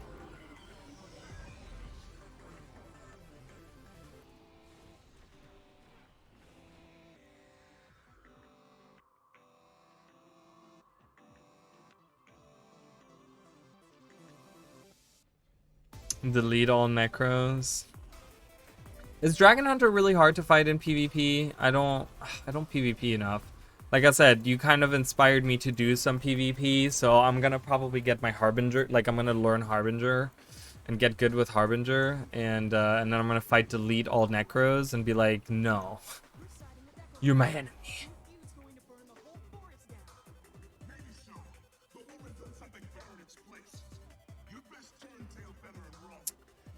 What do we have to do? Speak to... Oh, I gotta do siege turtle things? Oh, jeez. I hate that. Don't like that. Alright, come on. Come on, siege turtle. Someone else is siege turtle. You can help out. Lore lovers. I just spent the last... how long? 3 hours talking about lore. We're still talking about lore. Not that we're done. We're always talking about lore. I just posed the question. Welcome, first of all. I posed the question of... where you would like to go next after, because and it is my belief that season 6 of the Living World will be based in Kanta. I think there's a lot of evidence to support that theory. I think that is probably what Arena kind of wants to do as well. But what are they doing after that? Where's expansion 4 going to take place? It's a clean slate. It's an area of Guild Wars we've never been to. You know, we've visited all of the areas in Guild Wars 1, in Guild Wars 2, right? We've done all that. And, you know, what does that, you know, what is the most interesting part they could explore? What is the most interesting world or part of the world that they can, or maybe even a world? Maybe there's a different world we can go to. That'd be really cool. Dragon hunters are jerks. They drop a million traps and just chop you down while you're holding you in place. Yeah, sorry guys. They have a lot of CC. There's like my demon coming out. Like, no, stay in. I want to see more of the JT. I think because it's really funny because in Guild Wars 2, like, specifically like this part of the JC, we don't get to see. Like, we get to see we get to see the isolated. This is where the J Quarry is. Right? It says J Quarry waypoint. This is where there's a like a PvP thing, PvP mode that you can do here in Guild Wars 1. We see that part, and we come down here, but we actually come from over here. There's a map here, right? And then there's a map here, and it actually goes all the way around like this, right? So that's why I kind of like drew that earlier. So there is a high chance of us getting another JC map, whether it's up here with Cavalon, you know, and the Thousand Daggers Guild is up here. There's like a big guild hall. And Guild Wars 1 was like really cool looking, but you fight this like enemy guild out there. Or like maybe just a map right next to it. I don't want to go anywhere. I want threats to come to us because they have the to deal with instead of setting up all the... But so you wouldn't want any new maps? You would just like want invasion style gameplay? Because I feel like that would be somewhat boring, right? That's more like... Right, we already have the Awakened invasions that we do. We had in season 1, we had Scarlet's invasions, and those were like, I mean, they're not just not interesting anymore, you know. I mean, I don't know. To me, it would just be like rehashing the same old maps over and over again. I just want to go to new areas. Like, to me, I really, and you're not wrong. Yes, the myths have like everything, and we talked about it.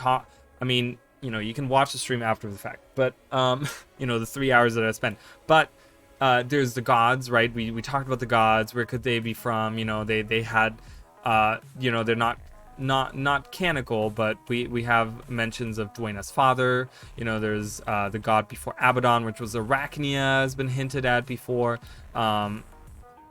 You know, they wanted to do Guild Wars Utopia, which had Zoteka up in the mists, which was the playgrounds of the gods. Like, there's like a whole thing, right? Wait, oh, this one. I was like, which one did I just like undo the thing?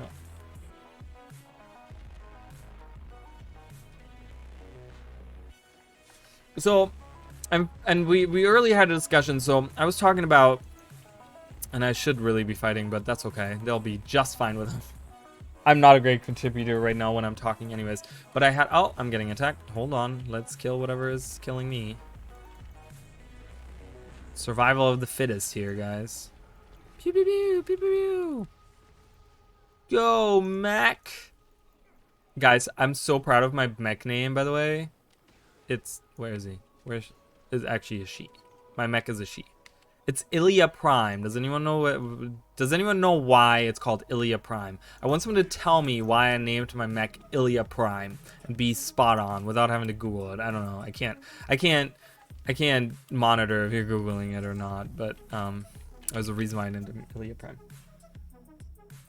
Well, that's the thing. The myths are infinite, so the gods who saw were only ones who traveled the three. Okay, so and that's funny because you're touching on all the stuff we've already talked about. But so I had a whole thing with Isles of Janthier. We talked about the Seers. I talked about how there's a possibility, and like I said, you can kind of later on go back and look, but there is the possibility of the Seers still existing and being in the Isles of Janthier, and you know, them kind of, now that the dragons are gone, they want to be part of the rest of the world, right? So they approach us, right? This was part of what I talk about, like they approach us for the, you know, for the next expansion or whatever. They approach us, and you know, Casimir, having dealt with everything in Cantha after season 6, she gets sent by Queen Jenna to be the ambassador to the Seers, and we go to the Seers, and then they like show us how to like traverse the mists or something, and then we can go to like Zoteka, which is like out in the mist, and we learn more about the gods, and we learn where they went, and we learn like all these things about them, right? There's like this possibility of us doing that. They got to be careful with the mist story though, because they can, you know, it can get kind of convoluted and kind of weird, and they might like retcon certain things if they're not careful with it. But if they're careful with it, it could be a really good story, right? So there's a lot of different things they can do with the mists, but they just need to be very careful with it. But I think just randomly having a portal open and we hop through it and go through the mists for one reason or another, like, you know, I kind of want to have like a good introduction into it. I want to kind of like, I want it to flow into, like, not just like, oh yeah, there's a portal here in Divinity's Reach, right here in this playground. You know, something like that. Like, I would want it to be really something where some kind of creature or race or something shows us the path to the mists, or maybe, you know, maybe the Seers get attacked from the mists, right? They could be getting attacked there, you know, or we could be going like over here, and these people could be attacked from like getting from the mists, right? The elder dragons were never out here, right? We also don't know what's in the ocean, right? We do know that there is the unending ocean has a lot of bad things in there, right? It's like you know, there's like a evil guy out there, right? And he has hair. Whatever. But you know, there's Largos and Kraid. You guys can tell that I'm getting tired. I'm being silly. But there's you know, there's like Largos and Kraid. We've talked about that. You know, how I would love to go out there. They talk about Leviathans are part of whatever evil is in the ocean, and you know, Suwan protected people from whatever is in the ocean, and now it can come to the surface probably. You know, the Quaggan used to have a kingdom, right? They had a royal family, and they had like Malagan used to live with them. Like, who is Malagan, right? There's still the like Quaggan and in Dragon's End that talks about like Suwan is Malagan, but then, you know, every statue of Melandru, you know, they worship their, you know, it's Melandru, like that's a human goddess, right? And they're just like, oh no, it's Malagan. So I had my theory, you know, again, I've talked about this theory for many months now, but Malagan being like either the sister or the daughter or the mother of like Melandru, and having stepped away from the other gods, right? Because like you said, we don't know if there's other gods out there. We don't know if there's other powerful beings like that, where they're from, like what is their world like, right? Maybe they're all gods, you know, maybe they're all superhumans in that world, and just the pantheon of gods like Doom, Abaddon, Dwayna, Balthazar, and Melandru and Lissa decided to go and just, oh, we wanna be the gods of these humans, and they went to the original human world, and then took the humans from that world to Tyria, right? And like, we don't know, right? There could be a whole bunch of other super beings out there, right? We know about Mingus being the half brother of Balthazar, so obviously there's parents of Balthazar, right? Because he has a brother, he has a half brother, so obviously there's some kind of parent there of Balthazar. Like, who's Balthazar's dad, right? Is he the old god of war? Like, we don't know, right? So there's like all these things that they could touch on, and Malagan specifically is very interesting to me because she's just said to be this, like, you know, what if she's some kind of like underwater goddess that's like a twin to you know, because they all have like children and stuff, right? Like, maybe she's a demigoddess, maybe she's like a mermaid demigoddess, like she is the daughter of Melandru and some kind of fish person. I don't know, right? We like a Largos or something, right? We don't know that, right? So there's a lot of different things that we could be encountering, and it's interesting because, like I said, ArenaNet has a clean slate for expansion 4, and really they can do like some crazy shit, okay? And I hope they do. I hope they do. I mean, Malagan, like, Rule 34, I don't want to see Malagan, like, you know, Melandru having sex with this fish person on Rule 34 or something. That would be really fucking weird. Oh, Igne Mossheart is over here. But there's still, you know, there's so many other things that they can talk about still in the world, you know.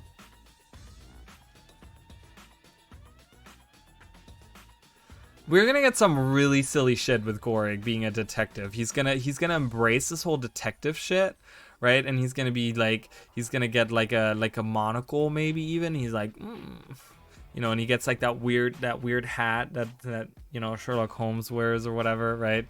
And like the weird like coat, right? And he's gonna be like, yes, and he has like a pipe he smokes.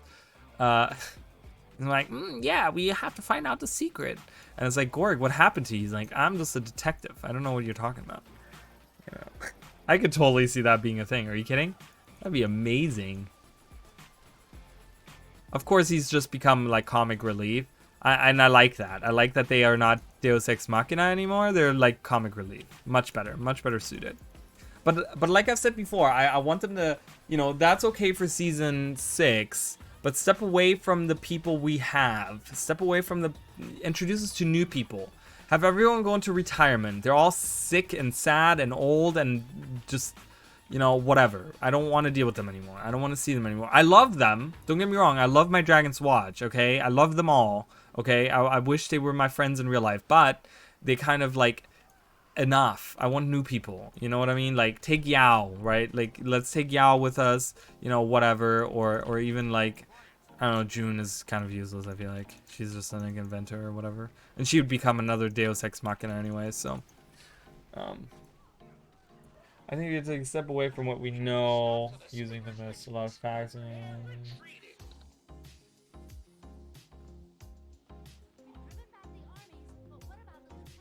Well, again, it's kind of dangerous. You got to consider, because it's not that I disagree with you on dropping like lore bombs like that and kind of like, ooh, the myths are something different, or, you know, whatever, blah blah blah, right? And it's like, because I still think that there's some kind of theory out there somewhere where the myths, and I don't know, this might just be my theory. I feel like I've heard it before though, so I'm not going to claim it to be mine. But I've heard theories of people saying that like the myths are just other planets. And you like go to the mists and you go to like the stars, right? And that's kind of like the same, like you're traveling, instead of traveling to another world, you're just traveling to another planet or something in the same universe, you know? Because there's still that whole like, you know, you can see out the corruption, like the void and stuff. You can see that out in space during the Jotun path in the Ara explorable mode. You can see you can see that like weird like black orb or whatever, like swirly stuff, and it disappears, and you don't know what it is, and they never explain it, right? But it's out in space, so it's just like, okay, what is out in space? We don't know what's out in space. But I would like to have like the mists aren't like other dimensions, they're just like other planets, and other planets just have different properties, and they're just, you know, different. You know, it's kind of like Dragon Ball Z, where like, or not Dragon Ball Z. I was mixing a couple things up there. I was thinking of like, or like, you know, Dragon Ball Z did have that too, where like the gravity is higher on some other planets, so it's like harder to move on those, or something.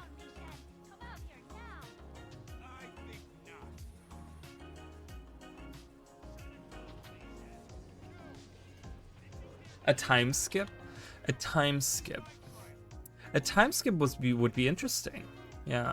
Well, I wasn't necessarily saying a time skip, but that's a good idea actually, because I was just saying that they're all now decided after season 6 to like, you know, Logan lives on the beach now, right? And like Ridlock helps the Char get back up on their feet or whatever. Like they all kind of like go their separate ways. Like Canuck is a club owner now, and he's just kind of like, oh, okay, whatever. Like, you know, he's like on his own, and you know, Timey and Gorig are just kind of like, okay, we love each other now. Okay, cool, whatever. Like, and we get some other characters.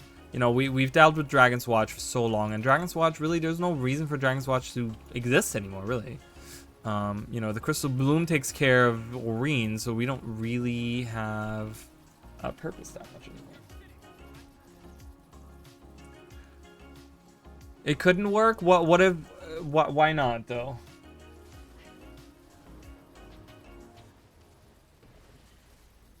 Yeah, but a time skip would be interesting because they're now too old to be doing anything, right? Imagine like imagine you get pulled through a portal. You as the commander get pulled through a portal, and you get ported 20 years into the future, right? And you come back and they're like, "Oh, we all thought you died, and we all kind of gave up being heroes. We all, you know, peace was achieved or whatever, blah blah blah, but it was actually like, I don't know, some kind of god, one of the, you know, not one of the gods we know, but maybe a different god, pulling you through time to be like, okay, well, you weren't needed in that time anymore, but you're needed in this time now." And it's like 20 years in the future. And we get to see like Tyria 20 years later or something. Obviously, that would be a little iffy because it's like, how do you combine it with current Tyria and stuff like that? It would be interesting still, nonetheless. I mean, it could be like, you know, just a different map or something. I don't know. Yeah, right? Well, I don't know. Timey dead? No, Timey being like a robot now. She's like Blish, right? She's like a golem person now or whatever.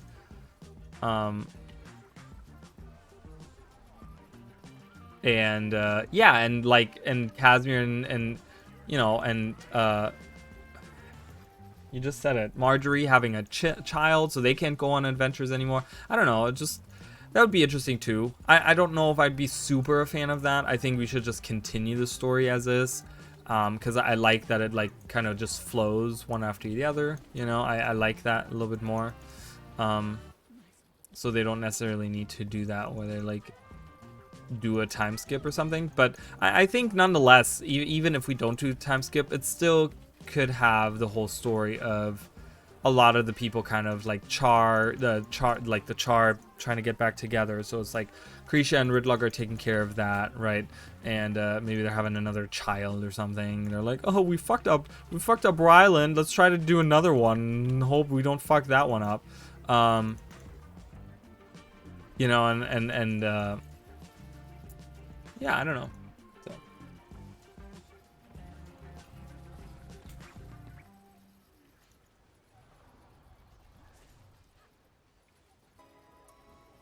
Yeah, I mean, there's still that storyline of the in the Asuran, right, where like your counterpart from the other world takes over the world, like his dimension, and he's like the supreme, the sovereign leader or whatever, right? He's like the sovereign. What is he called? The sovereign something. Um, I can't remember what he's called now. I'm gonna die. I'm gonna die, guys. It's gonna happen. Sovereign. What is he called? Sovereign. Sovereign something. Does anyone know what it is? It's just driving me nuts because I can't remember what it was called. Sovereign. Something, something, sovereign.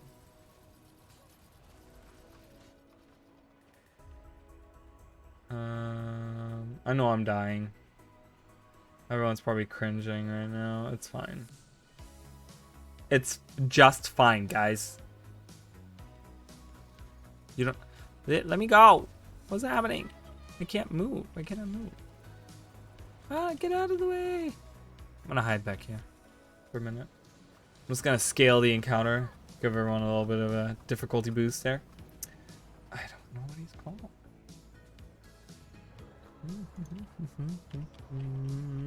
I will find it. I'm going to find it right now. Ba -ba -ba -ba -ba -ba -ba.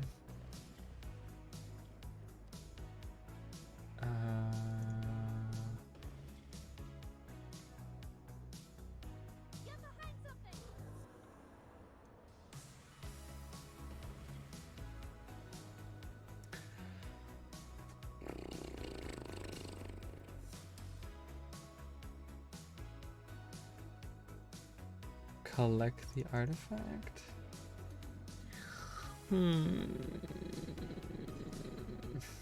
Here, there, everywhere.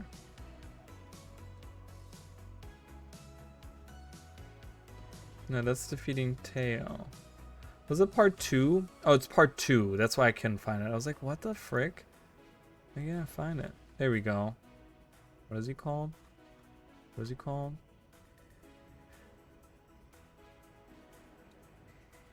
Mysterious Stranger. I thought he was... Oh, no, I think because the Grand Vice Admiral Shad is there, and I think he calls him... Oh, no, no, no. So the Grand Vice Admiral Shad is the second guy, the second guy or whatever, the you know, second hand man or whatever of evil us, right, in the Asuran storyline. And this version of Shad was in command of steam creatures and served as the Grand High Sovereign's right-hand man. So the guy that we're the Grand High Sovereign, which is called the Mysterious Stranger. So there's still that whole storyline, right, where we kind of the other us takes over the world, in the mist. They could explore that as well, right? A world taken over by like Inquest or something, you know what I mean? And we actually become like an evil Sura, and we could have like oh, I forgot about the hiding behind the trash. Ripshy. I'm not paying attention. I don't know, there's a lot of possibilities, right? That's the good thing though. I think that's something that I don't know why I just swapped maps. I don't know why I just did that out of reflex. See, it drives me nuts. Whatever. I don't even care. I literally just don't even care. Because it drives me nuts that I have that constantly pop up. It's like, I don't have OCD, but I feel like that is something that I would call OCD. But at least I don't have to freak out anymore. I don't know. I just think that that's the good thing, right? ArenaNet has such a clean slate for a story that they could take it anywhere, right? They could take it anywhere in the world, and anywhere it's gonna take us somewhere we haven't been before. That's what's so great about that, you know, because we have been to all of these areas that we are currently in. We have been there before. In Guild Wars 1, it's always like ArenaNet goes back to areas. Maguma Jungle, right? We were there in Guild Wars 1, right? We were returning back to Maguma Jungle in Guild Wars 2, right? Path of Fire, we have been in the desert. I talked about Amnoon being a shithole in Guild Wars 1, right? And then now Cantha, right? We've been to Cantha. So it's like we've been to all of these areas. We've been to the areas. So there's so many things.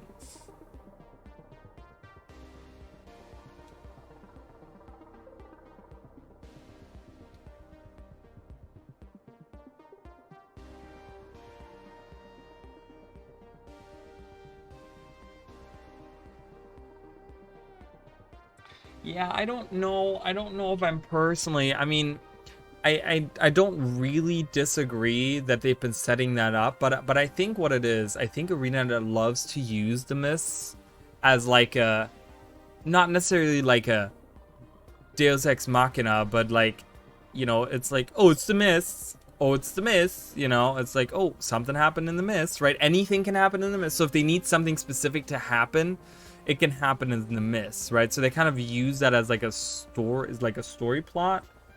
Location X Miss China. Missed China? Yeah. You know what I mean? Like, yeah, so that's kind of, I feel like they kind of use that for like, you know, oh, how convenient that Ridlock was in the mist because he met Balthazar there, and they can kind of connect those stories together. I feel like that's kind of, that's what they use the mists for. And I just think that a story in the mists would be really hard unless they like have a really good structure for it, where, like I said, we kind of get like the hub world of Zoteca, for example, maybe, and that's kind of like where they start off with. It's obviously something they've considered before, and like I said, it's not completely off the table. And would I be completely against it? No, I think they could make it.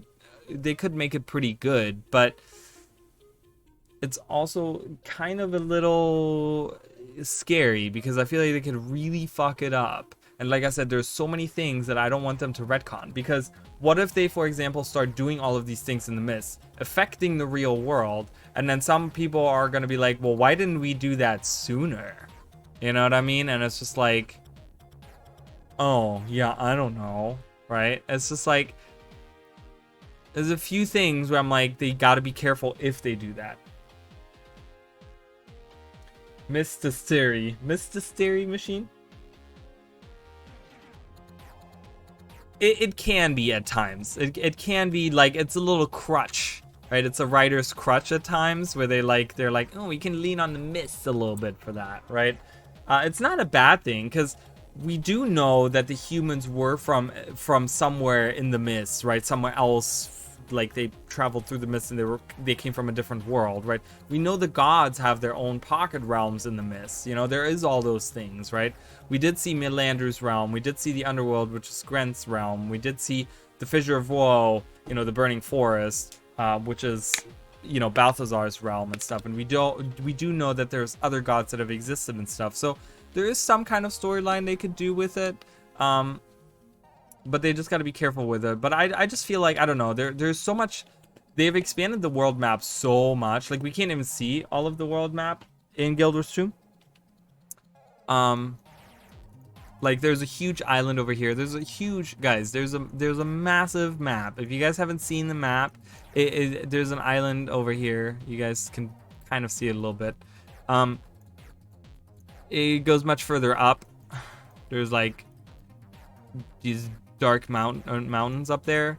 There's like a lot more that you can actually see, and it's like, I would like to go to those places rather than the mists. You know, I'd rather explore those, and maybe they have a connection. Like I said, maybe they have the Isles of Janthier and they do connect to the mists somehow, and we get a little bit.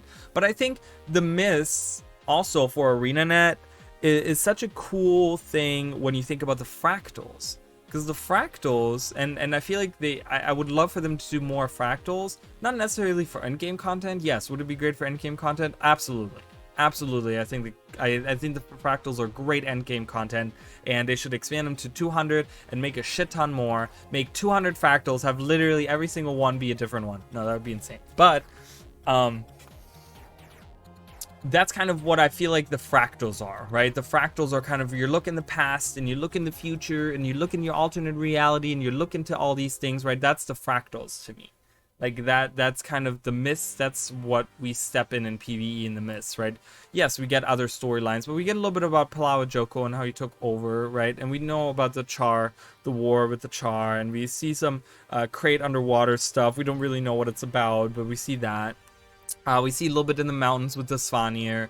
You know, I wish they would take more of that. Like I've made a video on my channel on YouTube, guys. I talked about seven fractal concepts that I would like to see. Seven, like specifically story-wise, not about like mechanics or anything like that, but specifically 7 isolated thing in history that I would like to see come back as a fractal, right? Part of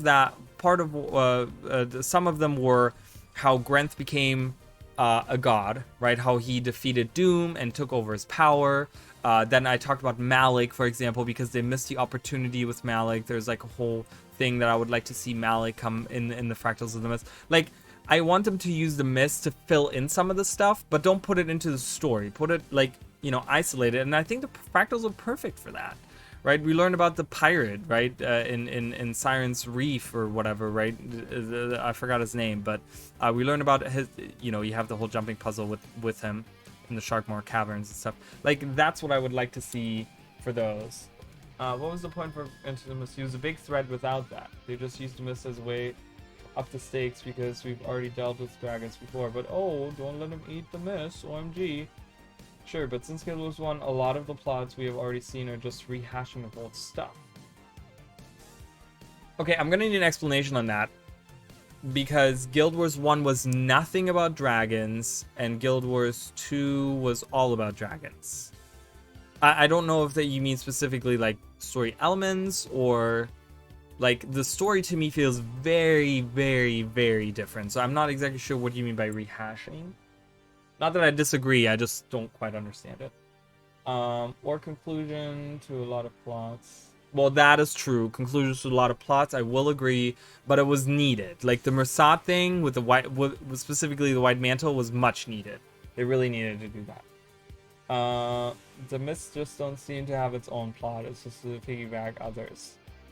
And a lot of threads that are left in the world just don't have the same oomph as other threads we dealt with, unless they come with MacGuffin threats they find or create, and I get those repetitive at the Mists coming up. Yeah, exactly, Chicken. Like with the Amala and the Joko, and you're the bad guys, and you kind of see a different perspective, and you kind of see how, as a Morden Crescent, how that was, you know, killing Amala, and then you see Amala in the real world, and you're like, oh my god, you know, this is Amala, now we fight Amala again, but we're the other team, so that's why, right? Conclusion of the Gods story.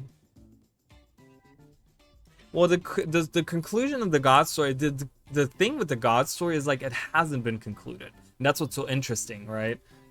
Parts of it have been concluded, yes, like Balthazar's whole thing, you know, Cormier has a little bit more expanded, but White Mantle, Mersat, yeah, those things, like I said, I feel like they really needed to happen, because in Guild Wars 1, people loved the Mersat and loved the White Mantle, and that's why, like, the War in Kryta, the Civil War in Kryta, like, that stuff was, like, people love that stuff, right? And it's, like, lore-wise, I remember people were, like, hyped for that stuff, and to kind of finally have a conclusion to that, I'm glad we do have that. The Mersat story felt rushed. Yes, it did feel rushed, I have to agree. White Mantle with the raid, I guess, a good conclusion, but the whole, oh, let's just bring Lather is very wondrous and killing because Livia, why not?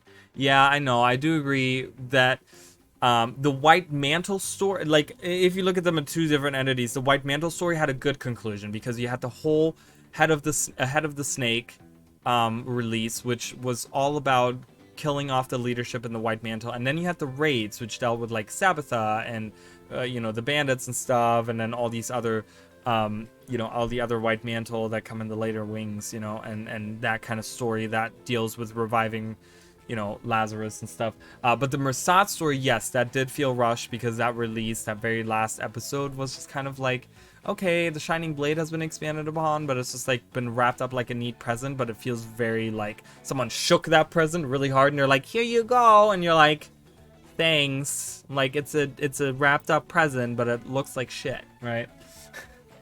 So, parts of End of Dragons. Low initiative. I don't know what you mean by parts of End of Dragons, because we talk about rehashing of old stuff.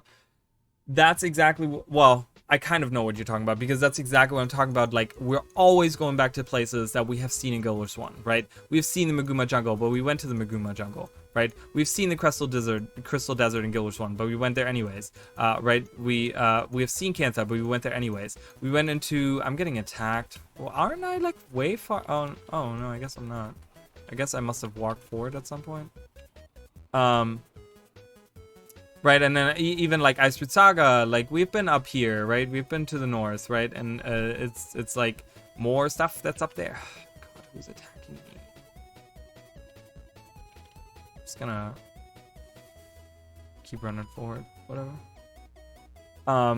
But now we have a clean slate, right? Once season 6 is done, which will be more of Cantha Elias, clean slate. It won't be rehashing of old content, and they have the dragon story is done, which means that the you know, the 10 years story, the 10-year story of the Elder Dragons has come to an end, right? And that's awesome. That's great. We got a great finale, I think. You know, we played. I think we got a good conclusion to it. I like where they went with a lot of stuff. Did some stuff feel rushed? Like the Suwan situation felt a little rushed. But yeah, I mean, I think we got a good ending. There was I had a small series on my channel which was called Lore Mystery Bits, and I made 9 videos of that where they were like 2 to 3 minutes, I want to say they were, where I talked about all the mysteries, and one of them was Lissa and Balthazar, because there's multiple incidents. There's actually a legendary weapon. Fucking remember. There's a legendary weapon that actually speaks of that relationship as well. So there's multiple. What is that legendary weapon? Is it not face them? The gods are gone, or the gods are gone. The dragons are gone. So we're not facing them, but we're maybe we see them and we join them to fight something else, right? Because you talk about Eldritch Horrors in the Mists. Maybe there is, now that the Elder Dragons are gone, they're like, ooh, look, all the magic is in one dragon in Tyria, so we can just devour that dragon, right? And like you said, like maybe it radiates through the mist, and there's these Eldritch Horrors that are coming, and the gods are like, okay, we know we said we didn't want to fight you guys, but like right now we need to defend Aurene because she has all of the magic, like kind of like she balances all of the magic, so we can't have her die, right?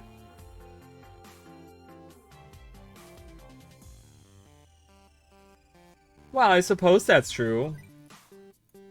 They're not necessarily just magic batteries, because they do have other abilities that normal people do not have. You know what I mean? They have abilities that other people don't have. They know more. They have the ability to move through the mists. There's a lot of different things, I feel like, that make them not necessarily gods, but we're not talking about omnipotent, omniscient gods, right? We're talking about like god-like creatures, just very powerful beings, but they do have special powers. They're not just magic batteries, I feel like. Right, yeah, they're not gods in that sense. I gotta find this. They're not gods in that sense that they're like, you know, just, which one was it? Was it Eternity, maybe? There is lore, guys. There's additional lore to that. Grandiose, Kryda, Lion Guard, Centaur. Rodgord talks about the dragon.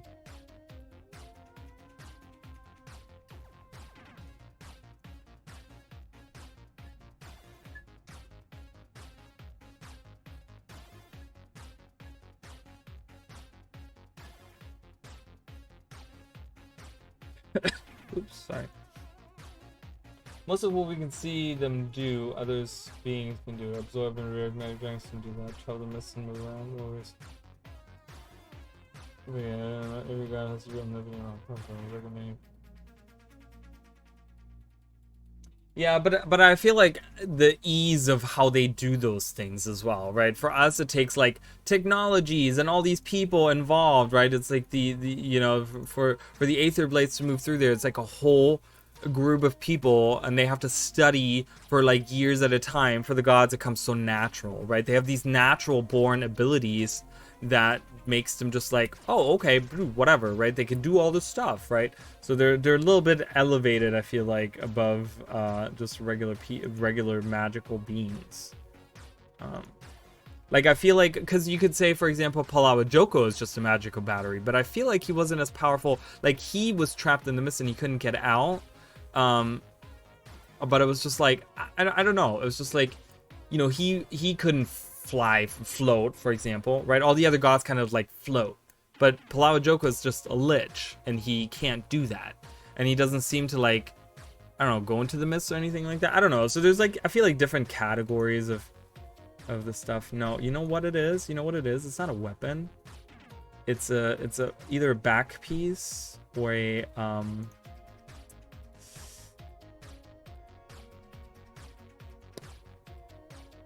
trinket. It's a trinket. I'm sure it's a trinket.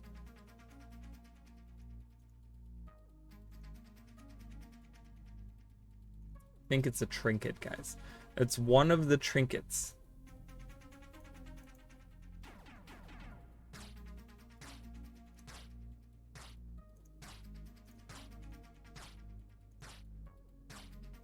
I could be really wrong. Mordramoth. Aurora's Mordramoth. Conflux is talking about Stone Mist. Transcendence. Come on, don't let me be wrong on this. I know there is. Oh my goodness, I can't find it. I'm driving myself crazy right now. Underworld, nope. Just looked at that. Nope. The Ascension? Nope.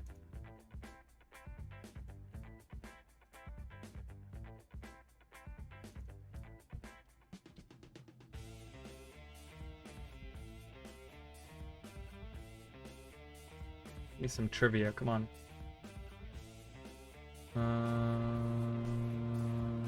Lady. She's referred to as Lady of the Mirror. Legendary armor. Then it must be a weapon.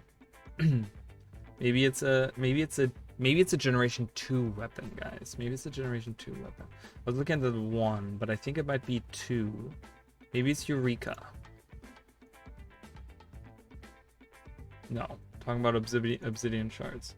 The point I'm trying to make with that is a single as a thread just would feel lackluster everything we've dealt with. The only way it would be interesting again is the gods came back and gave it its own reason they came back and left a lot of why they did all. Feels like it's not the whole story.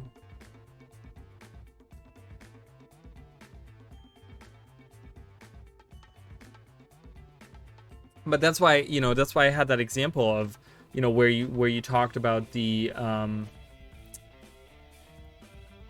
you know, you talked about the Eldritch Horrors. That's kind of what I was talking about with specifically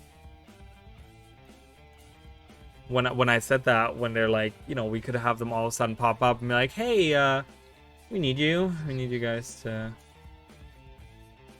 help. No. Oh my god, this is driving me crazy. You know, I have such an easier time to find exactly what I needed beforehand, and now I'm just like struggling hard for. I don't think it's the Shining Blade. I think it's Sharur. It's not the Binding of Hippos. Not the Claw of the Conner.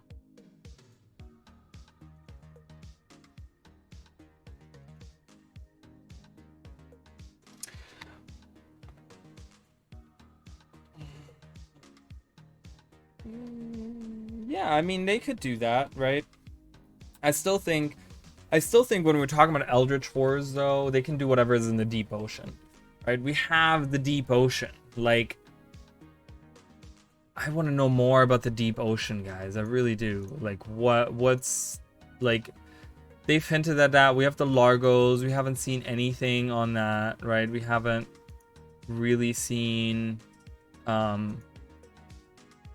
so many things, right? And we know that there's something lurking under the ocean. I would love to see some Eldritch Horrors in that sense.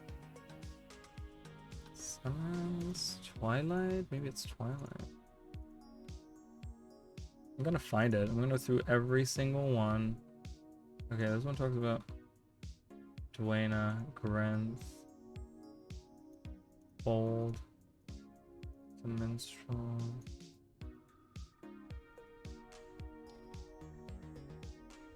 Well, it's not, and it's confirmed not to be, right? We have Magister Ella McKay, who's out right here in the power plant, or above the power plant. She talks about that.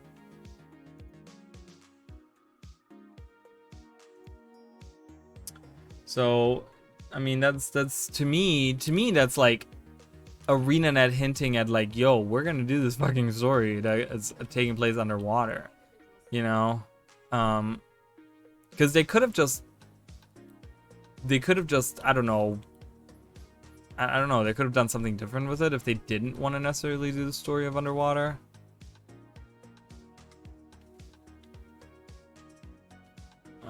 But yeah, I mean, oh, where are you? There she is. Whee! Yeah. So this is impossible. I can't believe I was so wrong. Everything okay? Sorry, it's just long before I studied Scarlet, I studied the Kraid. Who they were, where they came from, but the statue being here in this park, it contradicts so much I thought I knew. What do you mean? Well, the Kraid, like Quagga, Karka, and even some Largos, were all driven to our shores by something in the ocean, right? We know something was scaring them all away, pushing them out, and that something was Suwan. I mean, I'd always assumed. I hate to admit I assumed. Horror in the depths. That must be a dragon, right? It's always been dragons. But if Suwan was in Cantha for the last 100 years, and you guys know that they have been coming to the surface, like the Quagga and the Largos and the Kraid and the Naga and stuff, they've been coming to the surface in the last 100 years. Okay? Now, she's been here in the last 100 years after the disaster of Zaitan, which happened 100 years ago. What does it mean? I don't know. All of that horror doesn't line up with when the Elder Dragon... all of that horror doesn't line up with when the Elder Dragon awakened. It lines up with, well, when it left.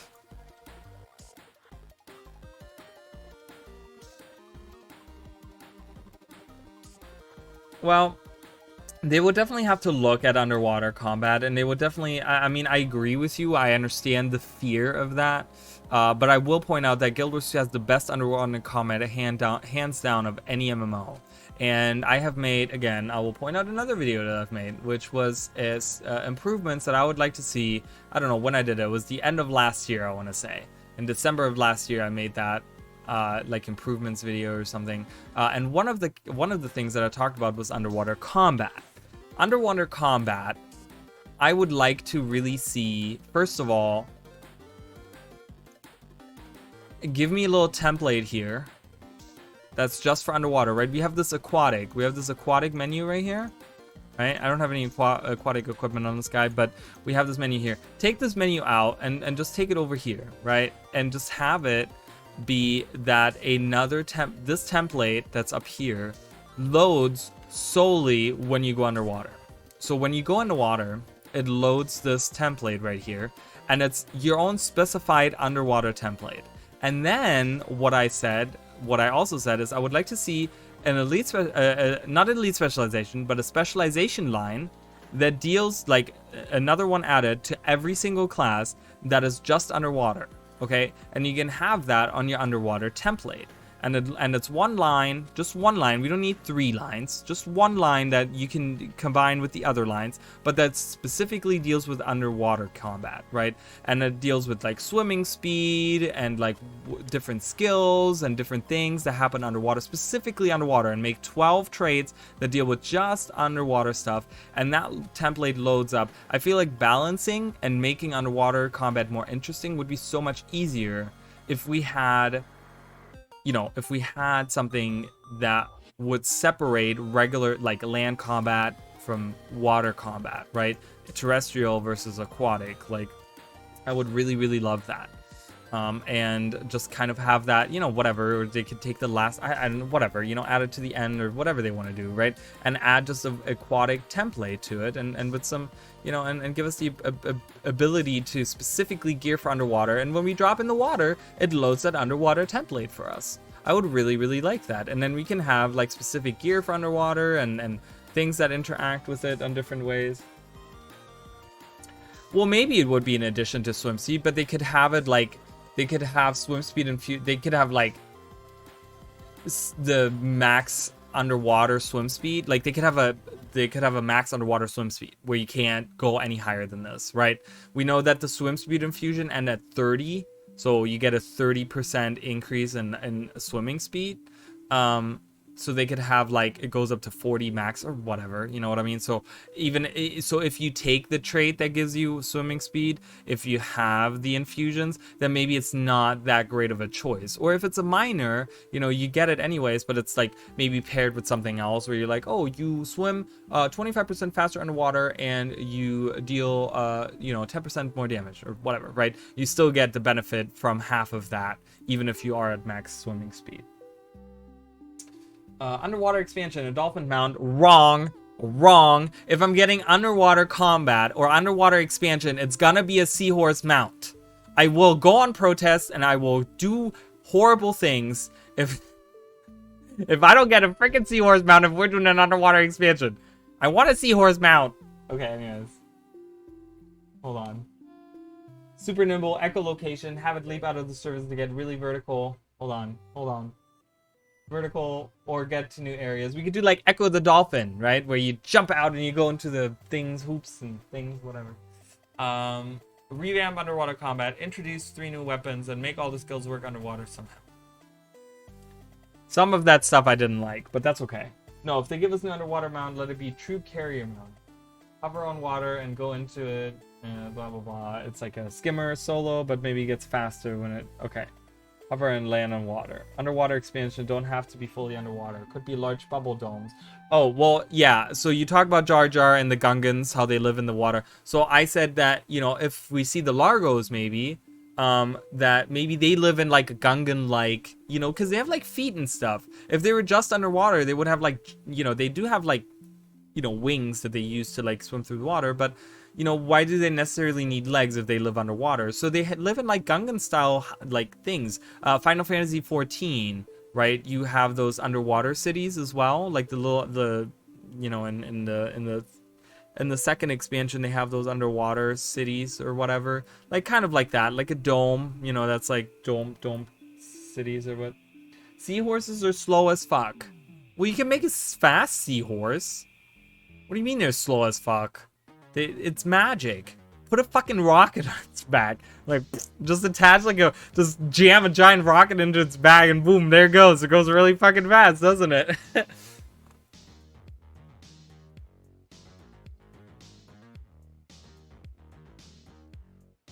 Large air pockets. Actually has some islands. Large pirate ships. That'd be cool. I would love like some real actual pirates. Because all the pirates we see in Guild Wars 1 are like not actual pirates. Half of them don't fight on a ship.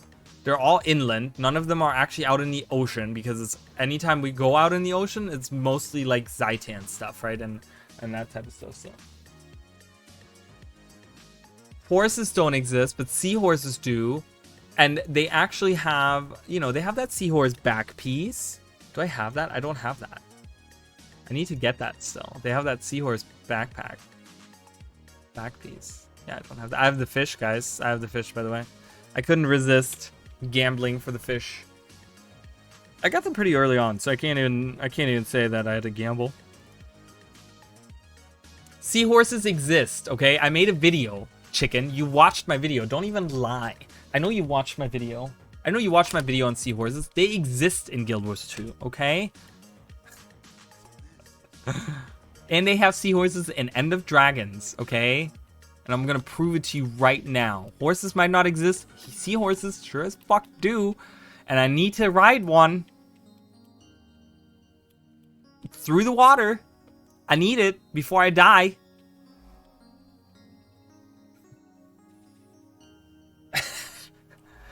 Yeah, I'm gonna stop having timestamps just for you so you can't skip through.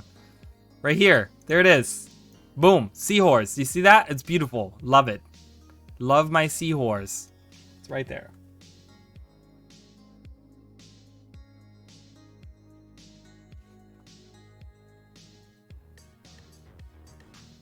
Skipped right over it, didn't ya? Oh, great. Thanks. But yeah, I mean, they, you know, like I said, in Final Fantasy 14, they have just the hub areas, the cities, the people you talk to and stuff. Those are all like, you know, in the bubbles, and then you go out and you fight in the water and you do the quests in the water and stuff. And that would be really cool to kind of do, because you have the Quagons that live. They wouldn't be living in bubbles, right? If we go to the Quagon Kingdom, they used to have a kingdom with a royal family, all the stuff, right? They like, when you talk to them, how many coins do I have? 181. I'm getting close, guys. I'm getting really close. What? That's not a baby Salisbury. What are you talking about? It's literally called a hippocampus. It's literally called a hippocampus. What are you talking about? That's not a seahorse. Is age getting to you? Are you getting old on me? Is that what's happening, chicken? So mean. So mean. Are you getting old? It's okay. You don't have to worry about it. I clicked on legendary armor.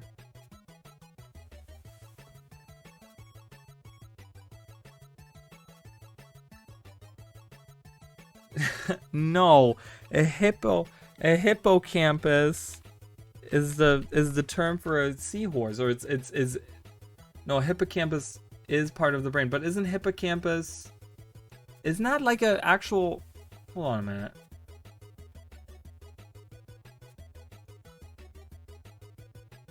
No, a hippocampus in mythology, okay, I was just like, what? Is often called a seahorse in English, is a mythological creature shared by Phoenicians, Etruscan, Pictish, Roman, and Greek mythology.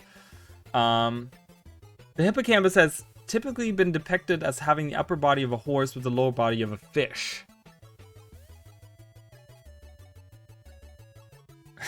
Get wrecked, nerd. So mean. So mean. And there's also a seahorse, okay? I'm reading the Wikipedia article of seahorses. A seahorse is any of 47 species of small marine fish in the genus Hippocampus. Hippocampus from the ancient Greek itself, from hippos meaning horse and campus meaning sea monster or sea animal.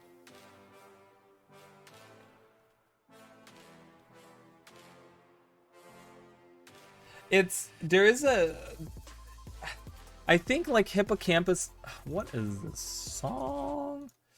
Hippocampus in mythology. I want to see where they use that. Like, is there like a sea goat?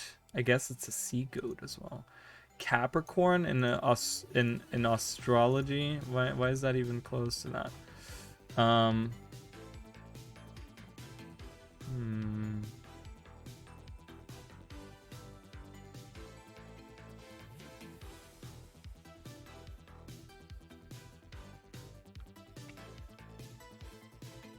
I want to see like in modern media.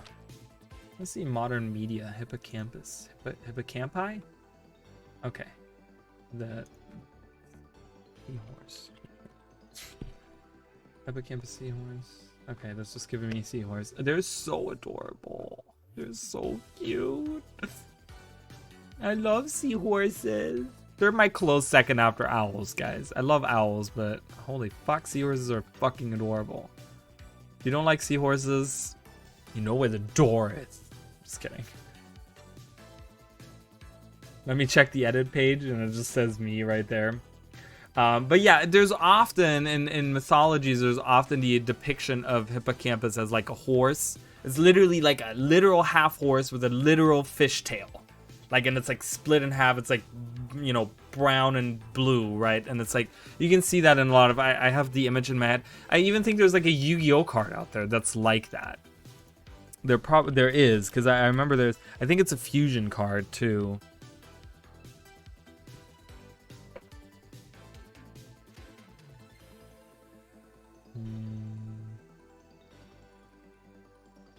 I wanna, because I see it in the. Makes me want to make a seahorse deck, but oh, there it is. What is it called? Oh, it has a really weird name. But this is what I'm thinking. This is what was in my head. I was like, what is the image that I have in my head? That is what I'm talking about. I don't know how to Tatsu no Toshogi. Whatever. But yeah, that's kind of, it gets depicted like that all the time. The hippocampus, I guess. It's like a literally half and half rather than the seahorse.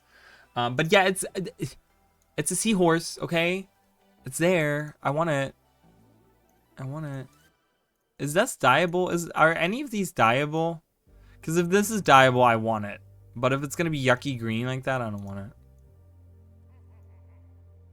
Whatever.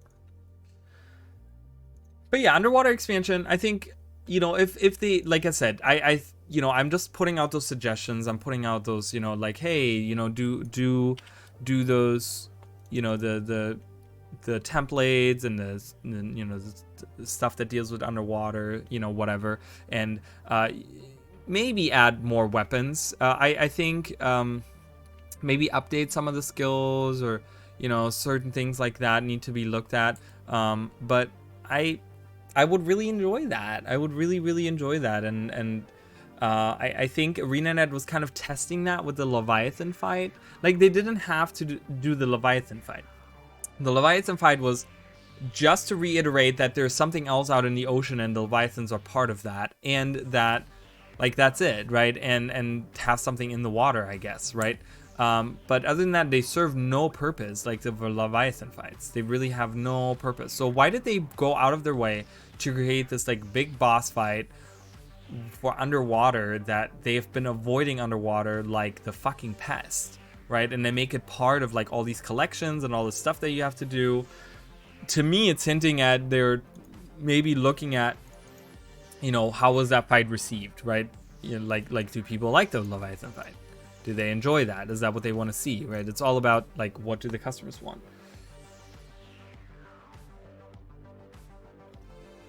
A lot of stuff, because the Vindicator can dodge underwater, so you just, like, jump out of the water. It's like, what am I, Aquaman?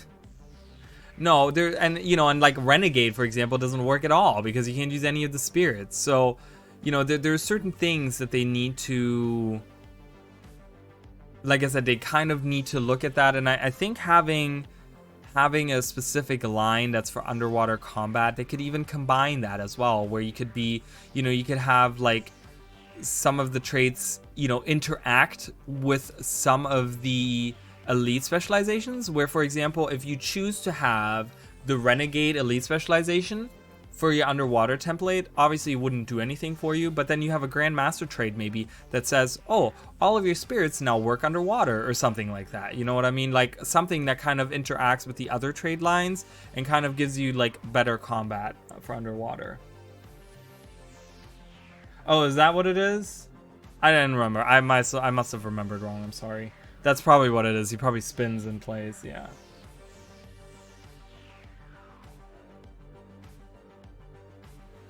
Oh, that's bad. Yeah, so definitely, I mean, obviously, if they're going to do major content up, even if they're going to do a Living World season in the ocean, they're going to be looking at combat. They're obviously going to be looking at underwater combat, because there's no way that they couldn't. I mean, we saw the outcry that, you know, Balance Patch came, and Balance Patch wasn't what everyone expected, and now ArenaNet's headquarters is on fire, like, you know, metaphorically speaking. So they know that if they don't do that, you know, if they're looking to do this type of stuff, then they're gonna have to really put some effort into it. And underwater combat hasn't really seen, I mean, we did have that update, like, during Path of Fire or whatever, but that was just like, oh, make everything a little bit stronger. But it's like, you gotta update some of the skills, and you gotta do some new stuff, you know?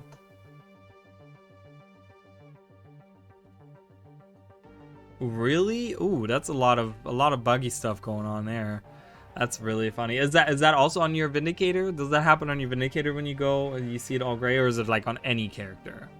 Because that would be funky as fuck. I'm so sad that I can't find this.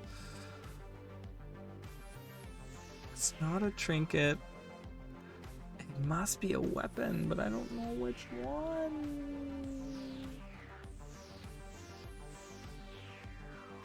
I want to say, I think it's the Flameseeker Prophecies, but it wasn't it. I looked at that. Yeah, something about the final chapters of Glend, obviously. I haven't looked at the Howler.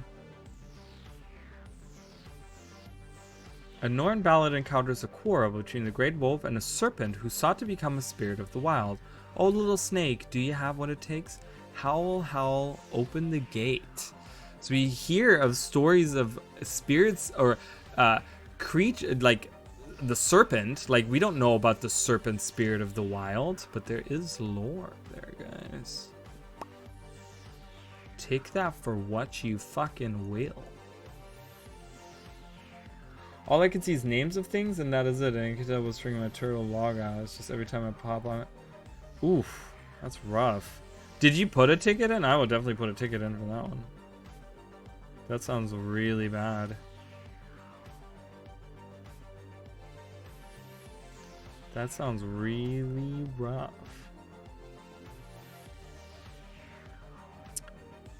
It's a tier 2. It has to be a generation 2. Exordium. It's Exordium. It's Exordium. It's not. God damn it. I was trying to manifest it, okay?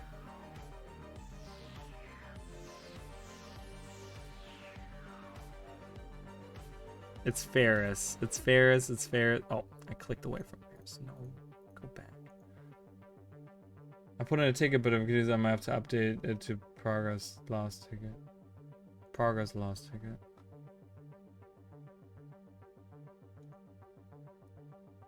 Yeah, I mean, that I feel like that would be a pain in the ass. Like, that sounds horrible. It sounds really annoying.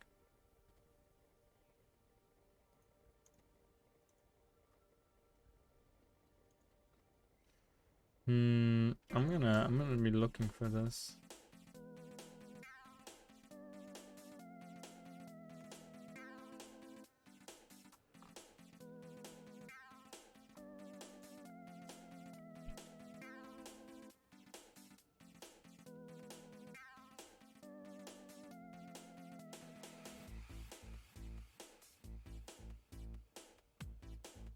This song is good.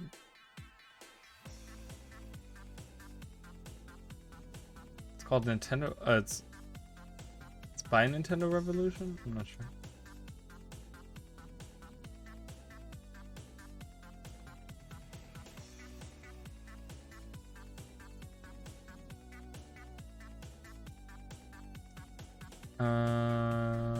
Associated items.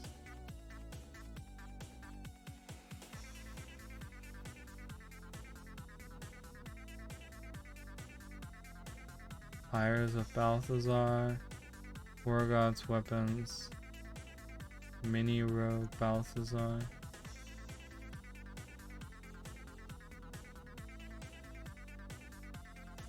I have not heard about that. That is crazy to me. That's wild, dude.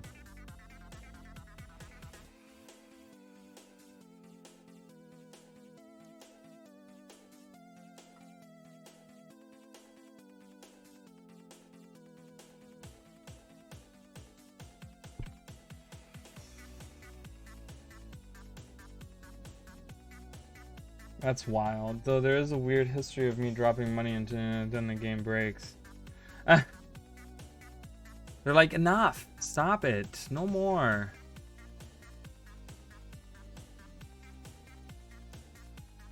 Stop it.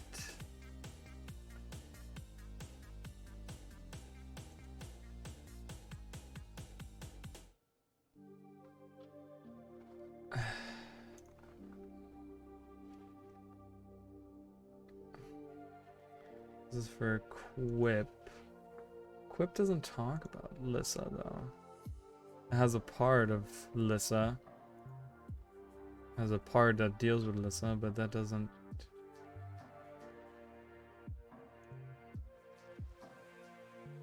The Dreamer. The Dreamer.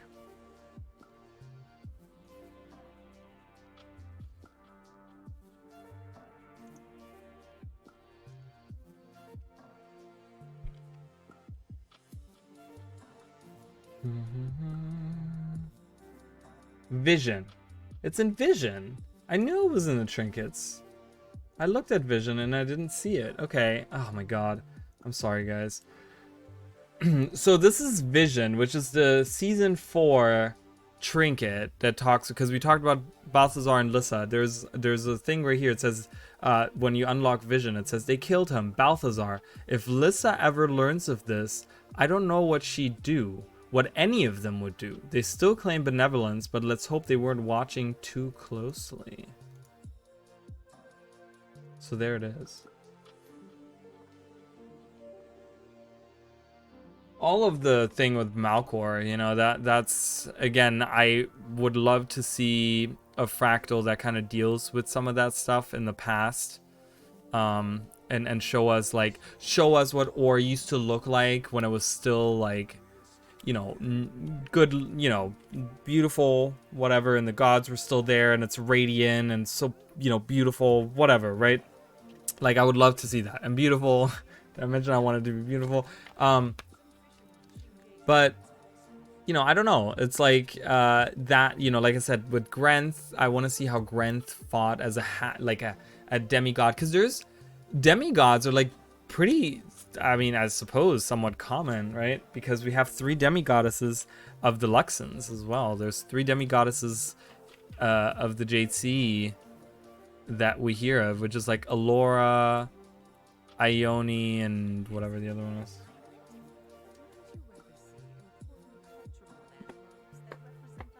Oh yeah, for sure, with those big arches that go all the way into Aram, you know, that you have in the base maps, you know, because you look at, like, there's that one right here or like right here, you can see the structure of it, you know, and when you look at it, it actually leads like way up, but it breaks off, and it, you know, if you follow it, it goes all the way into like Ara or something, right? It would be so beautiful to see that. Like, look at that arch, look at how high, and it actually curves around. If you go high enough, I can go higher. I'm gonna climb this. We're gonna look at this arch together. It'd be really cool to just kind of see that, you know. I mean, not that I dislike this cool looking seashell right here as an outpost, but you know, seeing like beautiful ore when the gods were here and stuff, oh, it'd be awesome, dude. Oops. Wonder how high we can get. Don't take that out of context. Don't take that out of context. We're gonna go to that ship. We're gonna hang out with this dragon. Alright. That's as high as you can get. Look, that arch goes all the way to, well, somewhere in there. That's so cool, you know what I mean? We didn't have that shitty mist. Where does it go? We shall follow it. The end of the reindeer. Want to hear my tinfoil hat theory that is tied to one god thing that I always felt off relating to Cormyr? Sure.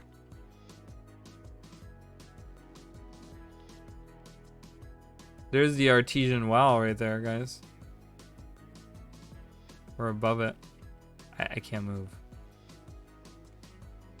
But yeah, right behind it is where it ends, which that's Ara back there. Noose Road? That's really dark. I've never noticed that before. Like, that's pretty dark. But yeah, human gods. I mean, there's interesting things they can do with it. I don't think there's a plan for community to be.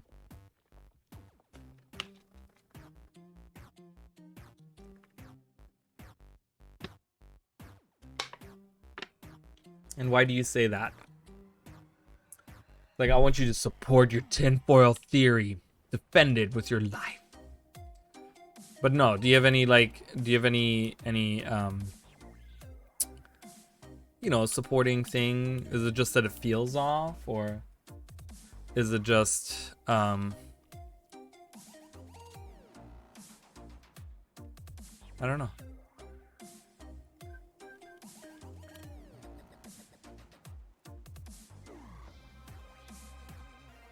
Because I have a counter argument for it. I have a very basic counter argument for it.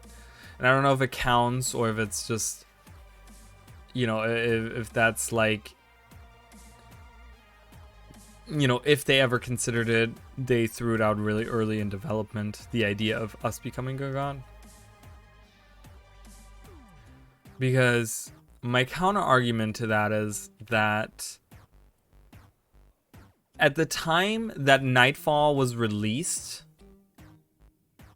ArenaNet was still, they were still working on more expansions. Right? Look at Liz, look at Melandra, I mean. So cool. It's a big old statue and she has fire in her hands. Oh my goodness, there's woods around. What are you doing, Melandra? It's like, turn off the fire. You know, but they were still planning. I mean, Utopia was like well into the planning stages. Like they have concept arts, they have, you know, there's like characters, there's ideas of where they're gonna take the story, you know. So ArenaNet, as of the release of Nightfall and the story and having done all of it, they were still full on in the like, yeah, we're you know, we're gonna continue this game, right? So it's like, would we be playing as a god?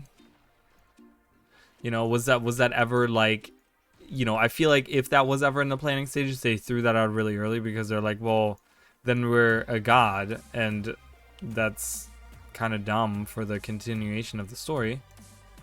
But can't get in there. Well, that's fine. We'll just go up here. Oh, whatever. But there's a counter argument to my counter argument. Where side things feel rushed, and the players go through a lot of effort to get it all going. Because they care for the players. Then at one point, she even leaves the story just to be brought back with, aha, she isn't actually dead. But I feel like that stuff was probably planned out. I feel like that was planned out. Maybe not that she was taking the place. Like, maybe that was, like, kind of shoehorned in. But definitely not that we were... Well, okay. And like I said, I do have a counter argument. So I did make the argument. I have a counter argument for my counter argument. So I had a counter argument to you saying that the... Ooh, there's like insects flying around and stuff. It's like weird when you look at the detail. Look at that little fly. Look at that little fly living its best life. The counter argument to my counter argument is that Utopia, Guild Wars 1 Utopia, which was the expansion after Nightfall, was supposed to take place in the Mists, right? And it was supposed to take place on Zoteka, which was this island, so to say. They called it the playground or whatever of the gods, right? And what if maybe you were right, and maybe they planned... There's unused assets in the game that also are tied to quests and stories that kind of connect players to having to go through it instead. Okay. I don't know which ones those are. I don't think I've ever done those. But what if we were supposed to become the god, and then that's how we access Zoteka in Guild Wars Utopia, because we're now our god ourselves, right? So like we take the power in Nightfall, and then now we can traverse the Mist, and that's how we get to Zoteka. You can kind of twist it that way too, right? That would kind of support, that would be a supporting pillar of that, right? But then they decided maybe in the last second. Yeah, so, you know, I mean, there's arguments for both. Obviously, now it's all like, all fucked up, all different, but, I don't know. Maybe at some point they'll talk about it. Maybe we'll go to Zoteka at some point, and they'll be like, yeah, well, you know, originally Cormia wasn't supposed to become god, it was you, and then that's how you got here, right? Or something, I don't know.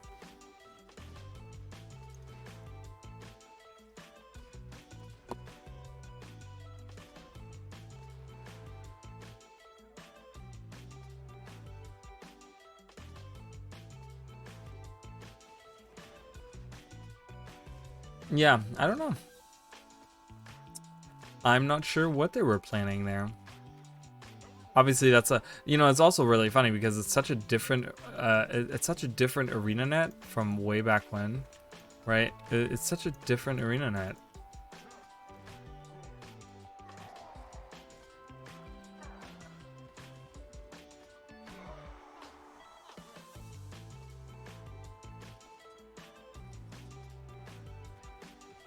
I guess I can help this guy out.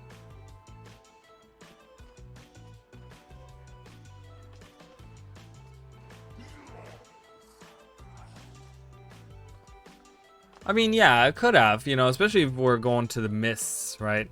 It's like, oh, we've become so powerful that, you know, we're now God and we can traverse the mists, and that's where we are now, right? But when we are in Tyria, we appear as our normal human self or something, you know?